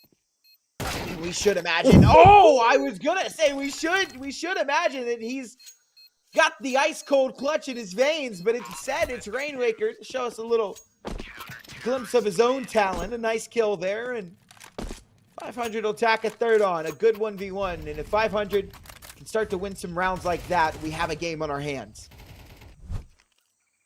Yeah, that's a confidence booster for sure. A very nice shot there. I think he like just flicked insta one tap pretty much. So they win a round. They're finally starting to win rounds that they should be winning, right? Because as close as it was, that was a 3v5 with pretty much 2 players on the site. So definitely teammates had to do a lot of the heavy lifting. This time Grix will get the opener, and we have a rather fast lane take here, but there's a push towards long as well that's expected but not dealt with. Selter lays down the smoke, will try to get away, and then meanwhile picks another fight through the smoke. So Dame will spray him down, keeping GUN5 with the man advantage, and there's a double setup towards Cave. They just want to walk out, but I feel like this angle is so difficult to clear. This is trade for best case for 500 here. I think Dame should be getting the first kill, but he does not. Definitely aiming a little bit too high there. Texi will get the trade, though. So GUN5 really good at keeping that playing advantage. They know Volt is here. Oh, what the You know what, bro? I don't even you know what? I don't even blame 500 anymore. All the clutches, all the rounds that they've lost, you know what? It's understandable now. Yix Rezo is actually just a different player. Him and Grix are built different, and this GUN5 team should never lose another game of Counter-Strike in their entire career. We do have a 1v3 coming in from Cirque, but as he gets taken down to 10 HP, he's no longer got any interest in this, and I think he will just back away to save his AWP. It'll be a 5th round on the board for GUN5. Yeah, great day to hit the casino for GUN5 for sure. Like, they've had plenty of lucky breaks. At the same time, I don't want to undermine them. Like, they've been the better team, like, statistically, you know, as well. Like, they've just communicated better. They've had better chances, and sprinkle a little bit of luck on top of that. You get a blowout in the second half of Dust 2, and what seems to be a confident start on Ancient as well. You know, it's GUN5's map pick, and we talked a lot about how maybe it's a bit more CT-sided now in general, so I feel like 5 is already kind of doing the job, and anything else you get there is a bonus. So they take attack pause, man. This is something I believe it was them doing it on Dust 2 as well, right, when they had the lead. It was 500. It was 500. Oh, yeah? Yeah. Well, that's interesting. I feel like you don't see this often, though, especially in Tier 2 and 3. I feel like timeouts are just not called often enough, so it's kind of weird to see it now. Maybe calm the boys down. Maybe they're feeling excited, feeling good after a couple of really good rounds. Or, well, not a couple, but, you know, a good round. Put it away. Feeling pretty good about themselves. Maybe the coach, like, hey, let's get this one done. Let's not get too excited yet. Let's focus up, clutch up. Economy is in shambles for both teams. So the loser of this round will also likely be the loser of the following round as well, which for 500, that would be atrocious for them. A Deagle on Red Star. Oh, so he'll spot out Rainwaker. Is he going to be ready for Red Star? He is. He seems so aware. It's like they know. They do know. Red Star, down he goes. None the wiser. Just even has the molly. Yeah, I mean, this is... what do you do? It's done. The bomb is spawned, though. The bomb is spawned. So you can see they're not interested in this round at all. They don't care. They don't care where the bomb is. They don't care where you are. GUN5 have control of the A-bomb site, and 500, with their money being that bad, they're just done. They're cooked. I just feel bad for Hampus, man. I don't know. I feel like from all the players who kind of were playing in Tier 1 for a while and then just, you know, didn't make it, I've always thought Hampus has been, like, a pretty good in-game leader. I like what he has done. I think he did amazing with Metasport. Like, they actually reached some pretty good highs last year. No, this year, excuse me, actually. And yeah, he's always just been a good fragging in-game leader that, well, nobody in Tier 1 needed, and now not doing the best, at least not today on 500. We'll see if maybe that works out in the longer stint, because, yeah, it's definitely a bad start for 500 to this tournament, but that's exactly what it is. It's a start, right? We're not in the playoffs. This is, if you lose this one, you're not. If you lose the next one, you're not even out. Like, this is the 0-0 stage. We have the... Not really a lot of pressure. Yeah, for sure. So I think there's plenty. If anything, they get 2 very good demos to analyze and figure out what went wrong. Yeah, I agree with you, right? We're definitely not in dangerous territory at all for 500. Losing this game is not the end of the world, not even close to it. But for GUN5, it's a step in the right direction to come out swinging against 500. Early on, will set the tone for them for the rest of the tournament. I feel like actually winning this for GUN5 would actually put more pressure on them than it would on 500, because I think teams are going to look at this game and be like, wow, GUN5, like we're really kind of picking apart 500 on map 1, and map 2 kind of went the same way, or it seems to have to at least be going the same way. Cirque finds something with that AWP. Red Star on a USP will tuck his way into Cubby. There's only 3 guns in the round. One of them's gone, and Volt, a good trade. A 3v4 and guns that can be recovered for the USPs now. They know the Red Star is here out mid, though, so they're going to try and flush him out some util that forces him backwards, and he will make his way into Donut. Escapes into the loving arms of his Opper, who is on that A site. So go find Bricks, leaving us with 2 players left alive. Nice kill from Rezo. Volt, though, running through that Molotov. He finds a double. There we go. 3 guns in the round and 500. Only need 2 of them to do the work. Cirque and Volt. A really, really good round. And they won't let GUN5 get too far ahead. Not yet.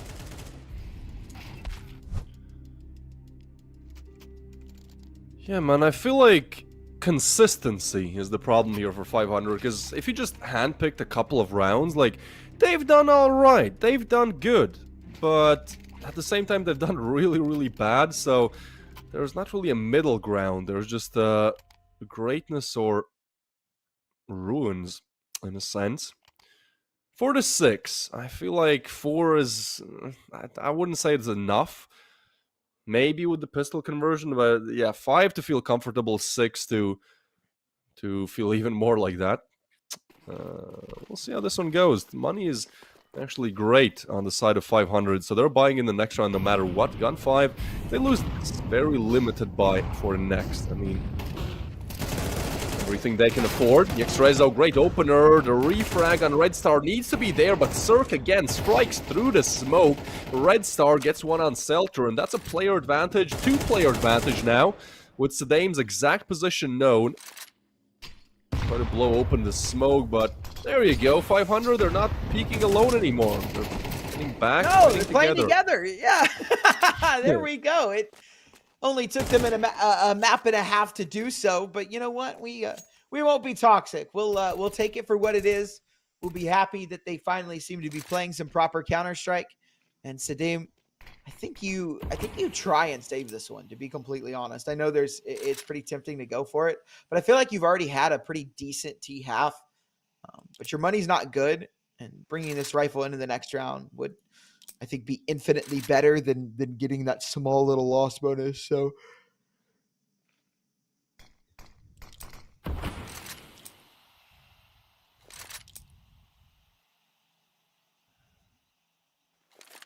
So we're thinking nuke, or think it's a 2-0. I don't know. If 500 play the way that they've been playing in the latter part of this second half, I think we go nuke. But I don't know. I think it's just going to depend on what we see. Again, we saw an atrocious side swap from them. They had a better T side on Dust, so maybe they'll have a better T side on Ancient as well.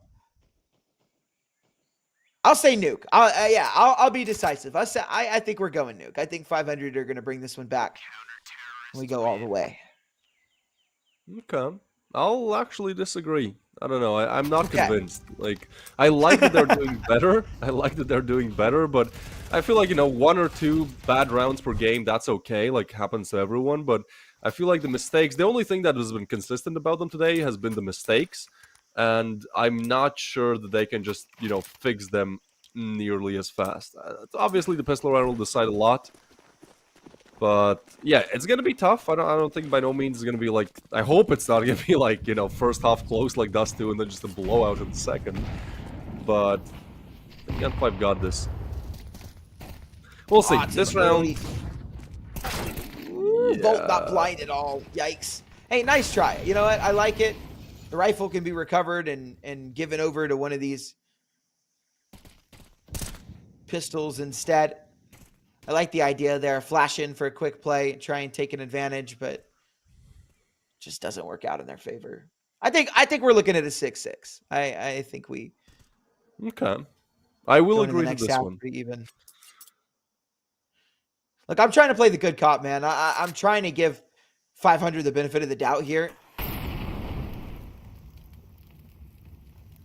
I'm giving them the benefit of the doubt, and I still, I don't know, I still feel like 500 And you is better. still think it's 2-0? Damn. Yeah. I don't know. It's like, tier I'm 3. still playing- It's tier 3, so anything can happen. Anything is possible. Oh. Seltzer with that first one. 4 kills left to find if GUN5 want this round, and with so low on HP on 2 of these players, and a great positioning from Red Star, he'll Don't let him mess this slip. up. And, he's been brought in. Oh. Okay. Only able to get 1. We're in a 2-on-2. Wait a minute. This one's not done yet. Rainwaker burning down to 20. Hampus looking to come through the... No way. No way. No way. No way. Seltzer can't win this. There's no way he wins this. Yeah, you see what I mean? Like, it looks good for 500, and then it's like just a huge mistake. Like, that should have been the round when they try to rotate mid. Instead, it's a 2v2 where I'll give it a good smoke push, gives them a player advantage now, and Seltzer is 1 bullet away from dying. So is Rainwaker, and half as low as well, but yeah, just bad position, to be honest, to be playing for Seltzer. I don't know, I feel like you're just sandwiched. So everyone is now starting to make mistakes. It seems like it is contagious. 6-6. Very close first half, same as Dust 2. But we all know what happened in the second half. We do indeed. But I feel better for 500 on this map because I feel like they're going into their better side. We do have the roll this time. So, oh, there you go. ladies and Gambling. gentlemen, this is what happens when you type !Galaxy. You get a chance to win a skin, and we'll see who's going to take this one. It looks like Tolaki. I don't even know how to say your name, but you've won a skin. Congratulations on the M4A1S Infosaurus S. Make sure you guys type !Galaxy so that you guys can get in for the next roll as well. There's a pretty cool craft you can do on the Amphosaurus. You know, there's the googly eyes sticker added in the armor. You can put it on top of the eye. Looks pretty cool. I like that. I like that. I like that a lot. I like when people put like the googly eyes on like the anime skins or whatever, and it just makes it look so goofy and so funny. Oh man, what's your like favorite skin in the game? Or you know what? Actually, screw that. Whoa. Give me your most underrated skin. Whoa, that is, you're asking a lot of big questions today. Yeah. Most underrated. hard questions. I'll tell you what, off the top of my head, I think the Heat skin on the Mag 10 and Mag 7 looks really good, and it's like €2 or something. So I think that's pretty good. The Heat is really good, especially with 4x Reason Hollows applied. It's a shame somebody let that go away. Shout out Oni Pixel. Yeah, who would do that? Who would do such a thing? Yeah, I think. What about you? Dude, I'm gonna be honest. I think the AK slate is so underutilized. It's such a good background, like for crafts, because it's blank. It's literally a blank slate. You know, no pun intended. You can do so much with it. It goes good with hollows. It goes good with gold stickers. Foils pop out on it. Like it's a really, really good basic, base skin for crafts. And I think that's one of my most like. I don't see a lot of people using the slate too often, and I think it's really cool. But personally, my favorite is a newer skin. It's the Midnight Laminate, the blue and purple AK. They just got released like a couple of months ago. I think it looks really, really good by itself, but I think there's some sticker collections that actually go really, really well with it. So simple man, huh?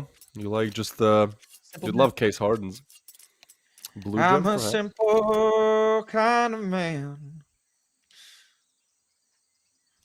Ever heard that song or no? Is that like, I feel like that's probably an American thing. That's too American country for me to know. Yeah. Well, it's not it's Leonard Skinner actually. It's not even, well, actually that was Shinedown, but I don't know why I said Leonard Skinner. Leonard Skinner also has a song called Simple Man, but Shinedown is pretty American. So if we ever cast together, you already know I just sing things, bro. No, if keep I'm them reminded coming. of a song, it will come out. Yeah. It will come out. It will come out. B-side hit, though, is on her hands, and the dualies are being flashed off. Hampus gets a headshot, and Sir gets another dualies. Exposed Volt, it's a cleanup on aisle B. Just Grix left alive, and as good as he is, even he is not suited for a 1v5 pistol clutch. No kit, nothing to even try and go for this. Just a very well-executed default B hit, where finally 500 get the better side of the stick for something they've been struggling with, which is their aim. I feel like that's another big reason why Dust 2 ended as quickly as it did. Yeah, they made some bad decisions, the communication wasn't there, but, you know, off this laundry list of issues of things that went wrong, I feel like aim was definitely, you know, on the top of that list. So, good to see them at least in the pistols, winning it out, putting the 7th on the board, and please do not lose against like a Hero M4 or something. No, surely not. Surely not. Surely not. Surely not. My music knowledge is skewed too. I was right with Leonard Skinner. Shinedown also have a version of the song. For anyone that's about to get mad at me in chat for getting that wrong, they both sing the same song. I was just singing Shinedown's version. So.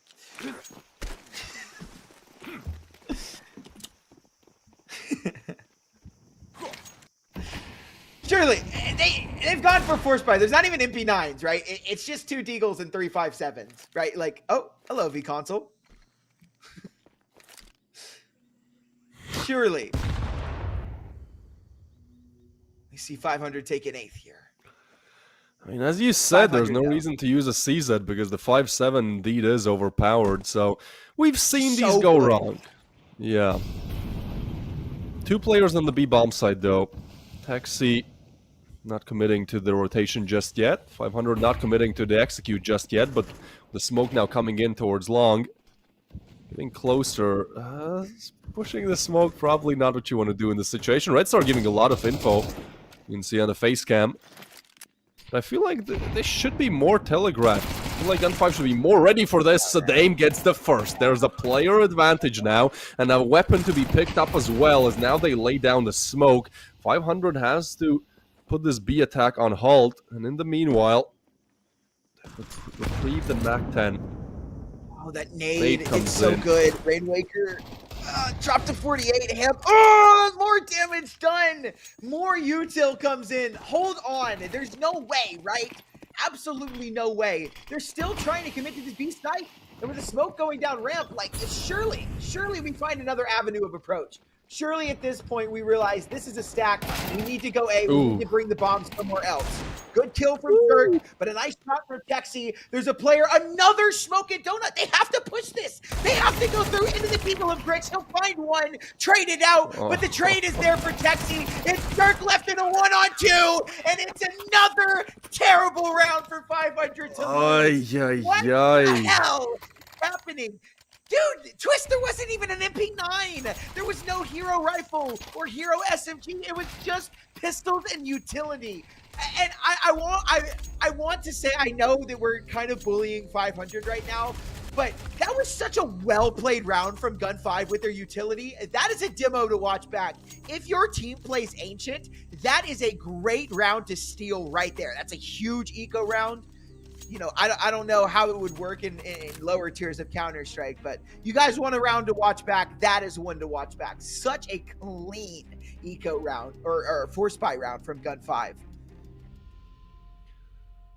Man, I'm surely not. Famous last words. Damn. Not much to add to that, yeah. I don't know what went wrong. Like, when you look, like, I don't know, when you looked at the second round as well, it wasn't like one glaring obvious mistake. It was just a sequence of poor decisions that, you know, manifest into one very big bad decision. This is just bad. Like, from all angles, 500, they should be winning rounds like this. Even against, like, Prime Vitality, like, I feel like if, you know, Vitality has 1 AK and 4 Glocks, you should still be winning that more often than not. And they're just, well, not able to do it. Selter will get red stars. Seems like GUN5 have no issues getting the better hand on these lower buys. As I say that, there's a P250 getting a headshot and Rainwaker getting another. A 3v3 now. And although the HPs are low, 500 have done the hardest part of this battle, which is getting the bomb down. A 3v3, the clear is there, but so is the setup towards Donut. Nice spray down from Grix. 180 double kill, leaving Volt to finish off what he started with the P250. 1v2 on his hands. If there's been somebody that's been playing really well today, it has been Volt. So if there's anybody that can win this clutch, it feels like it's got to be him. They know where he's at now, though. Oh. So a stick on the bomb. He gets off of it. Volt swings in. He's got it. A 3K in the round, and they win one of their own right back. I say them. We won't get 500 credit for Volt's round. That is Volt's round every day of the week. Him and Hampus at the top of the leaderboard. Volt has earned his spot at the top of the leaderboard. For sure. It seems like Volt didn't get the memo. Like, he still wants to win. A very nice 1v2. And, yeah, well, 500, they're still in the lead. You know, as bad as things have looked, although they've lost twice against literal pistols, like total $2,000 invested, they're still somehow in the lead. And, yeah, I mean, I guess, maybe, this round will decide a lot. They have another great opportunity to convert against the way lower buy. This time they're just heading up for the straight A execute, and I think Taxi is just in a world of trouble. A 1v5 pretty much on his hands.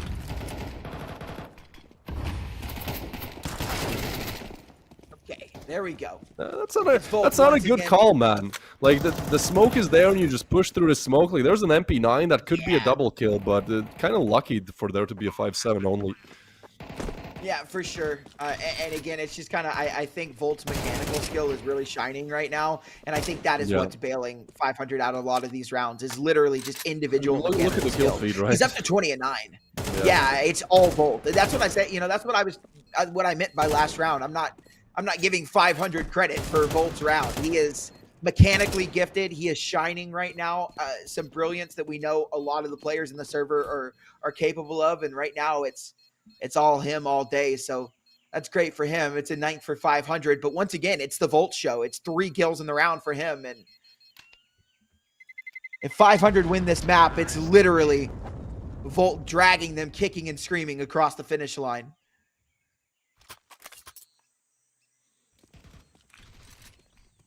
The tier 3 donk. Yeah, I think he will have like an insane rating on HLTV compared to the rest of the crew. He was clutching out on Dust 2 as well. So now a 2-round advantage, and again, should be 3. We've seen GUN5 convert around exactly like this. 4 default pistols and a hero rifle. Surely not. I mean, that's all I'm going to say. B-side is completely open, so I feel like this round is over before it has even started.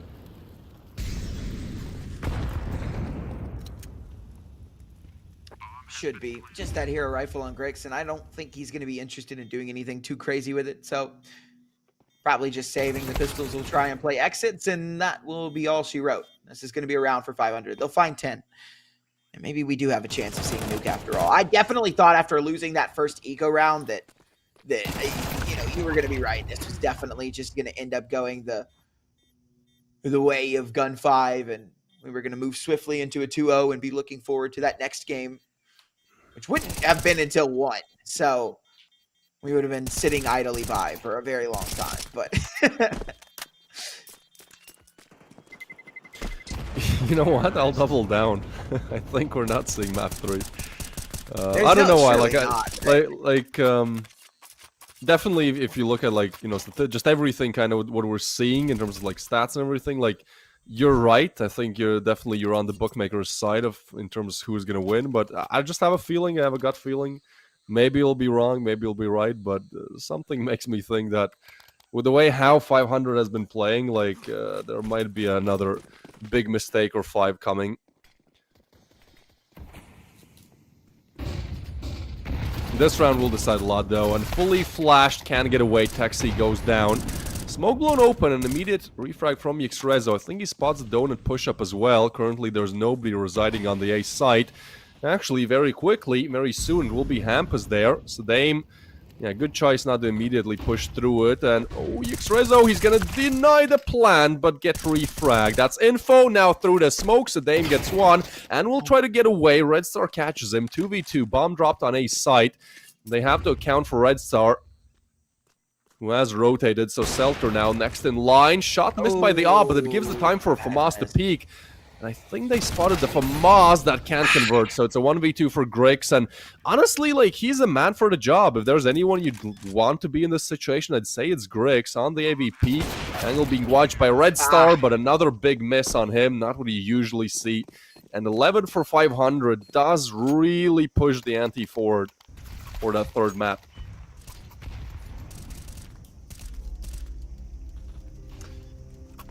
It is 11 rounds on the board for 500.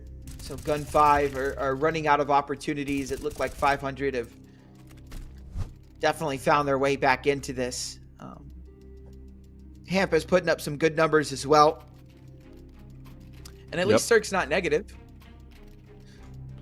Yeah, I feel like Dusty was horrible, but he still got kills on Dusty. It wasn't like amazing, but it's like he's definitely doing his job. But it's one of those where, you know, you might be looking at a teammate, for example, if you're solo queuing, that's like statistically doing better than you, but every time you watch him play, it's like, how? Like, how is that happening? Definitely a lot less mistakes on Ancient, though. It's a good recovery. Everyone can have a bad map, and, well, with him playing better, there might, again, be a chance of the third one, as this is another...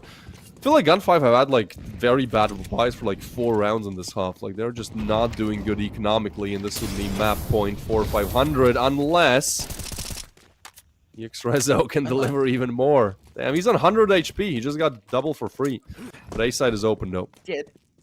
Yeah, and that's going to be kind of problematic, right? I don't see a kit. I do see a smoke, but, again, you know, there are some guns that can be picked up by these pistols, but 500 are already out onto the A site, although Yxrezo, his rotate is so quick, I don't think this is going to be expected.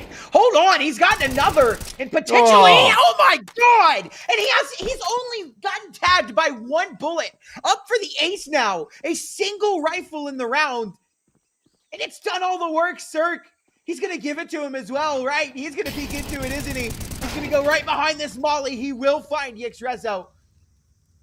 3 more left to find. Can Cirque pull this one together? The backstab, though. I don't think he's going to put this backstab here. I think Sadim has got the perfect play, the perfect round-ending solution. Cirque will slow things down and try and isolate these fights. Looking on the other side of this smoke, tucked into this box. Waiting for the smoke to fade. That's the name of the game. But Selter, in he comes. It's the P250 to find it. Yxrezo single-handedly pulls GUN5 back into this game. For 500, that might be a morale killer.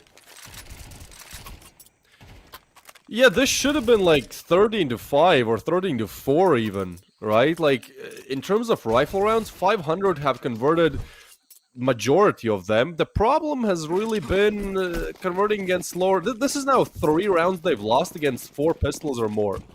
Actually, no, this is what, 1 hero rifle, right? So 3 rounds they've lost against 4 pistols and a hero rifle. I don't know what's happening. It's their kryptonite. I think Cirque was spotted there.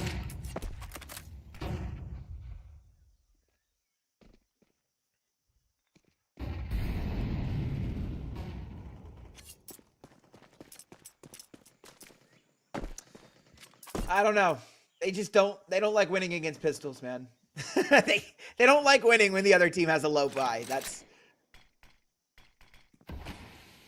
Can't do it. Can't end on a round like that. We need them to have full gun. Win rounds.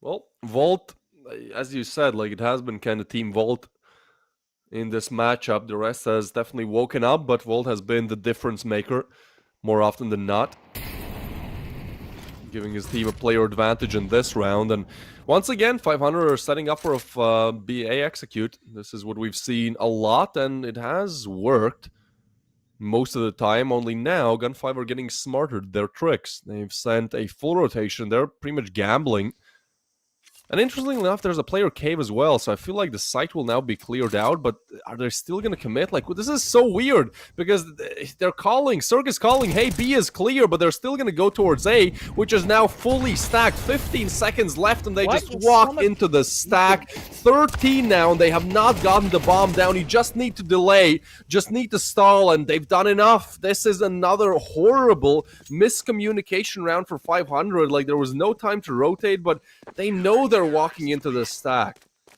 Oh boy, that's just painful to watch, really. I think you just put, I don't really think there's anything else I can say about that, to be completely honest. I think you put it into the best words possible. I feel like a broken clock. We've said the same thing over and over and over again. Terrible round, terrible round. And then they like somewhat look good. They fix it.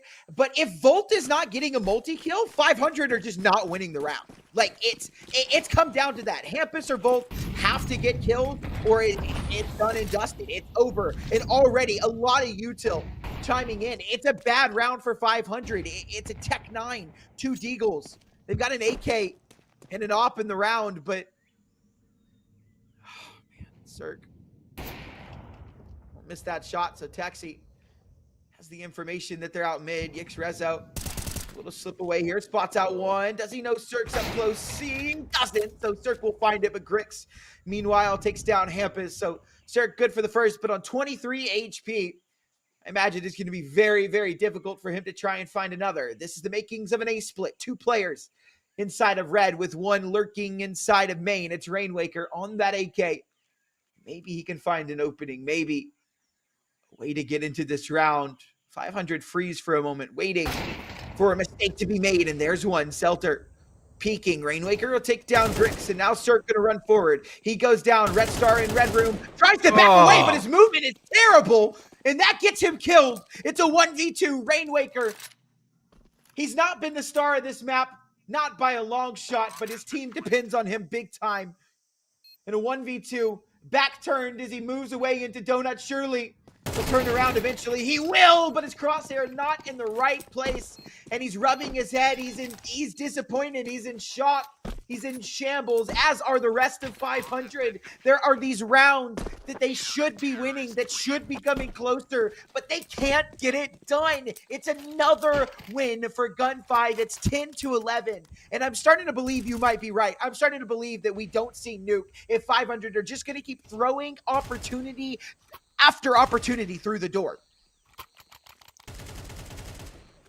Yeah, I mean, the reason why I said that, like, I still believe GUN5 is gonna win, because, like, if you just listen to, like, the audio of this stream, you'd be like, yeah, probably it's, like, 3-11 or something. Like, we've talked about so many mistakes from 500, yet they're still somehow in the lead. I say that.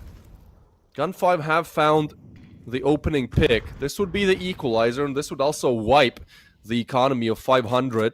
Hampus is low as well, so Dame chooses to play a lone cave. There's a triple B to A setup. They've left mid completely open, which I think is a smart call given the player advantage, but Dame has a huge task to complete. 1 kill. Oh, whoa, he gets away. That's lucky. That's a lot of info as well. Oh, man. But, like, again, Volt is the key to these rounds, and he's gone. He's dead. Hampus, the only other player besides Cirque that's positive, and he's 16-13, but he's on 20 HP. Like, oh, this feels like an 11th. It smells bad. I don't like what the Rock is cooking. I do not like it at all. Oh, and they're just going to try and swing cave on this AWP. Grix has been so good, and if you're just going to swing him like that, he's going to demolish you. You can't peek 1v1 into this, man. Over. You can't keep giving him kills like this.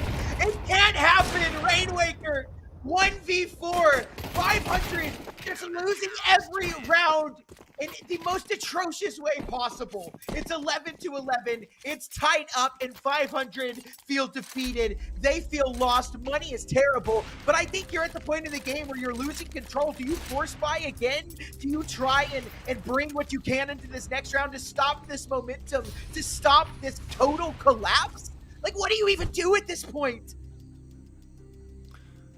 I don't know how you're still in this if you're 500. Like, you've made so many mistakes. Like, honestly, I respect them for, like, still having the mental to keep playing. I would have just disconnected, like, after the shit we've seen. Like, it's really, really bad CS they're playing right now. Yet, we're still at 11-11. Now, this should be the map point match point locked in for GUN5, as they're going to be up against Tech9s, and contrary to their enemies here, they haven't really struggled against the lower buys. It will be a Hero AK on Rainwaker, which is why are you not giving it to Volt, right? Another big mistake in my mind. Buy's just not good. They do make the right decision, though. Something they are not known for, especially in this series. They go for the half buy here. Single AK on Rainwaker. I don't hate it. I don't think it should be in the hands of Rainwaker, but, you know, he had the money. He's the one that bought it, so it is what it is. Maybe these pistols can get a little cheeky, get an early kill, an early advantage, but it looks like the bomb's starting to move towards A, and there's a problem. Rezo is on this site. Yeah, they're gonna try their luck on A again. It has been kind of successful, but as you said, Rezo's there with the double. Taxi is there, man. This is textbook CS for GUN5. They bounce off each other beautifully. The communication is there, and 500 should be taking notes because that's something they've really struggled with. And now you can make a mistake. You can even make 2, 3, sometimes 5 mistakes in the map. This has been, again, just for the people just tuning in, 500 on this map have lost against 4 pistols and a hero rifle 3 times. And I'm not talking about like Deagles. I'm talking about 4 Glocks and an AK, 3 USPs of 5.7 and an M4, and then like 4 5.7s and an M4. It's insane. And that's not even like that. Those are the biggest mistakes, sure. But there have been another, like, I don't know, 3v5s lost. Just so many mistakes for 500. Again, if they just made half of those mistakes, this game would have been over already. But now, GUN5, they are simply the better team, and they should be winning here. Or at least overtime is locked in now. Who do you blame this on? Is this the IGL's fault? Is this the team's fault overall? Is this? I think everyone is just tilted. I think so. I mean, it has to be at this point. I mean, GUN5, they just, you could tell that they're feeling so good coming into this. This is your last attempt. This is your last effort to try and bring Ancient to overtime. You can't even win it at this point. You have to bring it to OT to give yourself a chance at a third map, and it's already a ton of util damage. Volt and Hamp is taken down low. Red Star Blind will probably be the first casualty, is the first casualty, and 500 are in this round in the same spot that they started. They're in their own spawn. They can't take space. Look at how many smokes they've wasted mid. They threw 3 smokes out mid. 3 smokes already gone from the round, and they have no space to show for it. This is atrocious. There is no other way to describe this. I'm furious at what I'm watching. Like, this is the worst Counter-Strike I've seen in a long time. And it's not even close. It's not even close. Yeah, once again, like, I have to agree.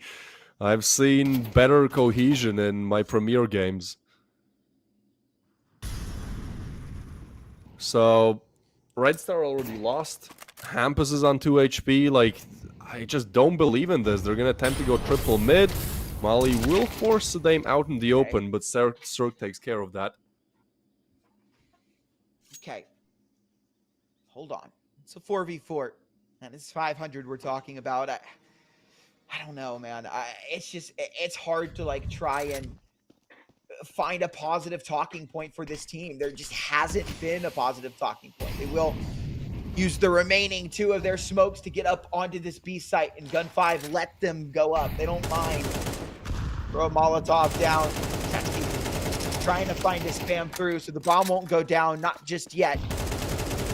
Oh, man. Cirque brought down low. Rezo, a free kill onto Volt. It's over. Man advantage. Last 2 players low. This one's done and dusted. GUN5 are going to take it unless Cirque can make something happen. He finds a quick 2, a little glimpse of that tier 1 player we used to know. But where has he gone? What's happened? He's done. It's Hampus. 2 HP. Down he goes. And down go 500. 2-0. And we move on. We're done. I don't even want to talk about this game anymore, bro. Like, I want this to be gone from my memory. I want it erased from my mind. I don't know if you've ever watched the Men in Black movie, but that like gadget that like erases your memory, I need that for this game now. Yeah, this has to be the worst game I watched in the last couple of months. I can't remember the last time. I think the last time was some team lost like 7 times against Pistols. Like that is probably the last time I remember about it. I don't even know what to say. Like, we're talking about MVPs. Like, yeah, I guess you have to give it to Yxrezo. He played great. Grix activated in the second half as well. But this was not one of those games where like one player of the winning team just stood out as an amazing player, even though Yxrezo got a nice double here and there. Like, it was just GUN5 cohesively working as a team, and 500, I guess, still figuring out how to download TeamSpeak.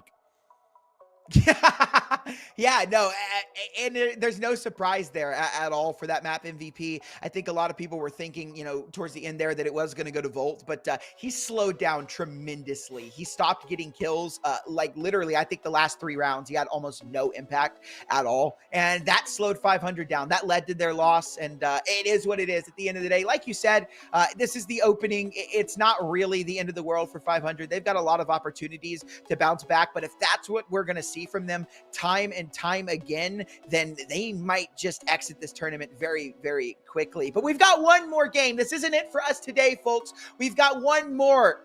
Johnny Speeds taking on Eternal Fire. That's coming at you in about an hour, I believe. We've got a lot of time. So you've got a lunch break, a nice break to go chillax and reset and hopefully forget that this thing ever happened. And maybe this second best of 3 will be better. So as always, go grab some water, grab a snack, use the bathroom, do what you got to do. And we'll see you guys back here for our 4th and final series of the day. We'll see you guys in just a bit.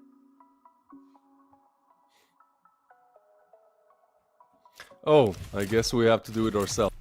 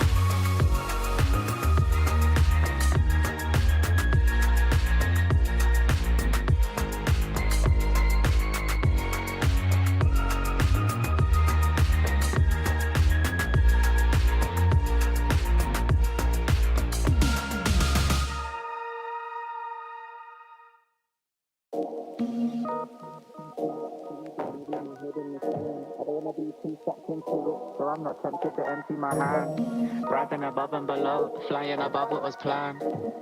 I couldn't suffer in silence, I ain't a suffering man.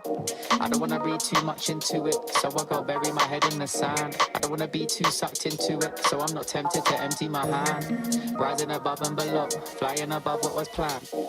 Said I couldn't suffer in silence, I ain't a suffering man.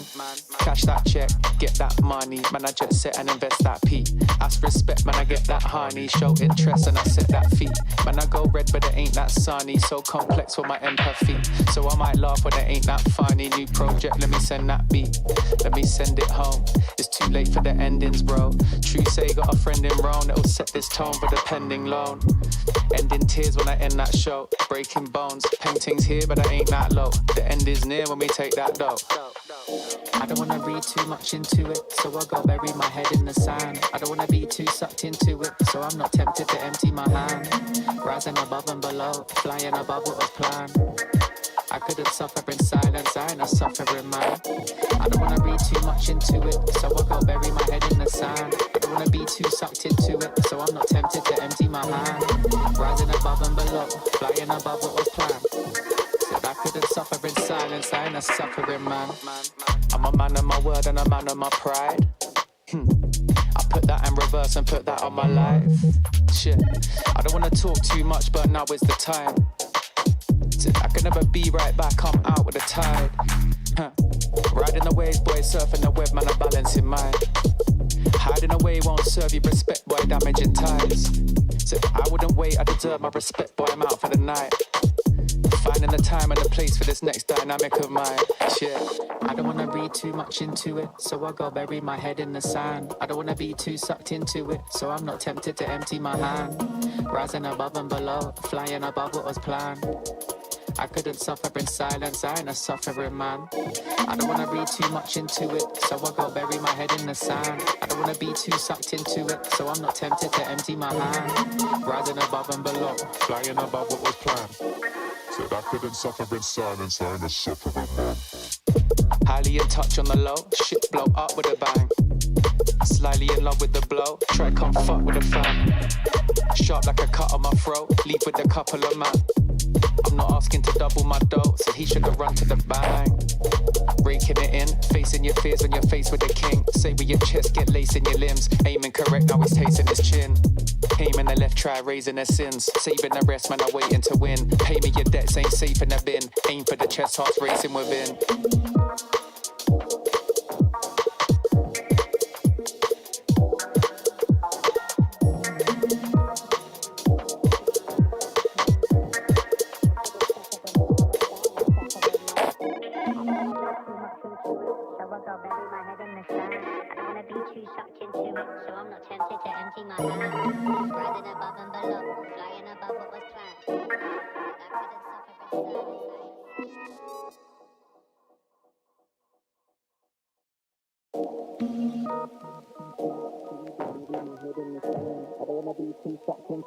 So I'm not tempted to empty my hand. Rising above and below, flying above what was planned. I couldn't suffer in silence, I ain't a suffering man. I don't wanna read too much into it, so I go bury my head in the sand. I don't wanna be too sucked into it, so I'm not tempted to empty my hand. Rising above and below, flying above what was planned. Said I couldn't suffer in silence, I ain't a suffering man. Cash that check, get that money, man I just sit and invest that P. Ask respect, man I get that honey, show interest and I set that fee. Man I go red but it ain't that sunny, so complex for my empathy. So I might laugh when it ain't that funny. New project, let me send that beat, let me send it home. It's too late for the endings bro. True say got a friend in Rome that'll set this tone for the pending loan. Ending tears when I end that show, breaking bones, paintings here but I ain't that low. The end is near when we take that dough. I don't wanna read too much into it, so I go bury my head in the sand. I don't wanna be too sucked into it, so I'm not tempted to empty my hand. Rising above and below, flying above what was planned. I couldn't suffer in silence, I ain't a suffering man. I don't wanna read too much into it, so I go bury my head in the sand. I don't wanna be too sucked into it, so I'm not tempted to empty my hand. Rising above and below, flying above what was planned. Said I couldn't suffer in silence, I ain't a suffering man. I'm a man of my word and a man of my pride. I put that in reverse and put that on my life. Shit, I don't wanna talk too much, but now is the time. I can never be right back, I'm out with the tide. Riding the waves, boy, surfing the web, man, I'm balancing mine. Hiding away won't serve you respect, boy, damaging ties. So I wouldn't wait, I deserve my respect, boy, I'm out for the night. Finding the time and the place for this next dynamic of mine. Shit, I don't wanna read too much into it, so I go bury my head in the sand. I don't wanna be too sucked into it, so I'm not tempted to empty my hand. Rising above and below, flying above what was planned. I couldn't suffer in silence, I ain't a suffering man. I don't wanna read too much into it, so I go bury my head in the sand. I don't wanna be too sucked into it, so I'm not tempted to empty my hand. Rising above and below, flying above what was planned. Said I couldn't suffer in silence, I ain't a suffering man. Highly in touch on the low, shit blow up with a bang. Slightly in love with the blow, try come fuck with a fan. Sharp like a cut on my throat, leave with a couple of man. I'm not asking to double my dough, so he should have run to the bang. Raking it in, facing your fears when you're faced with the king. Say with your chest, get lace in your limbs. Aiming correct, now he's tasting his chin. Aiming the left, try raising their sins. Saving the rest, man, I'm waiting to win. Pay me your debts, ain't safe in the bin. Aim for the chest, hearts racing within.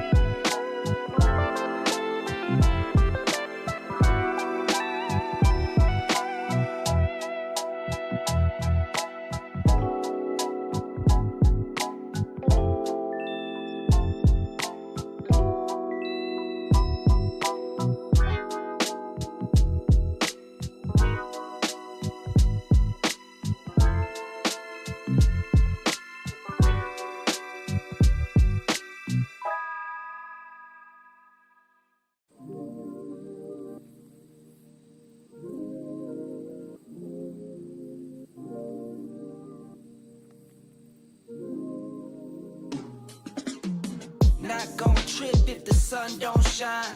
Not gon' trip, you know I get mine. 2020 vision, I want all the loot.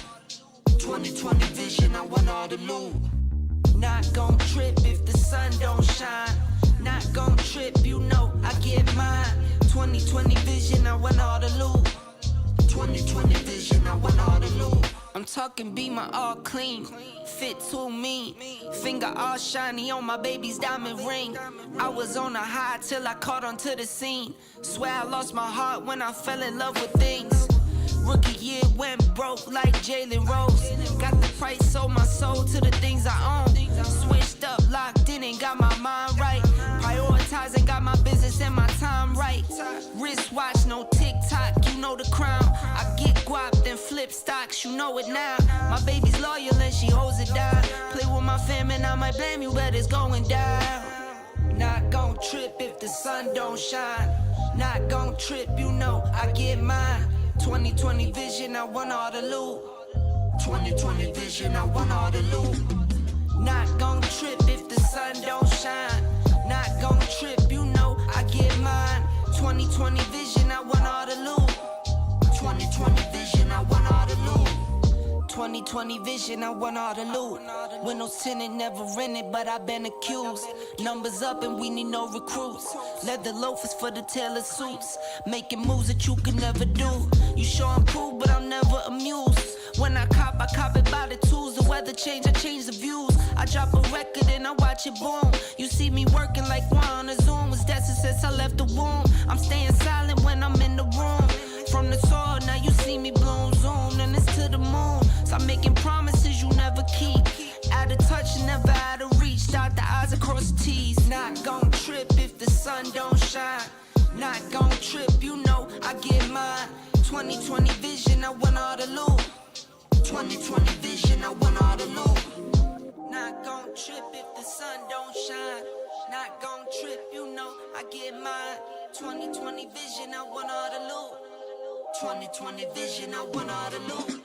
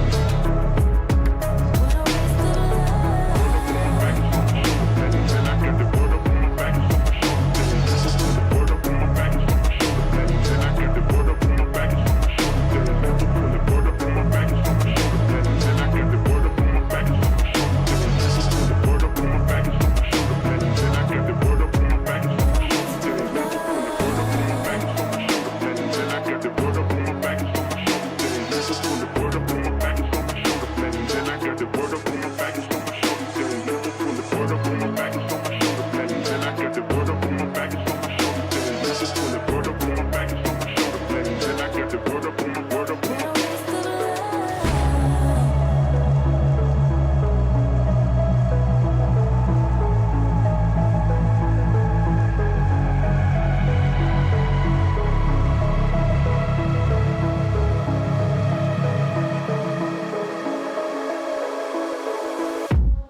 What a waste of love.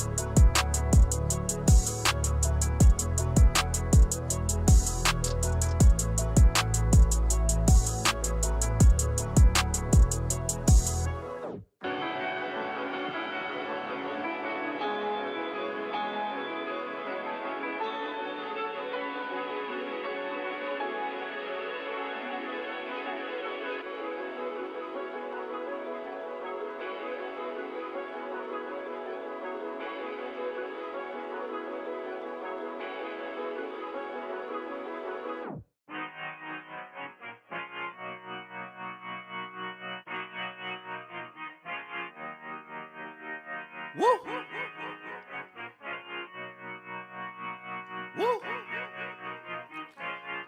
Look, I just been keeping my poise. Made by the million, but still unemployed. They text me about green, but not on Android. She not my shawty, she filling the void. I make the sounds that cut through the noise. He think he a man, but he chillin' with boys. Put down the liquor, start drinking LaCroix. The pain wasn't choice, but now I rejoice. My uncle had told me that I was the one. I played that shit smart, now my bread getting dumb. Lil' shawty had hit me, said she wanna come. Her dresses is black, but she not a nun. I'm so Pasadena, cause that's where I'm from. Some bangers, some hoes. Them with guns, they scheming for riches, they playing it numb. I'm second, I wins cause I'm second to none. Look, what the you think I do it for? Do it for? Hey, looking in the mirror, you the go, hey, I've been out here grinding 24, so in the mirror, you the go, hey, what the you think I do it for?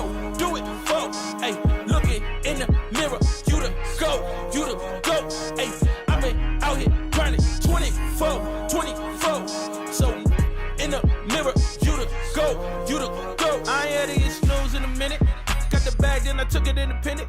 Model 3, you know it's not rented. Authentic, every vibe is cemented. Fresh J's, now we jumping out the ceiling. Tough times made a diamond out of feelings. All facts, I can't question what I'm dealing. Got house, we my focus on the building. System love, now I'm feeling so prolific. Okay. Hustle loud, much you don't get it. Seen the highs and the lows, it's terrific. Yeah. It's a job to hate, that's why I love the critics. Okay. Self-made, I ain't gotta ask permission. No way. Turn my pain into fire, no ignition. Okay. Only when the money talk, when I listen. Okay. I put the city on my back and the dissing, huh? Look, what the you think I do it for? Do it for? Hey, looking in the mirror, you the go, hey, I've been out here grinding 24, so in the mirror, you the go, hey, what the you think I do it for? Do it for? Hey, looking in the mirror, you the go, hey, I've been out here grinding 24, so in the mirror, you the go.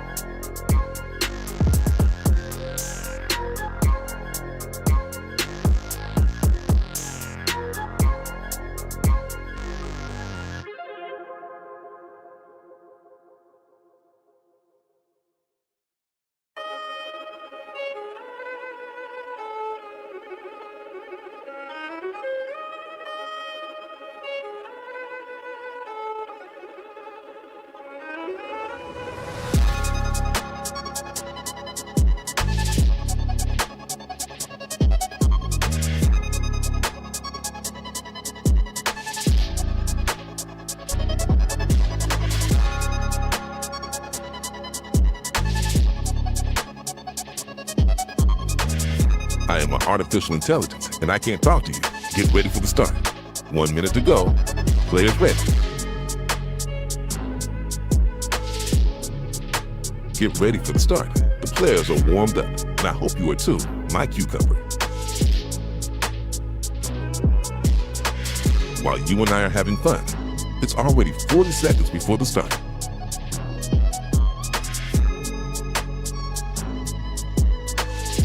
"30 seconds before start.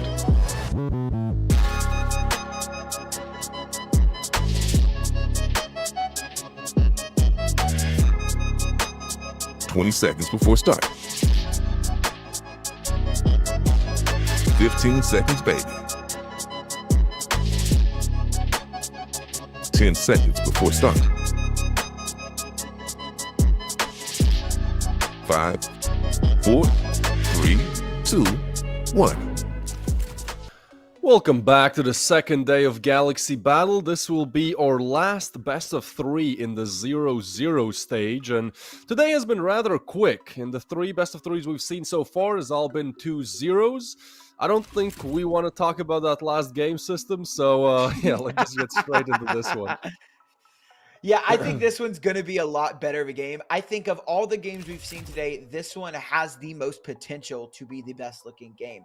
We have some fantastic lineups on both teams. Obviously, Eternal Fire, they top out with Beanox, who has just been absolutely fantastic, dominant in his own respect, a 1.19 rating in the last 3 months. And on the other side of things, we've got Johnny Speeds, who sometimes feel a little more well-rounded, it feels like. But we do have Lekro topping it out at that 1.06 rating, CPH with a 1.04, Jacken with a 1.02, and then Heap and Svedched, and I think they're both below 1. They are, so we will see how this one goes. But again, I think this one has really good potential. We kind of talked about it before we came into it. Again, we're not going to bring up that last game at all. But I am genuinely excited for this game, not because of the teams, but also because of the maps. We've got Train, we've got Overpass, like you said before, 2 maps that we don't see, we barely see either of them. And now, as a special treat, we've got both of them, and we're going to see both of them as the first 2 maps. So even if this ends in 2-0, we still get to get a lovely little treat. We have a Mirage decider if we need it, and something is telling me we will need Mirage as a decider. Yeah, I mean, again, I like to check bookmakers usually before I cast a game, just to kind of see, they're usually having some of the most accurate predictions. This one is split down the middle on most sides that I see. At least with HLTV is feeding me, it's like 1.85 for both. So it's going to be interesting. Yep. I think it definitely is going to be close. And as you said, Train, it's a beautiful map to watch. I love that it's back in the map pool. I love that teams have actually started to actually pick it and have developed a meta, because for the first 2-3 months, it was just like permabanned almost always. Even more so in like Face It or Premier lobbies, like nobody wants to play it. The FPS is bad. Everything is bad. And well, we both love it. So it's one of the more rare times we get to see it as well. Will be Johnny Speeds starting on the T side and Eternal Fire trying to defend. And Train, quite the CD-sided map. This would be a huge pistol to convert for Johnny Speeds. Indeed. And they start off very well with a nice double. Yeah, look at Heap already. Starting off with a couple of quick kills. And not just that, Calyx and Mast, very, very low as well. Beanox, the only player with full HP. This is looking like a T-side pistol round. And as you mentioned, so important on a map that is extremely CT-sided. Beanox will find Heap. The trade is there for CPH, though. And Mast and Calyx, a 2v4 is not impossible, but with 1 HP on both of them, I don't think so. Yeah, I love the call to immediately go back to A as soon as they get those first 2 picks, because it's just way more difficult to defend, right? It's just the smarter choice, because if they keep pushing B, there's going to be a stack. If they just go to A, then somebody has to respect the possibility of B. You can only send 2 over, so Johnny Speeds deliver in the aim department, then a good call, and finish off with 3 more good shots. A big round to convert, and again, it's their pick, right? So, at least for me, normally when a team picks a map, I'm expecting to see something out of the ordinary, or at least a very, very good execution of the ordinary on the T side. And Well, that's again. We agreed not to talk about the last map, but that's something we did not see. The last game, rather. Well, and I'm with you on this for sure. I think Train is a scary map pick if you don't know how to play the T side properly. I think there's a lot of teams out there. Actually, you're probably not familiar with it, but the NA scene in general, there's a couple of teams that like to pick in a Train, and it's kind of bad every time I see it because they don't really play a strong, T side. You play Train, you're like, oh, we play a good Train. No, you play a good CT side. What can you do on the T side? What do you have to offer up? And obviously, this pistol round is everything, right? The T side pistol round of Train, I would argue, is probably top 3 most important rounds in the game of Counter-Strike that you can win. The free rounds that you get simply by winning the pistol round alone is just too valuable. So, I do like this early space from Eternal Fire, though. They force got into this round. It's pistols. Oh yeah, we've seen these happen today, but seems like Heaps Galil will deliver the first, looking for the second. Nice. There you go. Draken will convert it, and at this point you have the side, but hold on, Eternal Fire has the bomb. They have a smoke to lay on top of it, and well, 30 seconds left, yeah. Well. There's like no time. They're gonna have to get this bomb last second. That's smoke. With Mass getting another kill. What's going on with the pistols today? Why is every team just losing to pistols? Is it Friday the 13th? Are we like in a weird... No, it's Monday the 22nd, so... Oh my god. I have no idea what's going on. We're just... CPH. We'll go down to Mast as well. Another eco round. Not even an eco, it was a force buy. Man, I'm at a loss for words, dude. Well, it looked like an eco by what weaponry they had, right? Yeah. They're just pistols.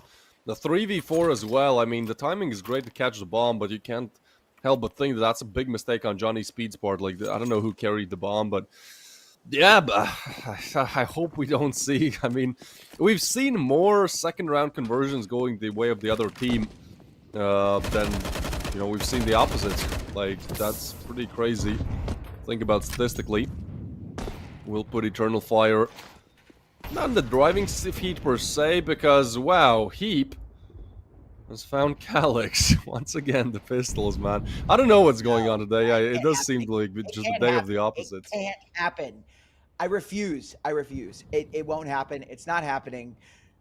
Eternal Fire are going to win this round. I'm willing it into an existence. Yeah, there you go, Beanox. Easy peasy. Heap is dead. No way they lose this round.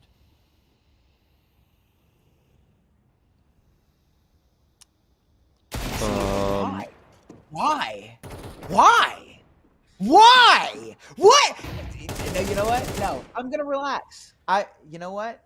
It's okay. We breathe in and out. 3 players still left for Eternal Fire on the board. Man, advantage for Johnny Speeds, and they've got a couple of guns to work with now. I'm starting to get a little nervous. Maybe a little more than nervous. There's the push from Moran. Emor will get one, and that's a huge double for Emor. Zedhead is hurt as well, and Emor just triples up. Beanox delivers. Although some mistakes are made by Eternal Fire, they are not going to fumble to the pistols. Second round put on the board. And something I perhaps didn't want to talk about immediately, but I feel like after seeing how that second round goes, I kind of want to. I am going all in 100% Eternal Fire here. I know that, I haven't watched all of Johnny Speed's games, but somehow it is when that every time that I cast them or, I just check the score or watch them play, they've been awful. Like, I don't know why. I've probably just had really bad timing of, like, watching when they play bad, but yeah, I don't know, like, the second round is, like, what I've seen all throughout for Johnny Speeds, and again, they've had a lot of matches where they actually win good teams, but I'm just very biased in this sense. I'm really biased that Eternal Fire is gonna convert the best of 3, and hey, what better way to start than just getting a strong start on CD side Train. Heap goes down, 4 more blocks left. And I think if Eternal Fire win this, I think they win the series 2-0. Like if I think Eternal Fire can convert Train, then I don't think we do see Mirage. I think Johnny Speeds end up losing this one very quickly. But I think a lot of it is dependent on Beanox, right? And how well he does. But I guess if Emor continues his hot start, then we won't even need Beanox. I'm actually a little more partial to Eternal Fire as well. I'm a big fan of Polish Counter-Strike as in general. I think Polish CS is really like one of the, I guess, star-studded regions of current Counter-Strike. There's so many like good tier 2 and tier 3 teams that have Poles at the forefront or just are all Polish. And I really think the Polish scene as a whole is up and coming, although I do love me some Johnny Speeds for sure. But I think I have to lean a little bit more towards Eternal Fire. Just slightly. Just a tiny bit. Yeah, man, I remember when Permita first appeared on the scene. You know, they had Beanox and Mast, and that was a Polish team that, like, it was like Rops first appearing in scene. Like, half the people are going, oh, they're radar hacking 100%. Well, guess what? Beanox has kept up this performance for, like, over a year. Yeah. I think Beanox is just a fantastic player. I think he's looked really good. And speaking of good, hell of an opening there onto Emor. His flashy start comes to an abrupt end. Straken finds him on the opening, and now he's forced to watch this one from the sidelines. AWP recovered from Mr. Mast.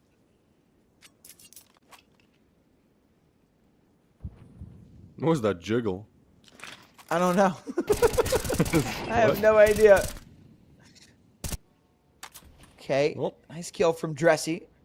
I don't know why Sapek did that. And Svetjed, not realizing that there are 2 openings to every angle.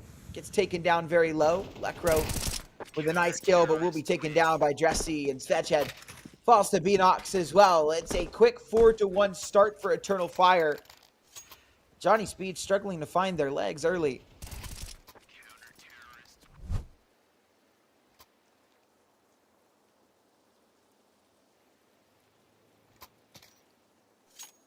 Yeah, 4-1, and even though they get the pistol, I haven't really seen the strongest executes coming in from Johnny Speeds. They seem a little bit disconnected, like, even with the opening, like, it just didn't seem like there was any life in the round. Eternal Fire kind of just got them one by one. Those mistakes have now put them on the pistols. Ford Eagles and Attack 9, and J Rezi already pushing up. As long as he wins this engagement, he also secures the bomb and at least confirms the whereabouts. In the meanwhile, Svenhead has found one, and J Rezi will be double peaked in a second. The AK, though, is good for the double. Oh, that's a team kill, actually. That's a little bit messy. Now the bomb is confirmed as well.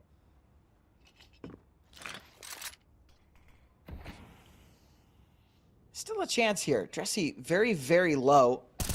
Again, like you said, bomb confirmed. Sapek going down. Yeah, never mind. Chance quickly clawed back. Alex. You know, it's crazy. Beanox is definitely the star of this roster, I feel like. But, like, they have Calyx and Emor, who were tier 1 players remember, they played with Zentares on that Eternal Fire roster back before it was bought out by Aurora. Yep. This is actually Emor and Calyx's second time playing under the Eternal Fire colors. So... yeah, I don't know why, but I feel like... I actually do know why. Like, Eternal Fire, in my opinion, is a very solid team. Like, I'm surprised, kind of looking at the lineup and how they play, I would have assumed they're, like, in the top 50, maybe pushing top 30. They are currently 90th in the world in BRS, and I know they haven't been together for the longest, so, like, they're still slowly climbing up, but I guess just some bad, unexpected losses is what kind of keeps them back, because when they're winning, man, they're winning big. I've casted some games where it's just a blowout against a theoretically equal opponent. This one starting to become that, 5-1, but full rifles for Johnny Speeds and a fast B-side execute coming in. Will be Beanox to catch the first. It's messy, it's ugly, you have to push through the smoke. The bomb for some reason went first. I don't know why the bomb is pushing first through the smoke, and Yeah, Johnny Speeds, I guess, like, they should pay me to not watch them, because every time I do, they just play bad.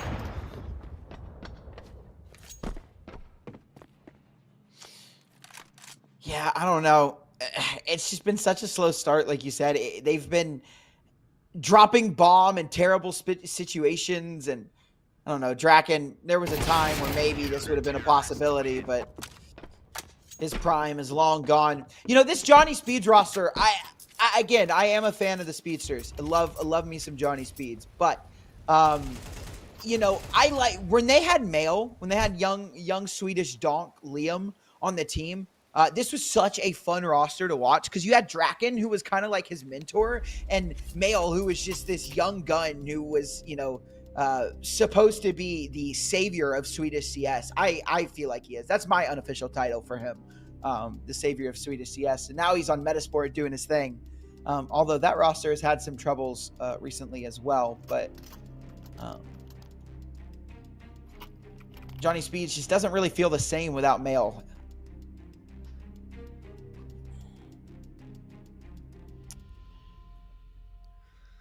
Yeah, I think he is one of the biggest Faceit grinders. I think he finished, I think he actually at one point reached #1 elo on Faceit, like I think I saw that on Twitter a couple of weeks ago.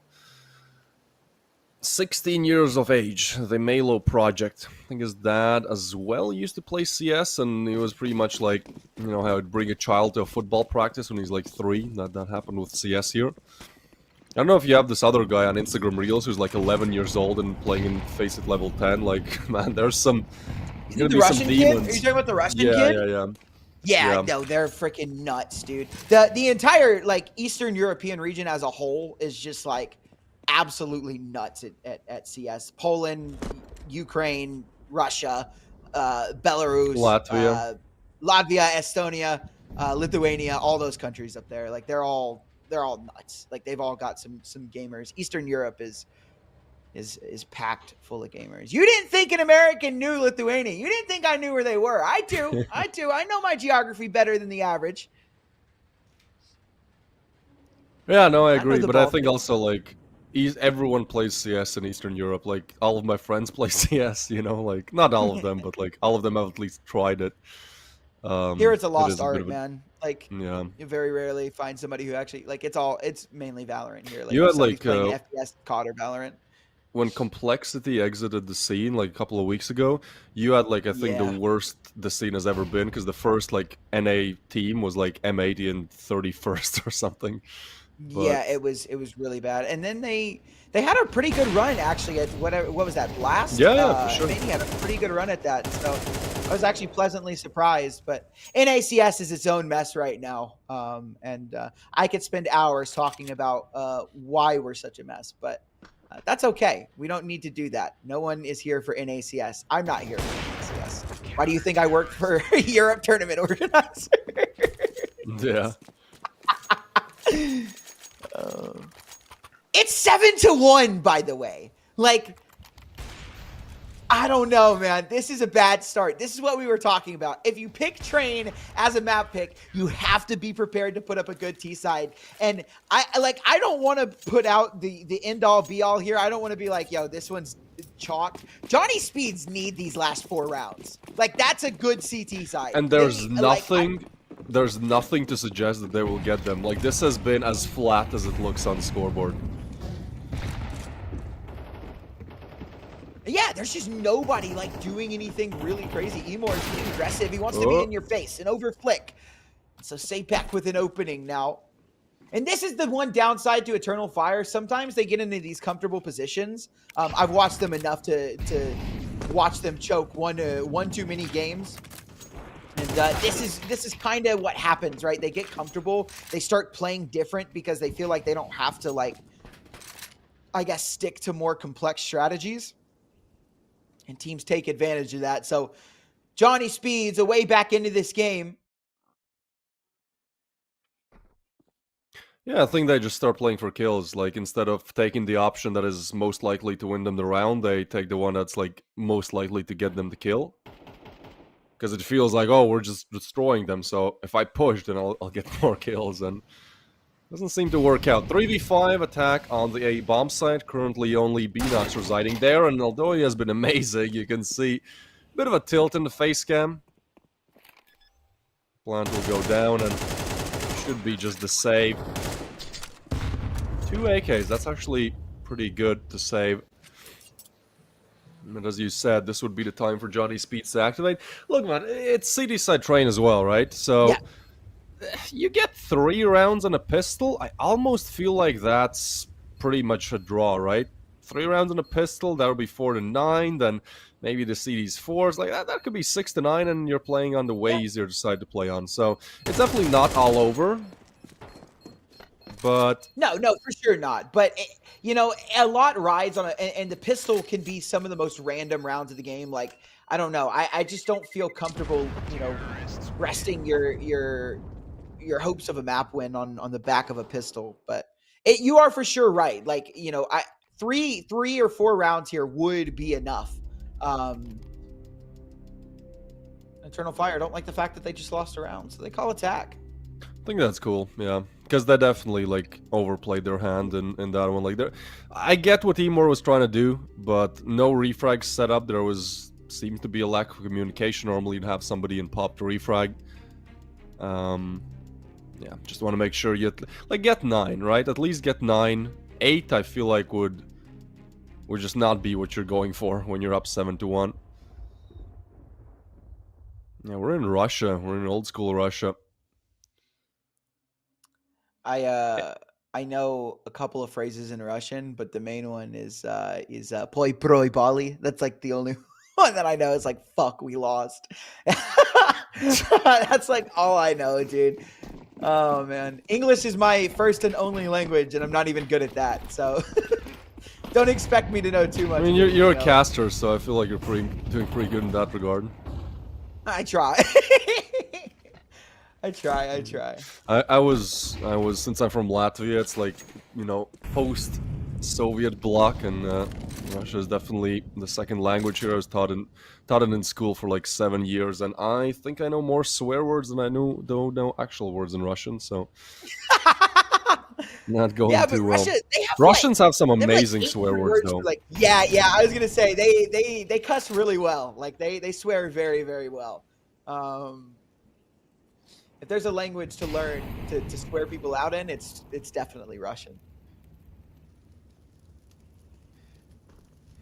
Right. Well, this time more passive. Emor will have the help of his teammates. And the top push coming. Oh, that's a call out. Oh, Emor just farming them. Yeah, he needed to challenge that last round, because if he just holds an angle, it's all too easy. 3 kills going the way of Eternal Fire.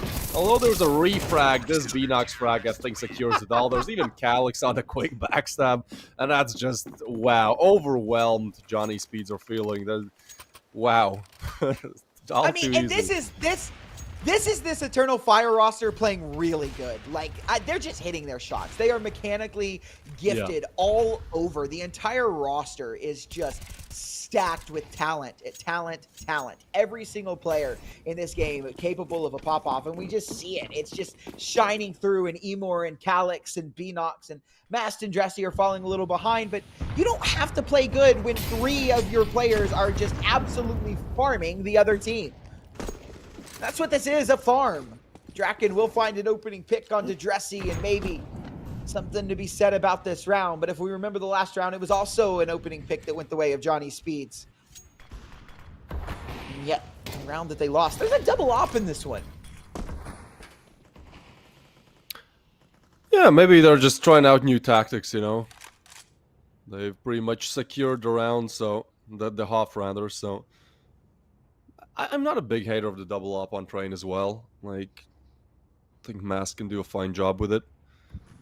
Things have definitely slowed down. Johnny Speeds after the initial engagements. I guess, like, I don't even know, like, if I'm in their situation, what I would be doing here, because pushing pop completely didn't work. They even had the flash in. That was just pointless.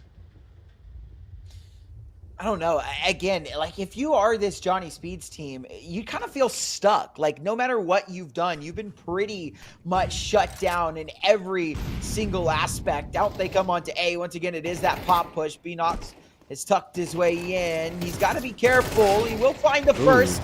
It's traded out. Mast was a good kill, Val. No.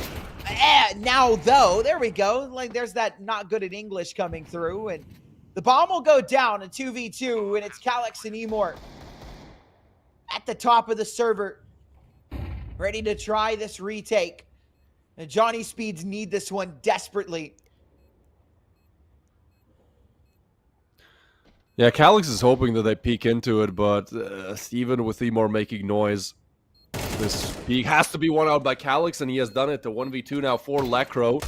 And they know where he is now. 10 seconds left, and the spray is just not there. Calyx does it all. Man, he's on 3.5 KD here. Emor is almost on 3 KD. Mast and J-Razy, all they really have to do is, get a headshot here and there and just wait for Calyx and Emor to do it all. And I think that's one of the biggest things about this Eternal Fire roster is that, like, almost everyone is amazing individually. Like, everyone can have a pop-off game, and when that happens, when there's synergy in the team as well, when Emor is not pushing solo and Popdog with an op, like, I don't know how you defeat them. Again, like, that previous best of 3 we watched, yeah, I had some suggestions. Here, Eternal Fire just a better team. Even if Johnny Speeds play up to their best, like, it would be a very close game, and not doing that either right now.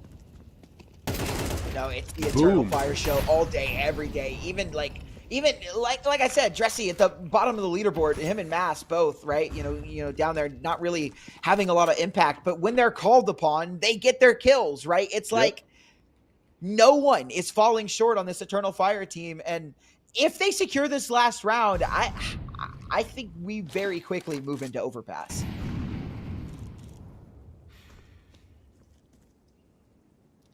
Oh, yeah, no. It is CT side train, dude. Like, anything can... I've seen crazy things happen. I know, yeah. But I feel like the problem that Johnny Speeds have is not exactly map specific. Like, they're just not winning out their gunfights. Yep. But again, it is CT side train. Like, I think there is always a hope before you've seen at least the pistol round of the second half. But 3, as we said, yeah, I mean, look, my point was, you get 3 rounds on a pistol, like, you're almost equal. So, this round, though, seems like we'll be the double digits. J-Razy is just going to get a double, yep, of course.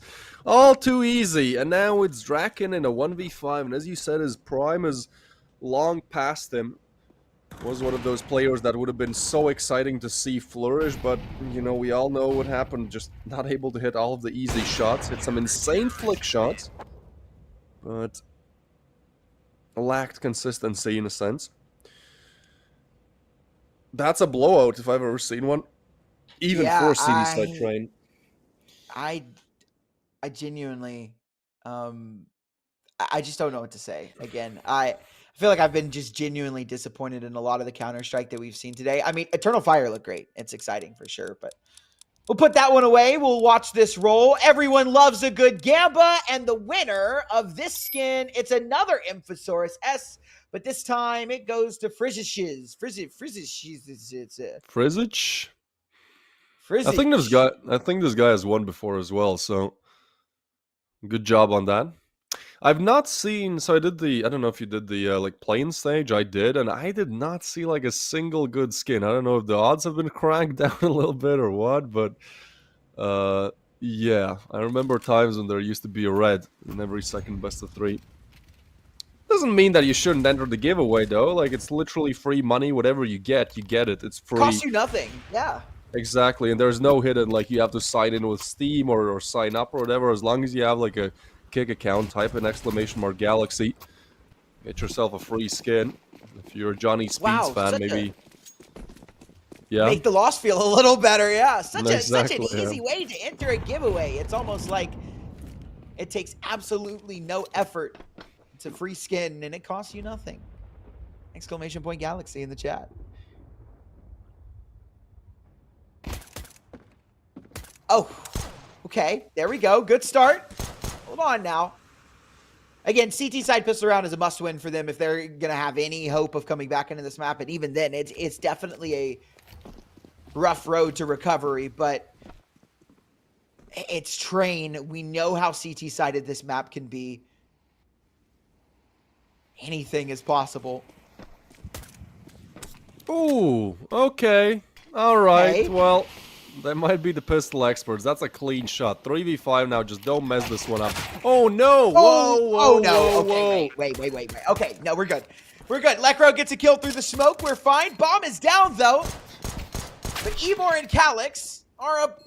Maybe it's just Emor, actually. A 1v4. He'll slip away back into Ivy, trying to find these duels. The bomb can be stuck. Actually, there's a kit. This is going to be very hard. He'll find the first, but down he goes. Even if he had found that skill on the Svedget, it wouldn't have mattered. It wouldn't have mattered. No, CPH had a kit. There's no... There's no way. If he would have won that round, I would have bet all the money in my savings account right now that there was no way he wins. I would have bet all of my money if it was a tier 1 match. I don't know what it is, and I honestly don't think it's like Mafia or whatever. I think that's, you know, by and large a meme. Obviously, there's some problems in the community, but like a lot of times they're just making mistakes. But yeah, something about tier 3 is just like the most wild stuff happens, and it's stuff that you can't like, you know, act out. It's just like the most random outcomes, the most random gunfights. Just the luck is the randomness is really like cranked up to maximum in kind of this tier of play. So we said CD side Train. I said 3 to 9 you win the pistol. You're still good. Well, it was 2 to 10, but pistol has been secured. Of the plant of eternal fire, they will choose to force. So 2 Galils and some pistols. Bomb still dropped, but very heavy lean towards Ivy. And oh boy, Svedhead just commits to the peak and gets destroyed by 3 on the other side. Now they know where Sapik is as well. Your job is just to move together and get kills together. That's exactly what Eternal Fire do.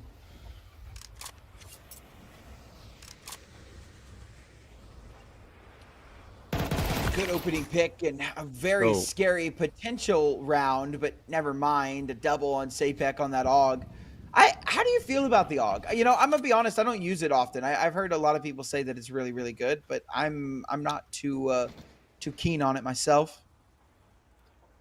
I wasn't like experimenting with it at all. Kind of me, like, you know, I play CS with my friends, and alphas were like, oh, it's a noob gun, it's COD gun, so it's kind of like, you know, not honorable to play with it. Yeah, hold on. The AUG doesn't matter. It actually does matter. J-Rezi will pick it up. It's a 1v1. The pistols might convert, but this time the AUG fails. Damn, out of nowhere, man. We were already talking about, like, stuff that... Is it 2v4? Yeah, we were just, like, yapping, because the round was, like, we were like, oh, yeah, this round's over, and... Just gets a 3K out of nowhere. You know what? I'll finish about the AUG, then. That was definitely a heart stopper, but... Yeah, I tried it, like, I just kind of, you know, got used to it in a deathmatch for like a day or two, and then I tried in competitive. Like, I get the potential. I just like the M4 because I feel like it's a lot more versatile in like most scenarios.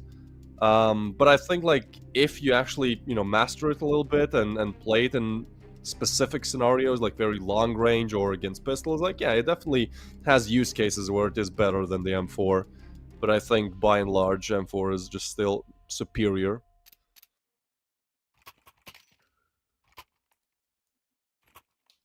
SG though has been completely nerfed into the ground. Like that 2019 meta is just not returning anytime soon.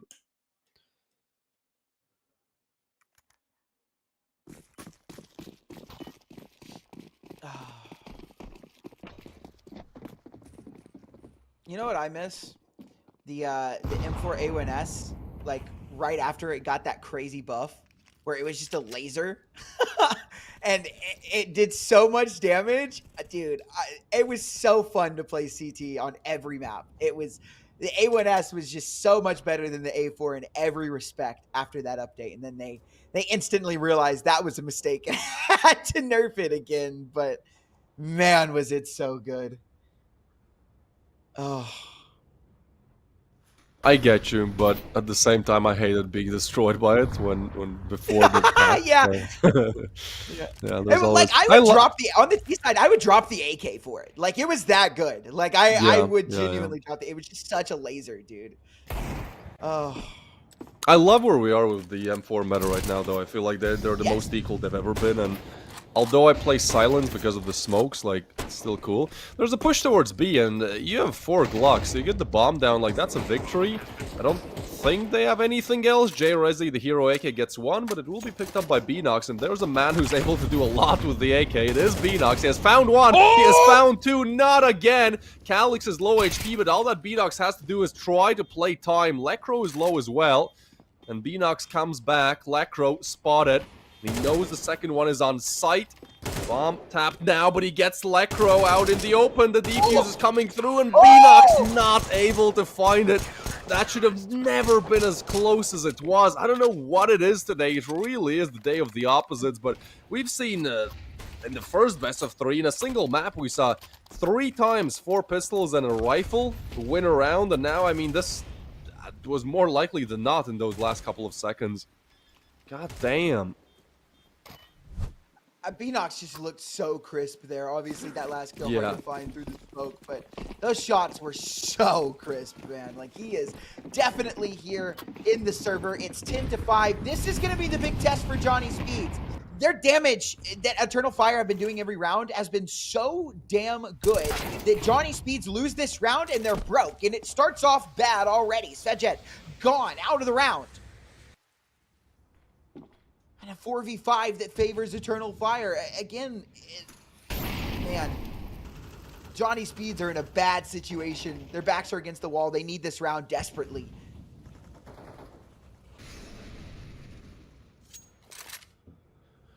Yeah, the thing is, those last 3 rounds have been, like, super close as well, so although Johnny Speeds have put together 3, like, even with the CD side train, like, I just don't think that there's enough kind of leeway to get back in the game. Like, they just needed 1 more round at least on that T side.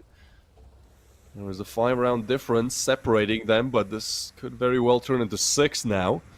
There's a player advantages there. Eternal Fire player playing quite slow, maybe because of the initial push. They're expecting a second wave.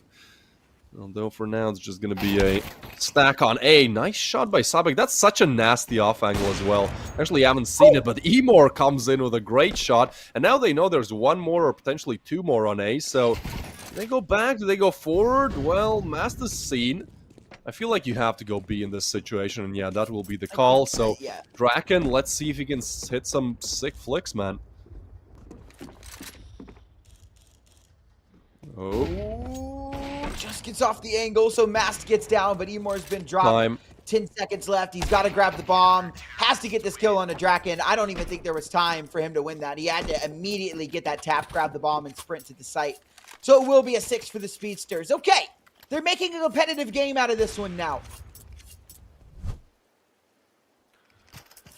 Yeah, they are. I don't know. I feel like exactly how it was in second map in that previous best of 3, where I just don't see Johnny Speeds winning. But 4 rounds in a row, now playing against pistols, like, this is going to be a 3-round difference. They win another rifle round. Hey, man, that's a 1-round game on CD side train. So, yeah, I'm still skeptical, but I love that, you know, they're not just getting blown out of the server anymore. Tech9 will go down. It's a good start. J-Rezi finds 1 with the AK, though. Draken strikes back. J-Rezi as well. So many kills in the kill feed, but Johnny Speeds finding the upper hand in this engagement, although J-Rezi has been electric. 3 kills. Oh, out in the open. Now he knows about the last 2, so Mast will get the plant. But with Tech9 and no upgrade in sight, he has to play this one perfect. I'm going to go down. He's being loud about this. Suddenly quiet, but yeah, I think Draken spotted out his head over the top and just went for the body shot. So knows that he's legged him as well. He's out on the pistol. They know that he's Thomas, and so he'll try and dance around the bomb train a little bit more. They're running him down. Just need to hit a couple more shots. 1 more required, and he's gone and down. Svejet will run him down with the M4, and it will be a 7th round on the board now. And as we said, CT side of Nuke, Train, anything is possible. We are not on Nuke. This map looks nothing like it. I don't know why I said that. I think Nuke and Train are the most similar in terms of, like, Nuke and Train to me is like Mirage and Dust 2, right? Like, they're very similar in their kind of approach. I think they're way more intellectual than other maps in a sense. You know, Dust 2 and Mirage, I like those are that A you're maps. excusing my These are stupidity. Thank you. big brain maps. Yeah, no, it was you know, your subconscious got you all along. You were just Yeah. making points that even you could not understand. Hell yeah. We're connecting the dots. Righty. Speaking of connections, it's Rezi that connects onto Sapek early. Lekro, good for one, but we've gone 1 for 1 for 1. The trades have been crazy, but it's Eternal Fire left limping. 20 HP, one, a single on Emor. So Mast, someone who's had a rough game, is going to have to do a lot of heavy lifting. He's been the slowest on this Eternal Fire side, and perhaps this round will be his time to shine. Ooh, loud about that drop. He seems to be aware, though. Like, this could be really weird. This could be weird. Oh, man. Oh, man. Oh, man. He's got the perfect play. A one tap, but he won't be able to take down Svedjed. The B bomb site secured. The bomb will go down. These two players are so damn low. Yeah, second time does the trick. They are very low, but Draken is on an op, so arriving with the Tech 9, he'll have this kill secure. Doesn't go for the knife, very good. And now Jay Rezi has been electric in these last couple of rounds, but just can't finish off Svedhead. Maybe if he did, although the position wasn't good either. Man, this is 6 rounds now in a row for Johnny Speeds, and I'd say every single one has been close. Every single one has been down to at least a 1v2. So, I don't know, I feel like Eternal Fire should have won at least one of them. Just not able to capitalize, the luck is not really on their side, and right at the end there, this is a 2-round game now. Although the second half is a lot more competitive than the first one, the score is gonna goes the same way, all to the CTs.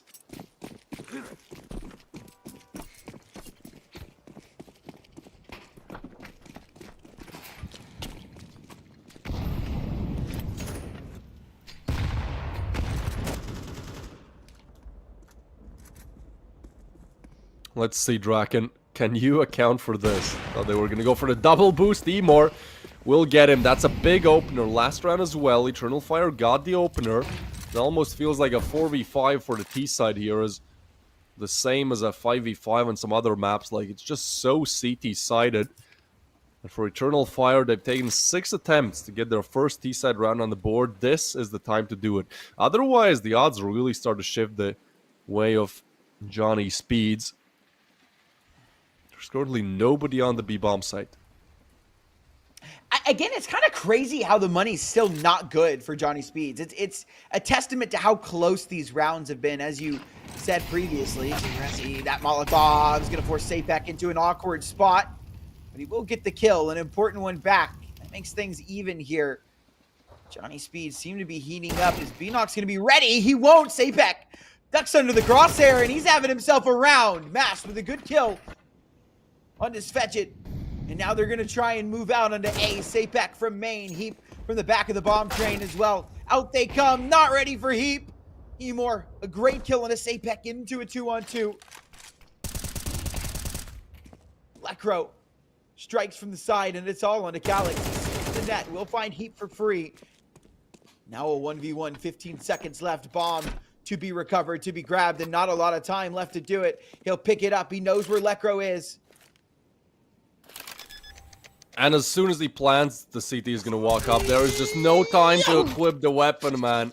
I don't know why Calix went back. I feel like he had a little bit of a leeway to at least tap it. Maybe it was a mistake, but man, so close. As you said, it's been so close, but Johnny Speeds again, 7 in a row now. That's a streak that Eternal Fire actually did not have. So definitely the highest round streak now in the game belongs to Johnny Speeds. And that's another... I feel like just so many things now combine in a way where it's very hard to not be tilted if you're Internal Fire, right? You're up 10-2, you're already thinking about overpass. Instead, you lose 7 rounds in a row, and not only you lose them, you lose very, very close rounds. Every round you feel like, oh, we should have had that, man, but this had this and that, and yeah, I don't know, I think mentally Eternal Fire, they might not be there anymore. Or rather be very tilted.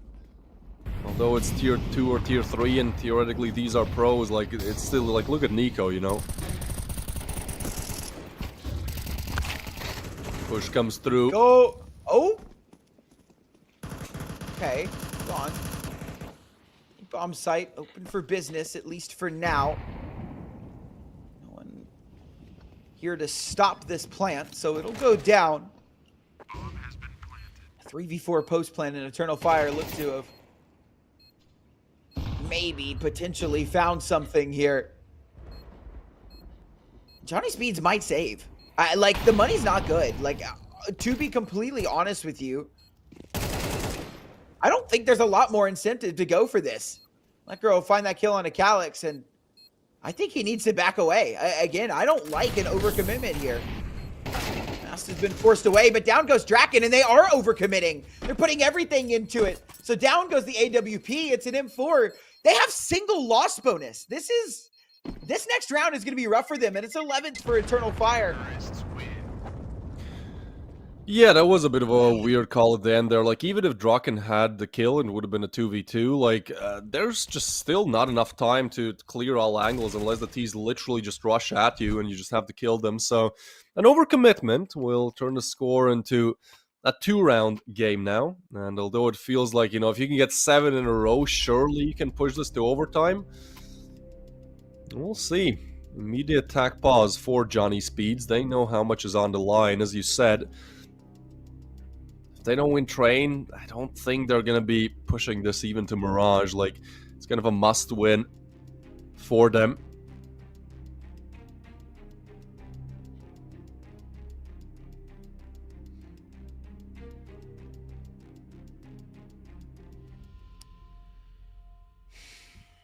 So 5-7s, man.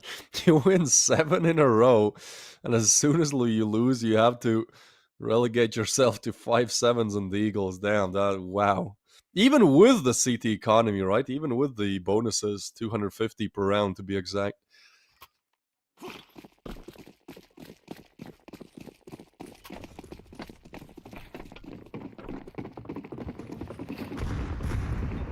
Yeah, it's just so awkward. But again, evidence of just how close this game has been. Like, even though Johnny Speeds are making this comeback, like, you know, any of these rounds go the other way, like, it could be 13-5, 13-6 right now. But it's not.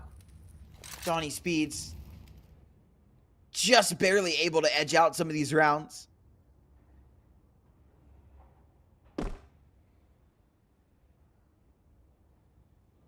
Eternal Fire seem a little bit unsure of where they want to go. They have this very heavy B lean. I guess maybe they just went there to hope that somebody pushes B, try to fight it out, you know, punish from there. But since nobody is peeking, not even making a sound, they will go back to a very default setup. Maybe you'd expect somebody connector, but instead they're kind of heavy with the A read, which actually is a good read. And they, again, need all the advantages they can get. The Eagle in a 5-7 does not make things easier. Smoke comes in, so when it fades, it's going to be like 20 seconds left, 25 maybe, which adds an extra time pressure. And Draken rotating already with the AWP. They have the read, man. Now they just have to get the aim down. Oh, nice shot. There we go. There's the first. And opening onto Emor as they try and come through Ivy. They have to swing the AWP eventually. They're scared. Oh, a nice bait out on that shot. Draken will miss. Mast with another kill, and in they come, looking to accelerate, but time is running low, and Johnny Speeds are all over the site. The kills have to come through, and they're not. There's 10 seconds left in a 2-on-2. You've got to push. You've got to make something happen. You can't sit still, or the Johnny Speeds are going to run all over you, and in a flash, any hope of them winning that round is gone. Johnny Speeds find double digits.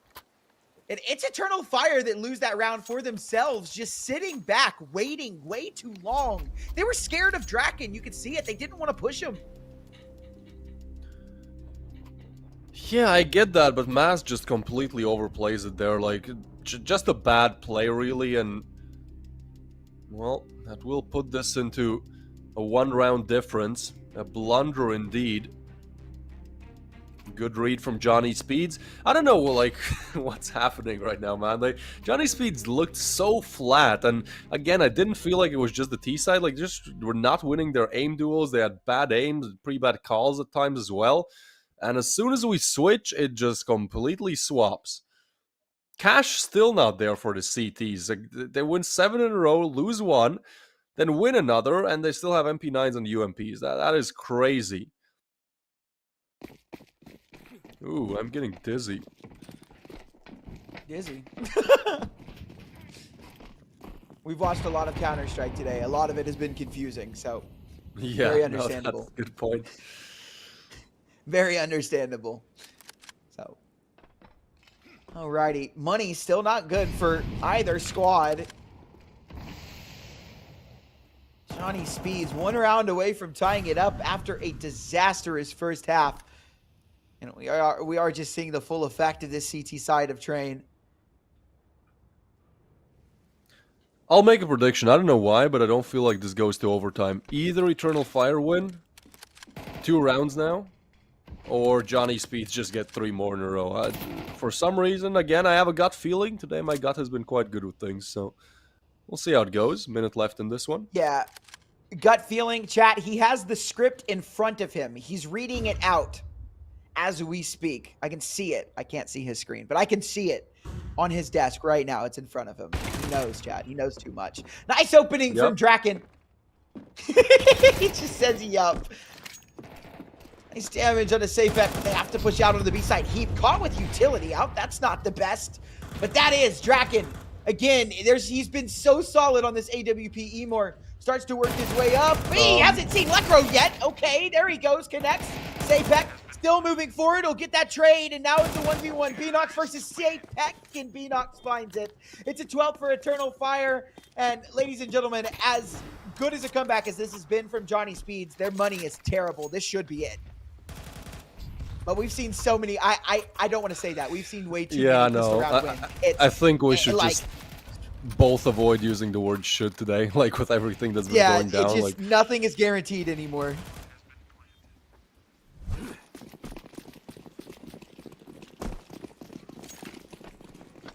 Actually, it's not the worst of buys. The Scout, UMP, like, yeah, I could see this going places. I could definitely see this going places. There's a peek out towards Heaven, though. So that's an early spot. And they go 3 towards Ivy again, which I really dislike. I just think Ivy is so horrible for having more than 2 people push it. Too many times it just ends into a crossfire spray down, but this time Svedhead goes down. And I'd like to point out that there's literally 1 person on A to hold this down right now, and it's Heat. Now, he does have a rotate coming in, but it's just, there's too much. Yeah, a 3v5, make it a 2v5. Draken, he's been good. Lekro's been all right, but I just think that this is too much of an ask for them. This bomb will go down in just a moment, and I believe we have a 13-10 on our hands. We look forward to Overpass, Eternal Fire's map pick, and things get interesting unless Lekro can make this happen, but he won't clear Beanox, so that's an easy kill for the pull, and it's all on a Draken, a Scout. Maybe an AWP, I give him a chance here. Maybe we talk about this a little bit better, but a damn Scout, no chance, no dice. It should be all she wrote. It will be 13-10. And what a ride that was. It's crazy that comeback literally Look all how much for nothing. blue Johnny there is. Speed. I mean, it's just CT. Eternal Fire there at the end just turned it up. And it is all due to the fact that they were able to bring every single round so close. Johnny Speeds never made it out of a round with 3 or 4 people alive. It was always 2 or 1. It was never even crazy. It was never close. It's crazy. I feel like our MVPs, our map star players for the last series, it was always like a 2 KD, 100 ADR. And this is like Eternal Fire, just so well-rounded. Emor, 1.31, 95 ADR, but you really could have given that MVP to Calyx as well, or maybe Beanox. Like there were just so many good things happening around the map for Eternal Fire that we kind of expected that to go their way. And yeah, we look forward to Overpass. It's map number 2, and I'm very, very excited to watch. Yeah, Overpass is a map where they have 18 times they've played in the last 3 months, 67% win rate. So statistically, this should be over. This should be a day of 4 2-0s. But it's see, I did the mistake. I used the word should. So yeah, we'll see how it goes. We'll see how it goes after the break, guys. See you on the other side. I don't wanna read too much into it, so I go bury my head in the sand. I don't wanna be too sucked into it, so I'm not tempted to empty my hand. Rising above and below, flying above what was planned. I couldn't suffer in silence, I ain't a suffering man. I don't wanna read too much into it, so I go bury my head in the sand. I don't wanna be too sucked into it, so I'm not tempted to empty my hand. Rising above and below, flying above what was planned.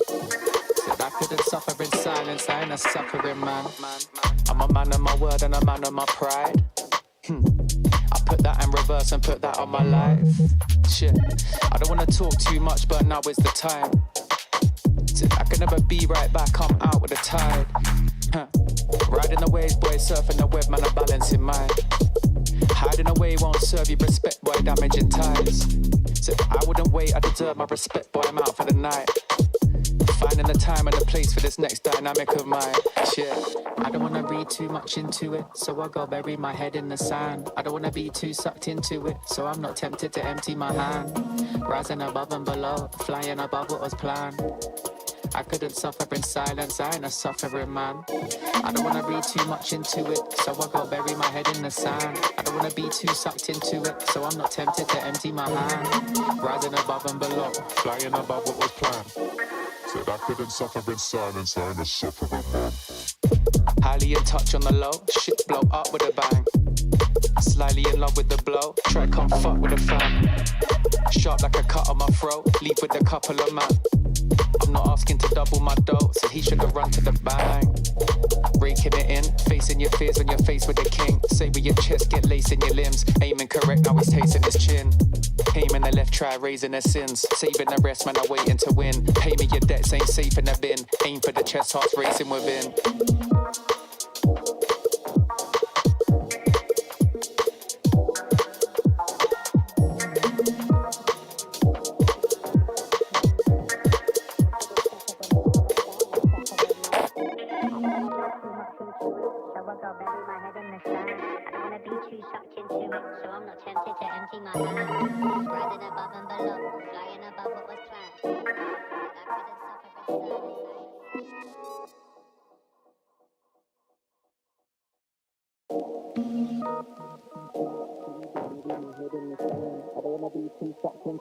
So I'm not tempted to empty my hand. Riding above and below, flying above what was planned.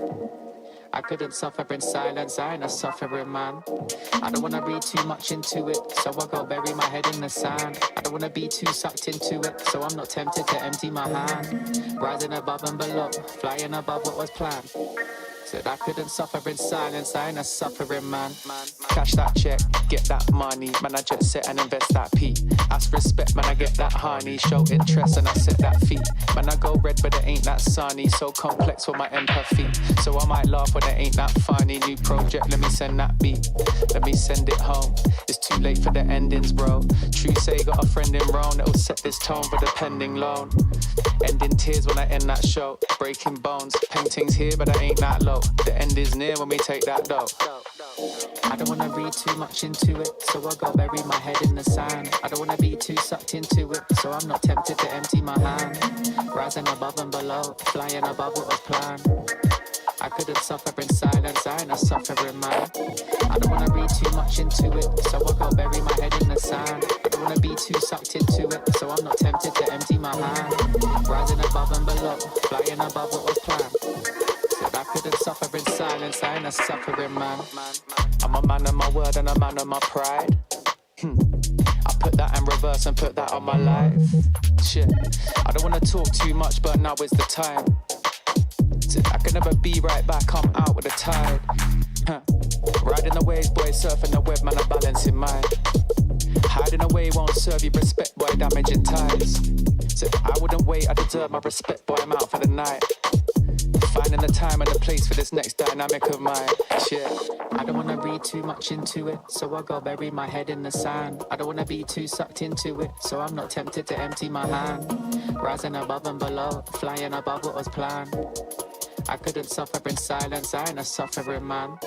I don't wanna read too much into it, so I go bury my head in the sand. I don't wanna be too sucked into it, so I'm not tempted to empty my hand. Rising above and below, flying above what was planned. Said I couldn't suffer in silence, I ain't a suffering man.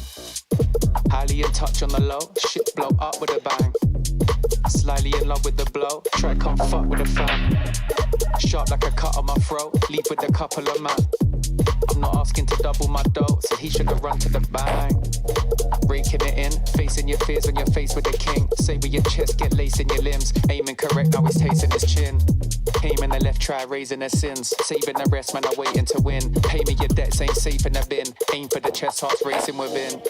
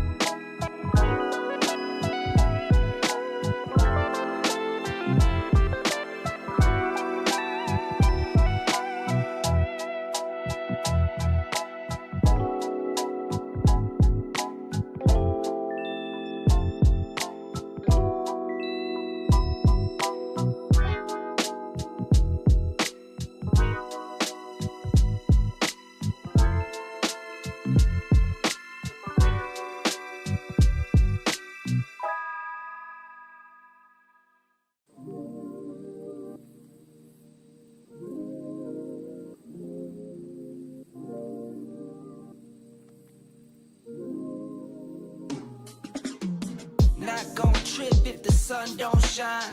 Not gon' trip, you know I get mine. 2020 vision, I want all the loot. 2020 vision, I want all the loot. Not gon' trip if the sun don't shine. Not gon' trip, you know I get mine. 2020 vision, I want all the loot. 2020 vision, I want all the loot. I'm talking be my all clean, fit too mean, finger all shiny on my baby's diamond ring. I was on a high till I caught onto the scene. Swear I lost my heart when I fell in love with things. Rookie year went broke like Jalen Rose. Got the price, sold my soul to the things I own. Switched up, locked in and got my mind right. Prioritizing, got my business and my time right. Wristwatch, no TikTok, you know the crown. I get guap, then flip stocks, you know it now. My baby's loyal and she holds it down. Play with my fam and I might blame you, but it's going down. Not gon' trip if the sun don't shine. Not gon' trip, you know I get mine. 2020 vision, I want all the loot. 2020 vision, I want all the loot. Not gon' trip if the sun don't shine. Not gon' trip, you know I get mine. 2020 vision, I want all the loot. 2020 vision, I want all the loot. 2020 vision, I want all the loot.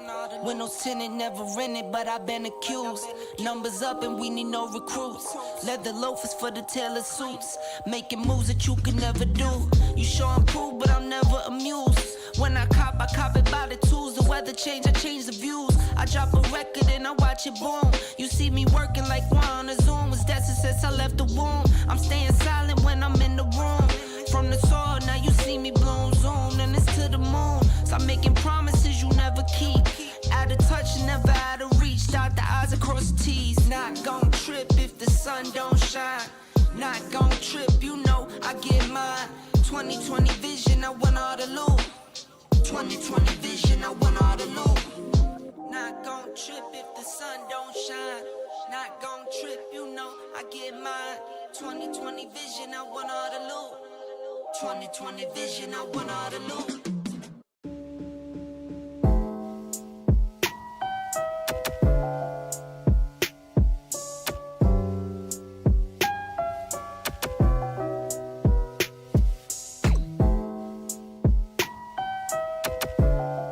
I am an artificial intelligence, and I can't talk to you. Get ready for the start. 1 minute to go. Players ready.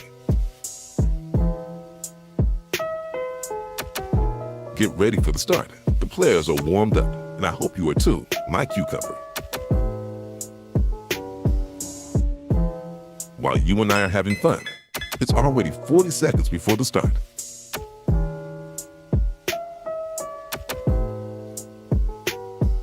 "30 seconds before start.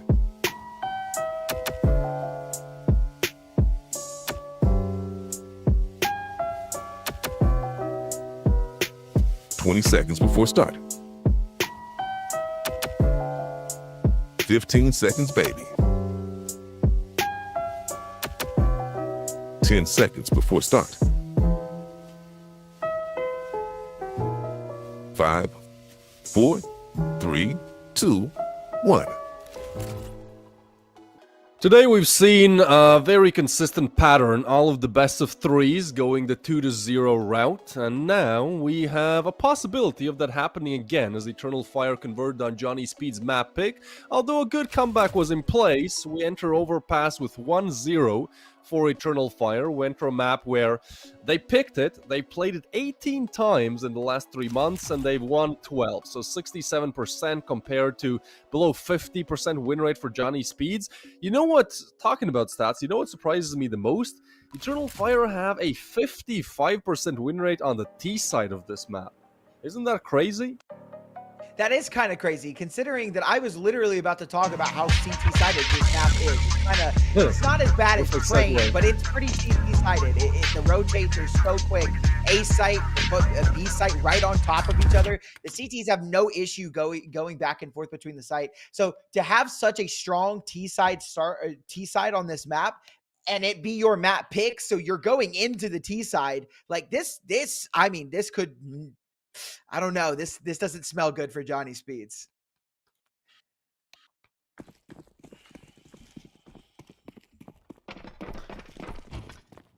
Yeah, I don't want to make any predictions. We'll have all of them shifting towards B. In the meanwhile, Johnny Speeds will clear out short. So I think our first fight might actually be... Wait, the timing here is actually crazy because they're just walking in Monster, but I think they hear the util. Redhead looking to split them in half. Bomb spotted, plant, found out, and Mast is only good for one. So although they're on site, the bomb has been lost, and I feel like there's nothing left in this round because of where the bomb is. Oh! Okay. All right. I made a mistake. I made a prediction. No, stop. No more shoulds. No more predictions. We just, you know what? This entire game, we just shut up and just watch in silence. I feel like that's the only way we get a normal game here. Like, Yeah. Okay, CPH, please. Okay, thank God. Okay. All right, we're good. No, there's no way. There's no way that they choke this round. Jiresi, 13 HP, up against 3 players, 2 of which have full health. There's a kit, so even if somehow he was able to grab this bomb and bring it to the site, he's got no chance of the round. This one's over. Eternal Fire. Not start out with a... You know what? Hold on. You Hold made a on, prediction bro. as well. Don't do that. Hold on, bro. Come on. No, come on. Come on. Don't do it, bro. No way. Time is the big issue here, though, and I don't think Lekro will be cleared. Like, Lekro has the perfect position, just needs to connect a bullet, and as J-Rezi overlooks it, it's a very nice attempt, but... Whew. God Wow. damn, bro. I thought for sure, man, that at least one of those other 2 players was going to kill him. I'm like, oh, yeah. Draken's got full HP. No way. No way Dressy hits this. And he does. And then he kills CPH. And then it's like, okay, well, now it's a 1v1. It's scary. But as you saw, that was pretty easy. You know, all he had to do was tuck into Toxic there and never got cleared. We've already got a tech pause, so we've got a moment to breathe after that crazy first round.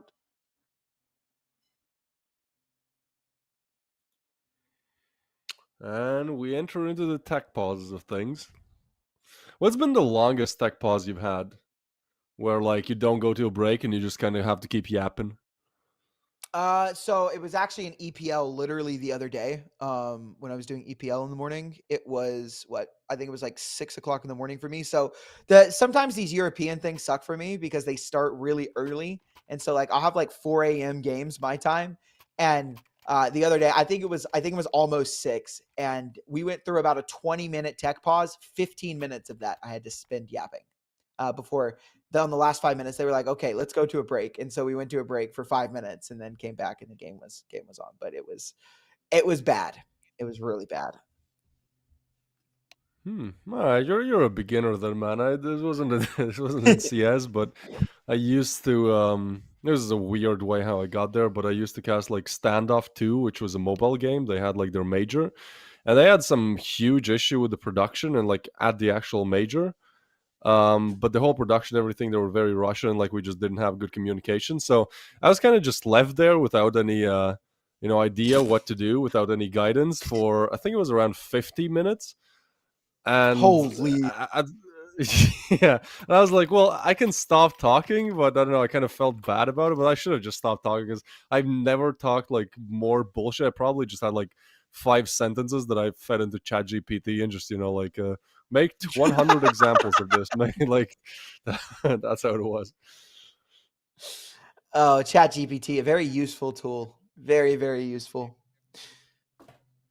I've seen that they've actually kind of cracking down in terms of using it in college. There's like some other Yes. ChatGPT tool that's powered by AI that like, picks up where you made edits and everything. It can detect. Yeah, it can detect. Which, to be fair, if you're using AI the smart way, there's no way to detect it because like the way like one of my friends uses AI, and actually a lot of my friends actually like they'll use it to like brainstorm topics, and then they'll get the AI, the chatbot to write like an essay or like a paragraph, and then they'll start their essay based off of that. So they don't use AI to write their paper, but they use it for ideas and words and then put it in their own words and stuff like that, which is completely undetectable, which I still think isn't right because then your degree isn't really your degree, but whatever.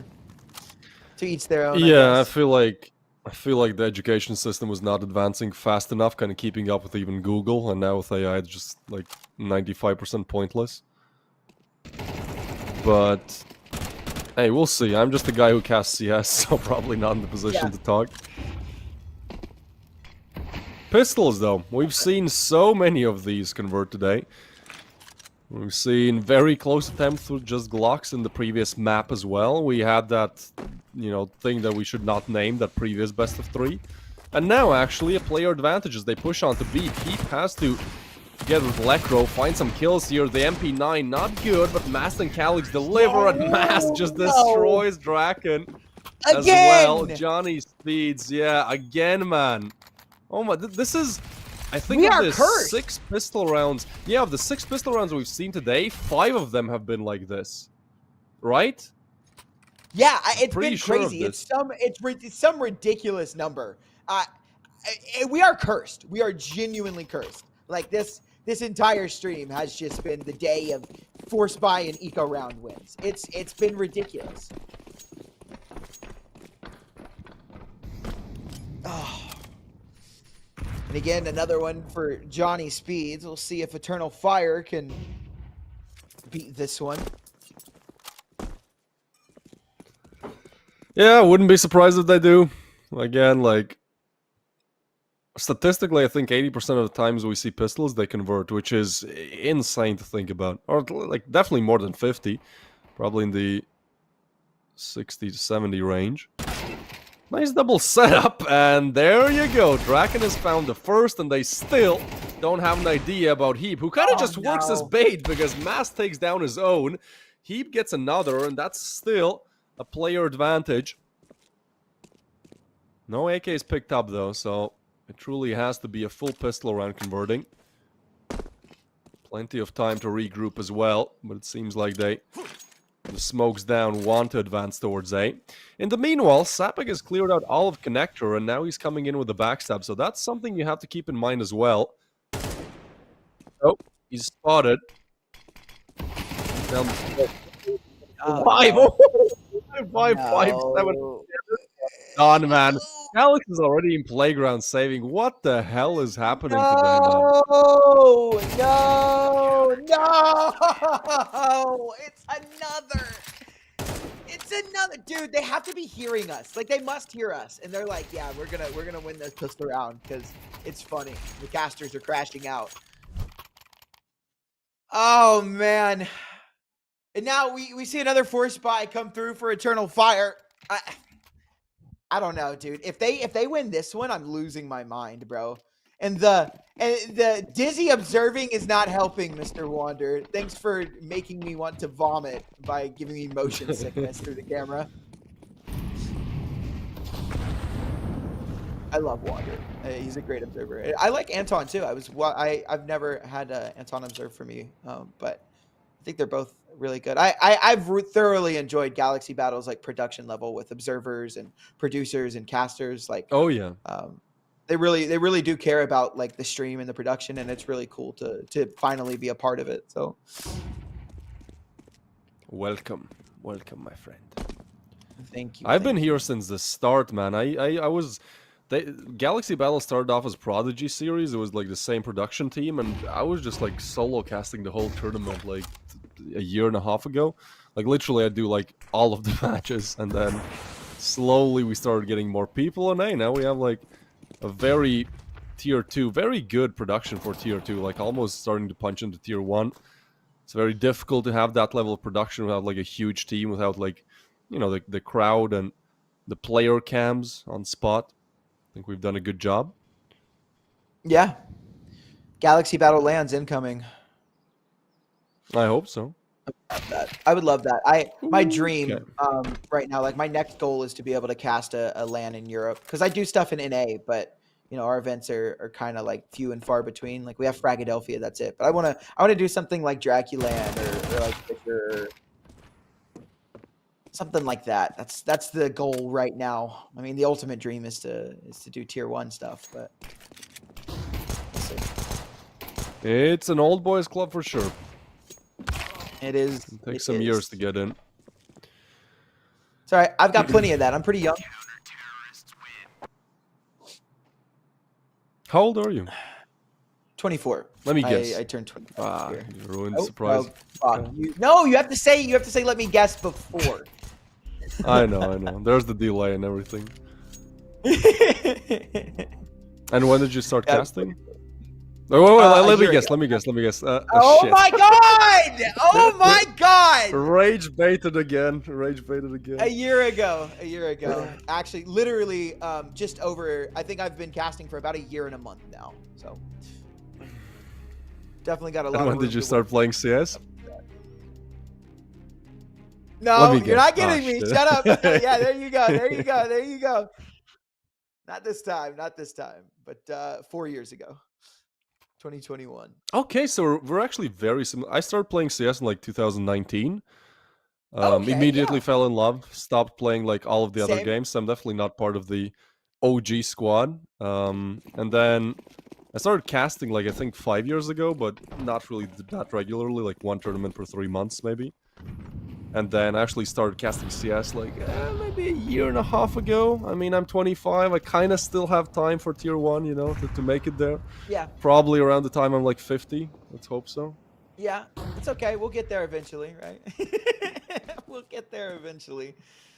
I got my start actually casting for teams. I started casting like small NA stuff. And then, so I casted, the owner of the Copenhagen Wolves is actually an NA advanced player. His name's Jared. And so I casted for his advanced team. And then I actually got picked up to start casting for the Copenhagen Wolves, which I do. I am employed by them. So I do their casting when, for like ECL games and stuff like that. And then from there, I don't know, Jared's just been kind of my connection into everything. Like I met Wander and M&J through Jared, who got me into Galaxy Battle and EPL. And so it's just been a nice year, honestly. I feel like I progressed quite a bit. I mean, you're 1 tier off from tier 1. That is quite the fast ride. Yeah. This round though, Pistols, thankfully this time, not causing too much of an upset. They eliminate Heap, but Johnny Speeds, stable after losing that second after the pistol, which is great to see, because that's something that I really struggled with on Train. It'll be a 4-1 start, and for Eternal Fire having a 55% win rate on the T side of this map, and quite the data pool to kind of back up those stats being legit, like, I don't know, like, I know that it's technically CD-sided, but, like, I feel like the boys have to get going, you know, get at least 5 with stats like that. Yeah. Yes, I agree. I 100% agree. I don't think you're wrong. I think that they need to start making something happen. We've had a very, very slow start to this T side, and you brought it up before the game started. Like, Eternal Fire are actually supposed to be good at their T side. They have a, what'd you say, a 55% win rate on their T side. So, Yep. I feel like it needs to be a little bit better from them, and we're not really getting that. Okay, let's see what actually goes wrong. We've been yapping a lot because it's just been the pistols. So they're trying to set up for the B execute, right? Trades come through, JRZ punishes Heap, and now you should be good to just lay down a couple more utils. I mean, you've already walked out the monster, so at this point you gotta find the two water players, but there's no refrag. Why are there no refrags? Why? Like, that's the question. And, oh, you're overlooking this. Oh my god. Yeah, everyone is just going along alone. That's what's going wrong here. You literally have a walkout out from monster. Like, at that point, you should either all be committing or all going back. The lurk there just doesn't work. There's going to be somebody on the site. And somehow, it still works out. They pick up 2, and now just let's hope that Calix doesn't solo peek short and actually waits for his teammate. He's going to be holding the line. This play Might from actually Calix. be Sapek. Yeah. He's really patient. Well, 25 seconds, though. Like, Sapek gets this kill. Phoenix. Yeah, never mind. Good timing. Very Great good timing on that. It's cheating? Question mark? You cheating? No, I mean, or just... I read your line on this Castro script, sorry. Yeah, no. Follow the script, man. Oh.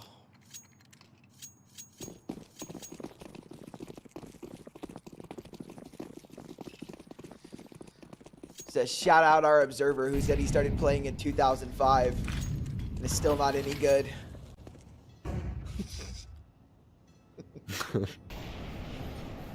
I'm kidding, Wonder. I love you. Now, Wander is great. I know that he was Yeah. like, he literally just loves his job. Like, he's been doing stuff to people for free, just Yeah, to he's get the amazing. production going, just to deliver good production. People who want to watch. Shout out the dedicated Galaxy Battle drone Oh! operator. Oh my god! All right, Lecro. He knew, listening he for those heard the names. info, and he just Yeah, went he for was the wall listening. bang. Yeah, it was perfect. Svedhead gets one through the smoke, so it's a wall bang and a smoke kill. Like, I get why Eternal Fire are getting shut out of this game. There's just not much you can do when you can't see your opponent and they're killing you. It's a 3v5 already. And Eternal Fire have nothing to show for it. No space. They do finally have a kill, but Beanox is brought low. There's no I in there. It's a no. Beanox brought down to 16 HP and no longer a double man advantage, but still a man advantage nonetheless for the Speedsters.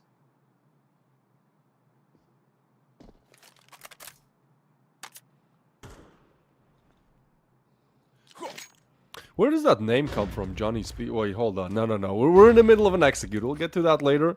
15 seconds left as well. Svedhead, though. Spotted. Calyx gets him, but 10 seconds. You have to stick, and you have to get that frag. Both conditions come true. So a 2v2. Heap drops down. Beanox is low as J-Rizzy tries to ring around the Rosie here. Oh, I think the timing is perfect. He's not exposed to heaven, and Heap doesn't seem to be too aware. They're looking where as he went. Oh, boy.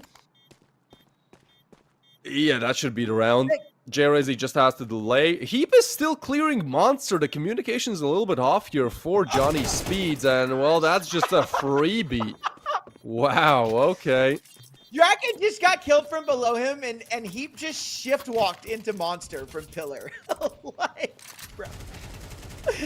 What just happened? That's a third round on the board for Eternal Fire. A great one to win back. I can't believe Dressy just slipped under Draken's nose like that.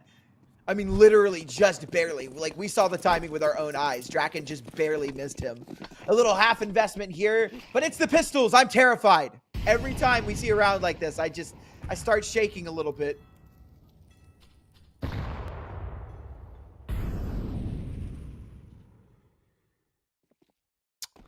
Yeah, me too. Me too, bro. But sure, like they're not even in sight. Like they're as far away really as possible. Eternal Fire. I think this is a really good call. That's actually something I like to do if I win the T-side pistol round, for example, on Overpass. Just buy rifles and then just all go long, because you're gonna have long-range fights.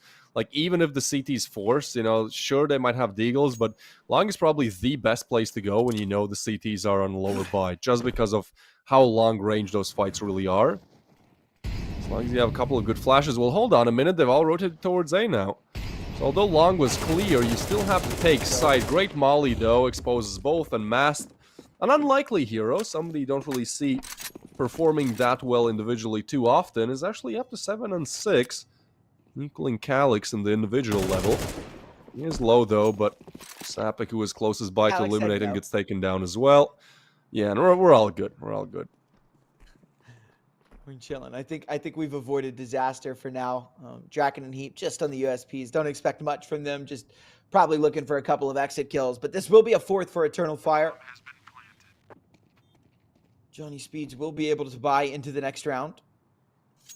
Anything here at this point is good, right? If Beanox, because he's already overextending, right? There's actually an AK with a lot of utility, and no, he's ready for Draken. I was going to say Draken might go ahead and get this kill, but it won't happen. We're tied up, and yeah, Eternal Fire really only need one more round to make this a pretty comfortable half, so anything else on top of that is just the icing on the cake.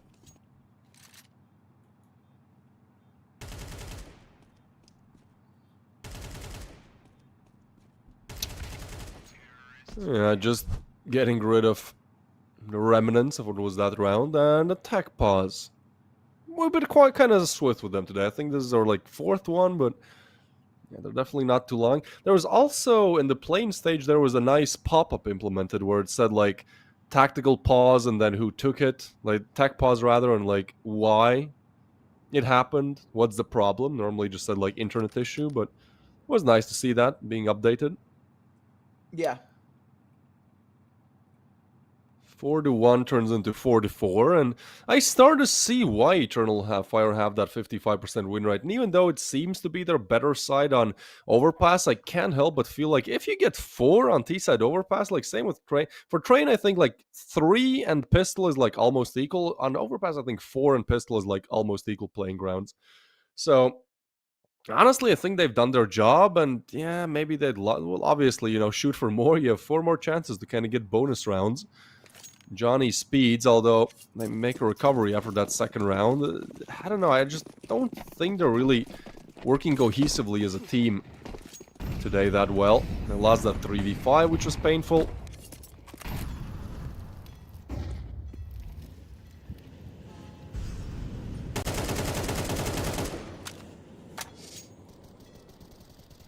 No op on Draken. Won't matter. CPH able to open up the round, and a nice double into it. Another 3v5. The Eternal Fire squad. Svedged will work his way into Toxic. Dressy brought down to 38, and very similar to another round that we've seen. A nice nade on the Svedged. We'll bring him down to 30, and maybe make this one a little bit easier.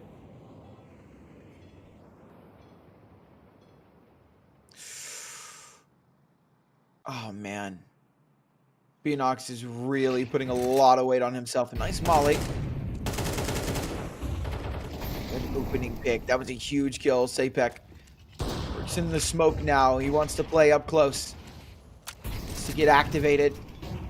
Here comes the flash. They're into the side. They know CPH's here. But you can see how locked in Dressy is to this angle. They have every bit of information that he's here. They're just trying to find him, but CPH ends up finding that kill, a double. They just can't break him out of Toxic, and it's Draken to find that final kill. It's 5-4. They were so worried. They knew he was there. They just couldn't find a way to get him out. Oh. Yeah, it's a bit of an overcommitment, but you don't have time to rotate. It is a little bit frustrating. I hate players who like play on head glitches. I know it's the meta. I know it's not like a per se glitch, but always when there's a headshot angle and somebody's like AD peeking that and just tapping you, like, oh my gosh, it's so frustrating. Can't take him down either. Play around it. This time they want to switch it up though. Fast push. Oh my god, that is aggressive. CPH though has been good for 1 in this round, and that barrel's position has been their problem, their kryptonite, and it's not cleared out this time either, as Heap now pushes through the smoke as well. The player advantage is equalized. 2v2, and now another backstab from Connector. Everybody's getting backstab from Connector today. We have just Draken in the 1v2, but man, he had a 1v2 clutch on Train. He was like awful on T-side Train, and then CT side he just farmed. Like, I couldn't believe he was only on 17 frags when we ended the game. So, again, I think if there's a man for the job, it should be Draken. A very fast rotation towards A, but I think Eternal Fire, they will just be using the buddy system and slowly moving into B. So, this is probably going to be a save.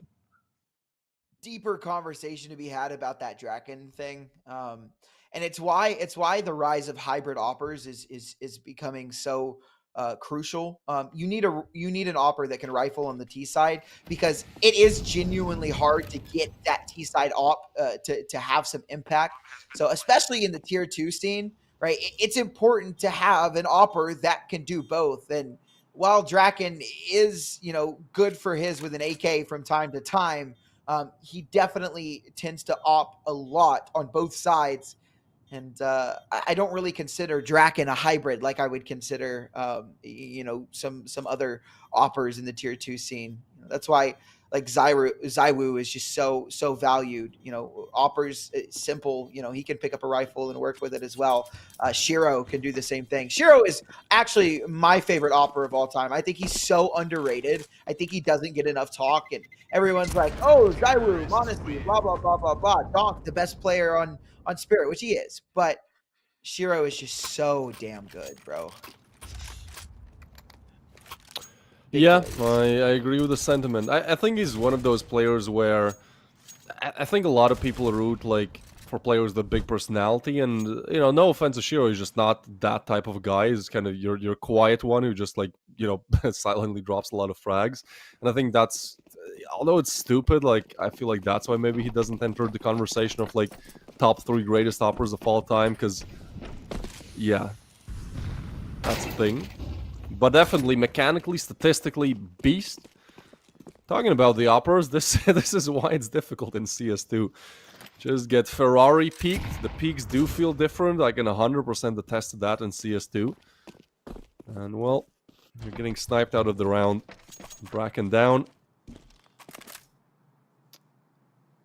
I played with the Op almost exclusively in CSGO, and I used to be, like, you know, at my level, obviously, like, level 9-10 Faceit, I was really good with it, but CS2 came out, I cannot play with it, man. I just can't play with the Op. I was literally I've just going to ask you what switched elo you were. Yeah, I recently hit level 10, but it took me like 1,500 games, because I solo queued majority of them, and that's just insane. Long push though, coming through. Flash comes in as well. They have to isolate this site player. Lekro will do it. So 3v3, 45 seconds, and again, it feels like Eternal Fire, they're so close to the mark, and then they just can't get past that final step. Johnny Speeds are putting up amazing site defenses so far. Beanox and Calyx left. Free kill given over though, but it's 30 seconds. You have to make your decision quickly. Or just get some kills. Or something. Spots out that head. He's got another. And the O's Heap is here. Well, I guess he didn't, so that will send Calyx rotating over to that B site very quickly. And Heap, you may be able to get a move on now, but it won't matter. That bomb's going to go down. So 1v1 for Calyx. 28 HP and a nade on Heap that could be destined for greatness. But for now, everything goes quiet. It all goes silent. Calyx, will he find the timing? Oh my God, Heap isn't ready for it. Calyx gets the kill. Perfect play, perfect positioning. Eternal Fire. They find not just a 6th, but they also break the economy of Johnny Speeds on the last round. There's not a lot of money on this side. We might see a single M4 if we're lucky. It is bad. It is a bad buy. No, yeah, shout out Scout. Shout out Edian in the chat. He said like a couple of minutes ago, Johnny Speed's the master of losing man advantages, about 8 lost every game. That's another example of that. Like, yeah, there are many instances where like they should be winning the round, and somehow, some way they just overpeak. Like there was no reason to push up. I don't know who it was, but the guy who kind of dropped to move towards Banana. Very aggressive setup this time. A man advantage again, although quickly neutralized by Emor. Oh no, Heap. We didn't get to see that, but I could hear it. I could see it on the minimap, and I know it's bad. Heap had the advantage. Emor wasn't ready. Still gets the kill. Calyx now dueling with an MP9. It's a close range battle. You would think that the MP9 would have some sort of an advantage, but it doesn't. And it's Draken in a 1-on-3. Eternal Fire are going to come away with a T-side win here unless Draken can roll back the years and show us some of that tier 1 form we know that he was good for.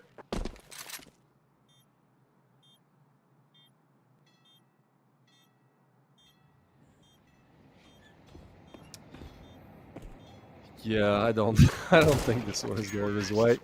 Clean from Emor, and that is 7 on the board. So with a 4-1 start for Johnny Speeds, the second half of this half does not really turn out the way they wanted to. They need this pistol, man. Absolutely, 100% they need the pistol.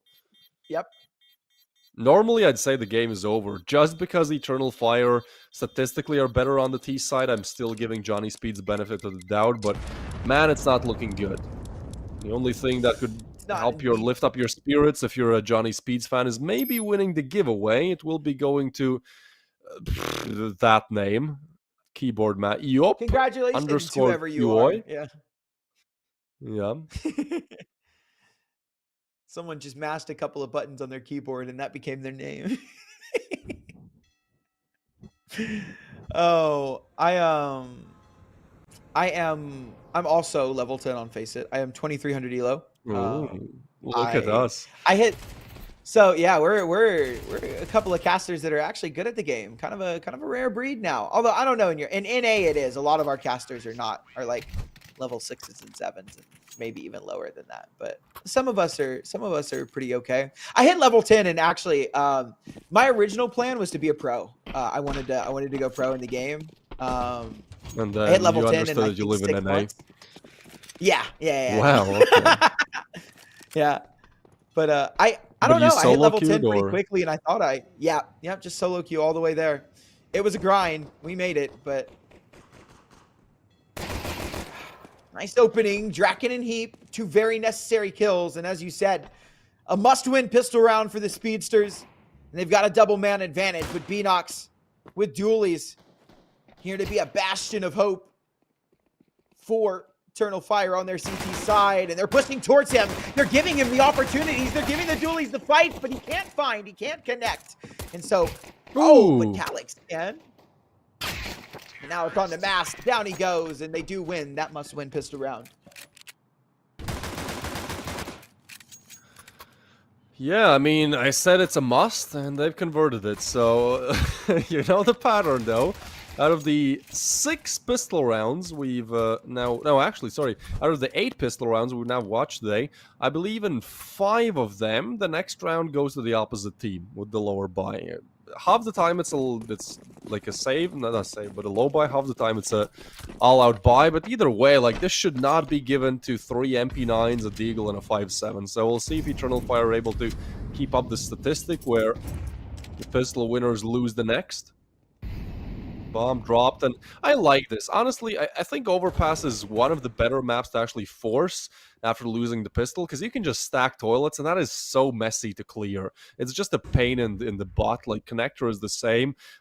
B is kind of similar. It's just very claustrophobic on the T side no matter where you go. Unless it's long, which is my strategy.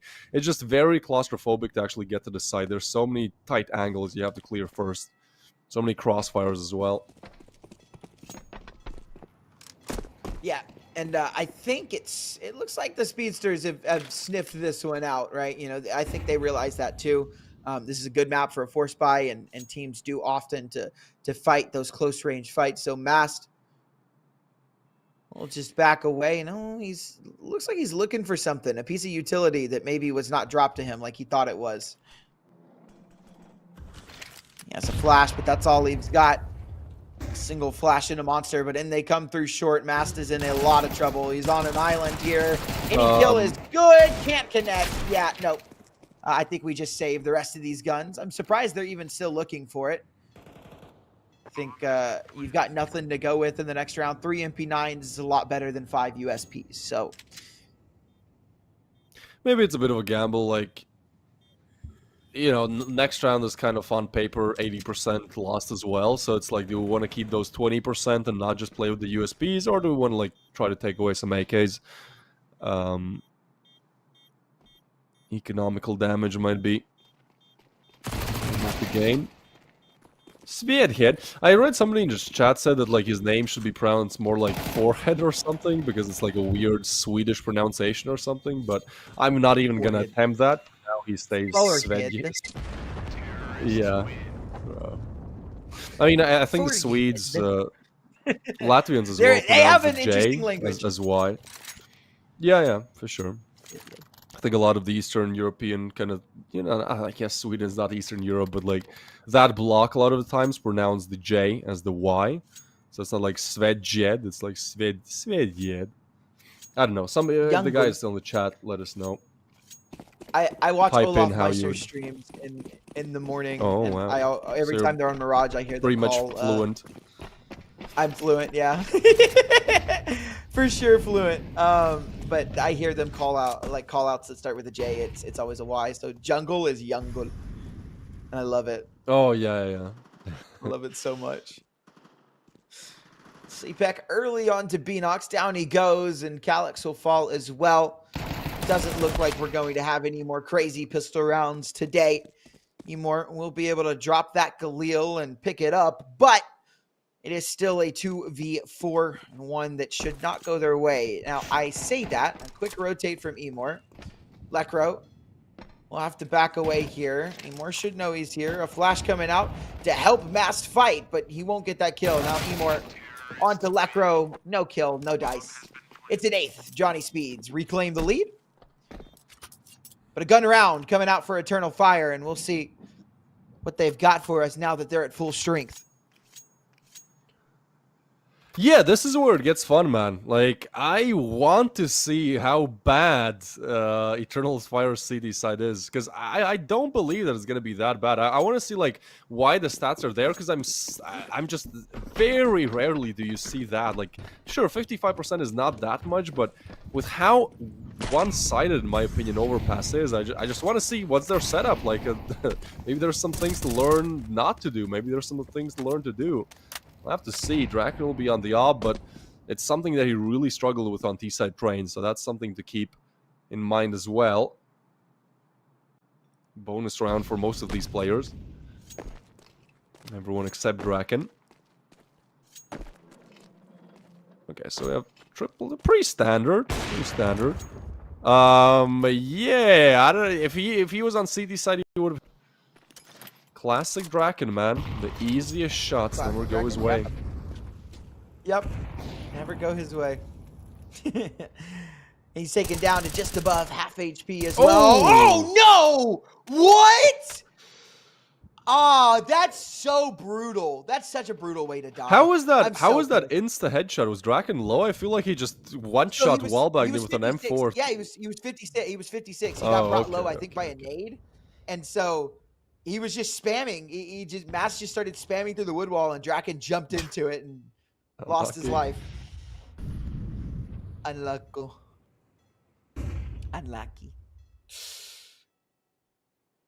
All right, man advantage now. Johnny Speeds looking to press this B once again. They've had a little bit of success here, so they look to find some here, but they will find none. It's a shutdown. It's brutal, and it's gone. Just like that, the rounds are tied back up at 8-8. Eternal Fire now looking like a well-oiled machine now that they've got the guns out. Yeah, certainly, again, like, some luck is on the side of Eternal Fire. I think they have been on the better side of the sword in terms of, you know, just getting lucky at times, but man, that's a clean denial of the bomb site. And we also have to consider, like, Emor is 6th and 13. Normally, good oppers, like, in general, just oppers are better on the CT side. And with how good he was on CT side train, I feel like if he starts to activate, you know, it might be game over here. Because he and J-Rezi are underperforming, and if, like, one of those guys starts to pick things up, it should be better, but... Man, and it could not have been more of a Caster's Curse there. Could not have been. Rezi, 7 HP. We'll hit that shot onto Heap and... Oh! Okay! Oh, how I is thought that not was a gonna kill? hit too. I don't know. I have no idea how that wasn't a hit. That was a CS2 moment for sure. That was CS2. Like, he should have gotten the 3K. But that's why I don't top in CS2, man. Like, this is the big reason. Oh, he still got 2, though. Like, he makes this a 3-on-3. It's crazy. Did his job. Things slowed down a lot. Sapig is spotted. Now you just want to isolate this player. Oh, what? 2 kills for Svedhead, but it's still a 2v2. No. Oh, no. Draken, come on. Easy shot. Hard shot. Ugh, doesn't hit it anyways. Unfortunate. 9. And that number 9, not the German word for no. 9 on the board for Eternal Fire, but I guess Johnny Speeds probably saying 9 after that one as well. It's a pretty easy shutdown, and they don't really have a lot of money going into this next round. We got a hero rifle on CPH, but Eternal Fire looking good to take double digits.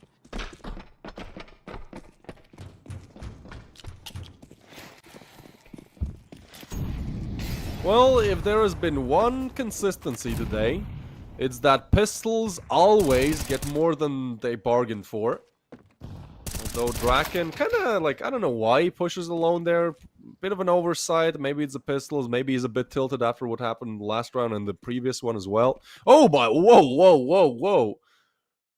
This is great production. Let's see. This is the line of sight that's being held. I believe Connector is spotted there. On the other side of things, we have 3 players with pistols trying to move down from long.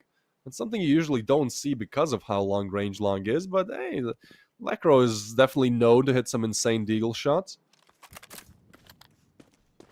That M4 is retrieved now as well, so this round is still dangerous. Like, Johnny Speeds definitely can still pack a punch.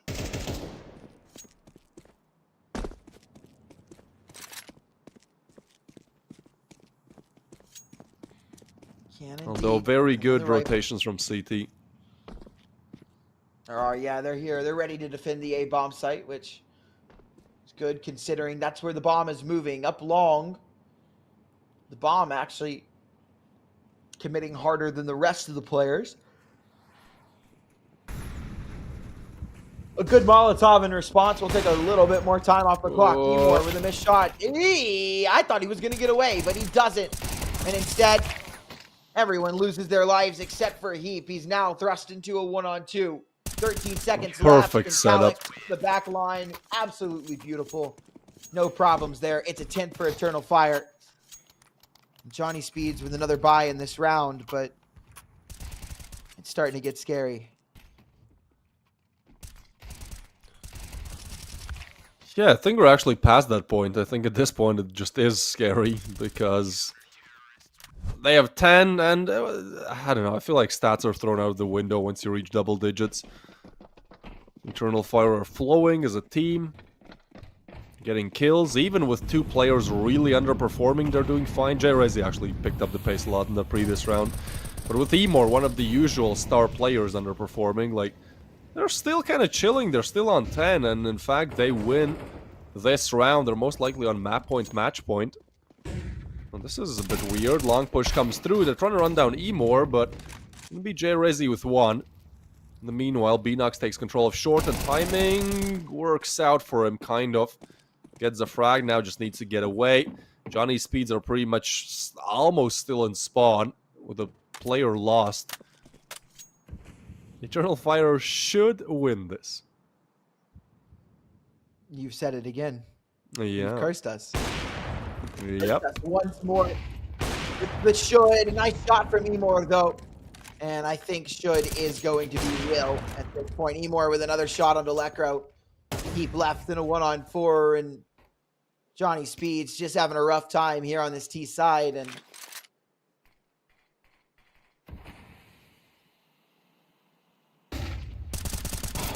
completely blind. Great setup.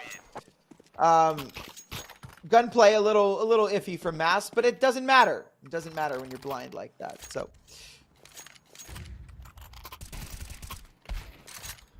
Yeah, again, I feel like I know that CPH is the lurker there, for example, but I think the refragging in general, not just in this round, has been quite abysmal for Johnny Speeds on the T side. Like, so many times they have a player that's kind of disconnected, that peaks solo, and nobody's even close to refrag. And yeah, I think that's the biggest issue for them right now, is just that, you know, Eternal Fire win out like 60% of the gunfights, and there's nobody to like refrag and making an equal playing field again. For example, that, like, Heap, I know, again, it's pistols, but Heap is just solo walking through the smoke. J-Rezi, sure, he's a bit aggressive, but there's just no reason to push solo like that. Literally zero advantage to it. If you get a kill, it's the same as if somebody was behind you. If you don't, well, don't get the refrag. Weird timing, though. Emor's still good for the frag, and I think with him activating, the round is done, right? If he gets 1 kill, surely the rest can deliver. Oh, they're not even ready for J-Rezi, but he's not good for 2. So still 2 players remain. Lekro picks up the up.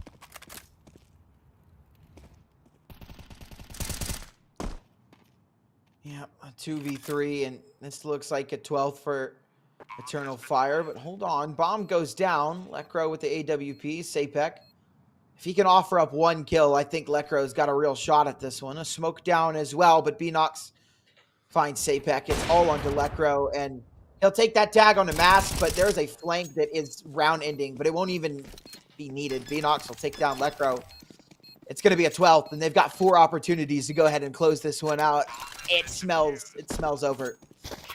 It tastes over. It feels over. Yeah, agreed. I mean, Johnny Speeds have not won a single rifle round in the second half. Looked promising after the pistols and the conversions against the lower buys, but once it comes to an op and 4M4s with full util, it's just not a game that they're able to keep up on. So map point, match point. I guess by the music that we're hearing, they're going to be having a timeout. Yeah, there it is. But again, it just does not seem salvageable. I'd love to be proven wrong. We've been proven wrong all day long. Not a good day to have an analytical mind. Nope. Analytics have just been thrown out the window since that first series. I like any proper analysis that we've tried to make today has just gone the complete opposite way because why not? Oh. Oh.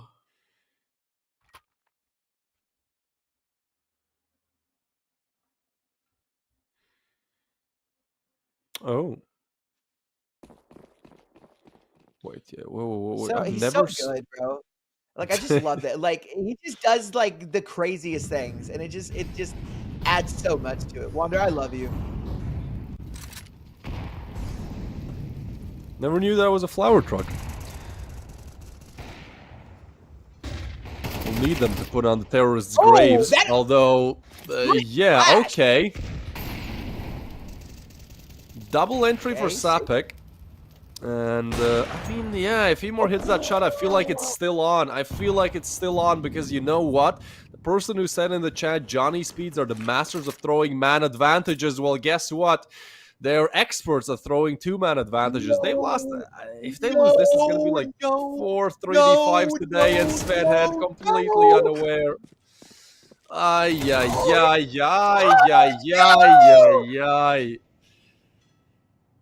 Oh my god, Lekro 1v3 to save his team, but less than a minute left on the clock. This one's cooked. It's over, chat. Johnny Speeds just looked like a mess today. Goodness gracious. Man, at least this game was a little bit better than that first, but it won't matter. It'll be a 13-8 Hold on. Never mind. As soon as we tried to build a narrative, it's gone out of that map. 13-8. Eternal Fire take it 2-0. And you know what that means? That means every single series today ended in a 2-0 twist. Yeah, good day to be betting unders, I guess. In terms of the actual gameplay, not the best day for like entertaining CS. Okay, entertaining, sure. CS that makes sense, definitely not. Like, I feel like the first 3 maps that we watched, the first best of 3 was just, again, let's not talk about it. The first map of this best of 3 was weird because of the 10-2 and then the huge comeback. And I mean, Overpass, I guess it was the most normal of maps. Eternal Fire was simply better. Johnny Speeds only gets 5 CT rounds and just forget how to refrag on the T side.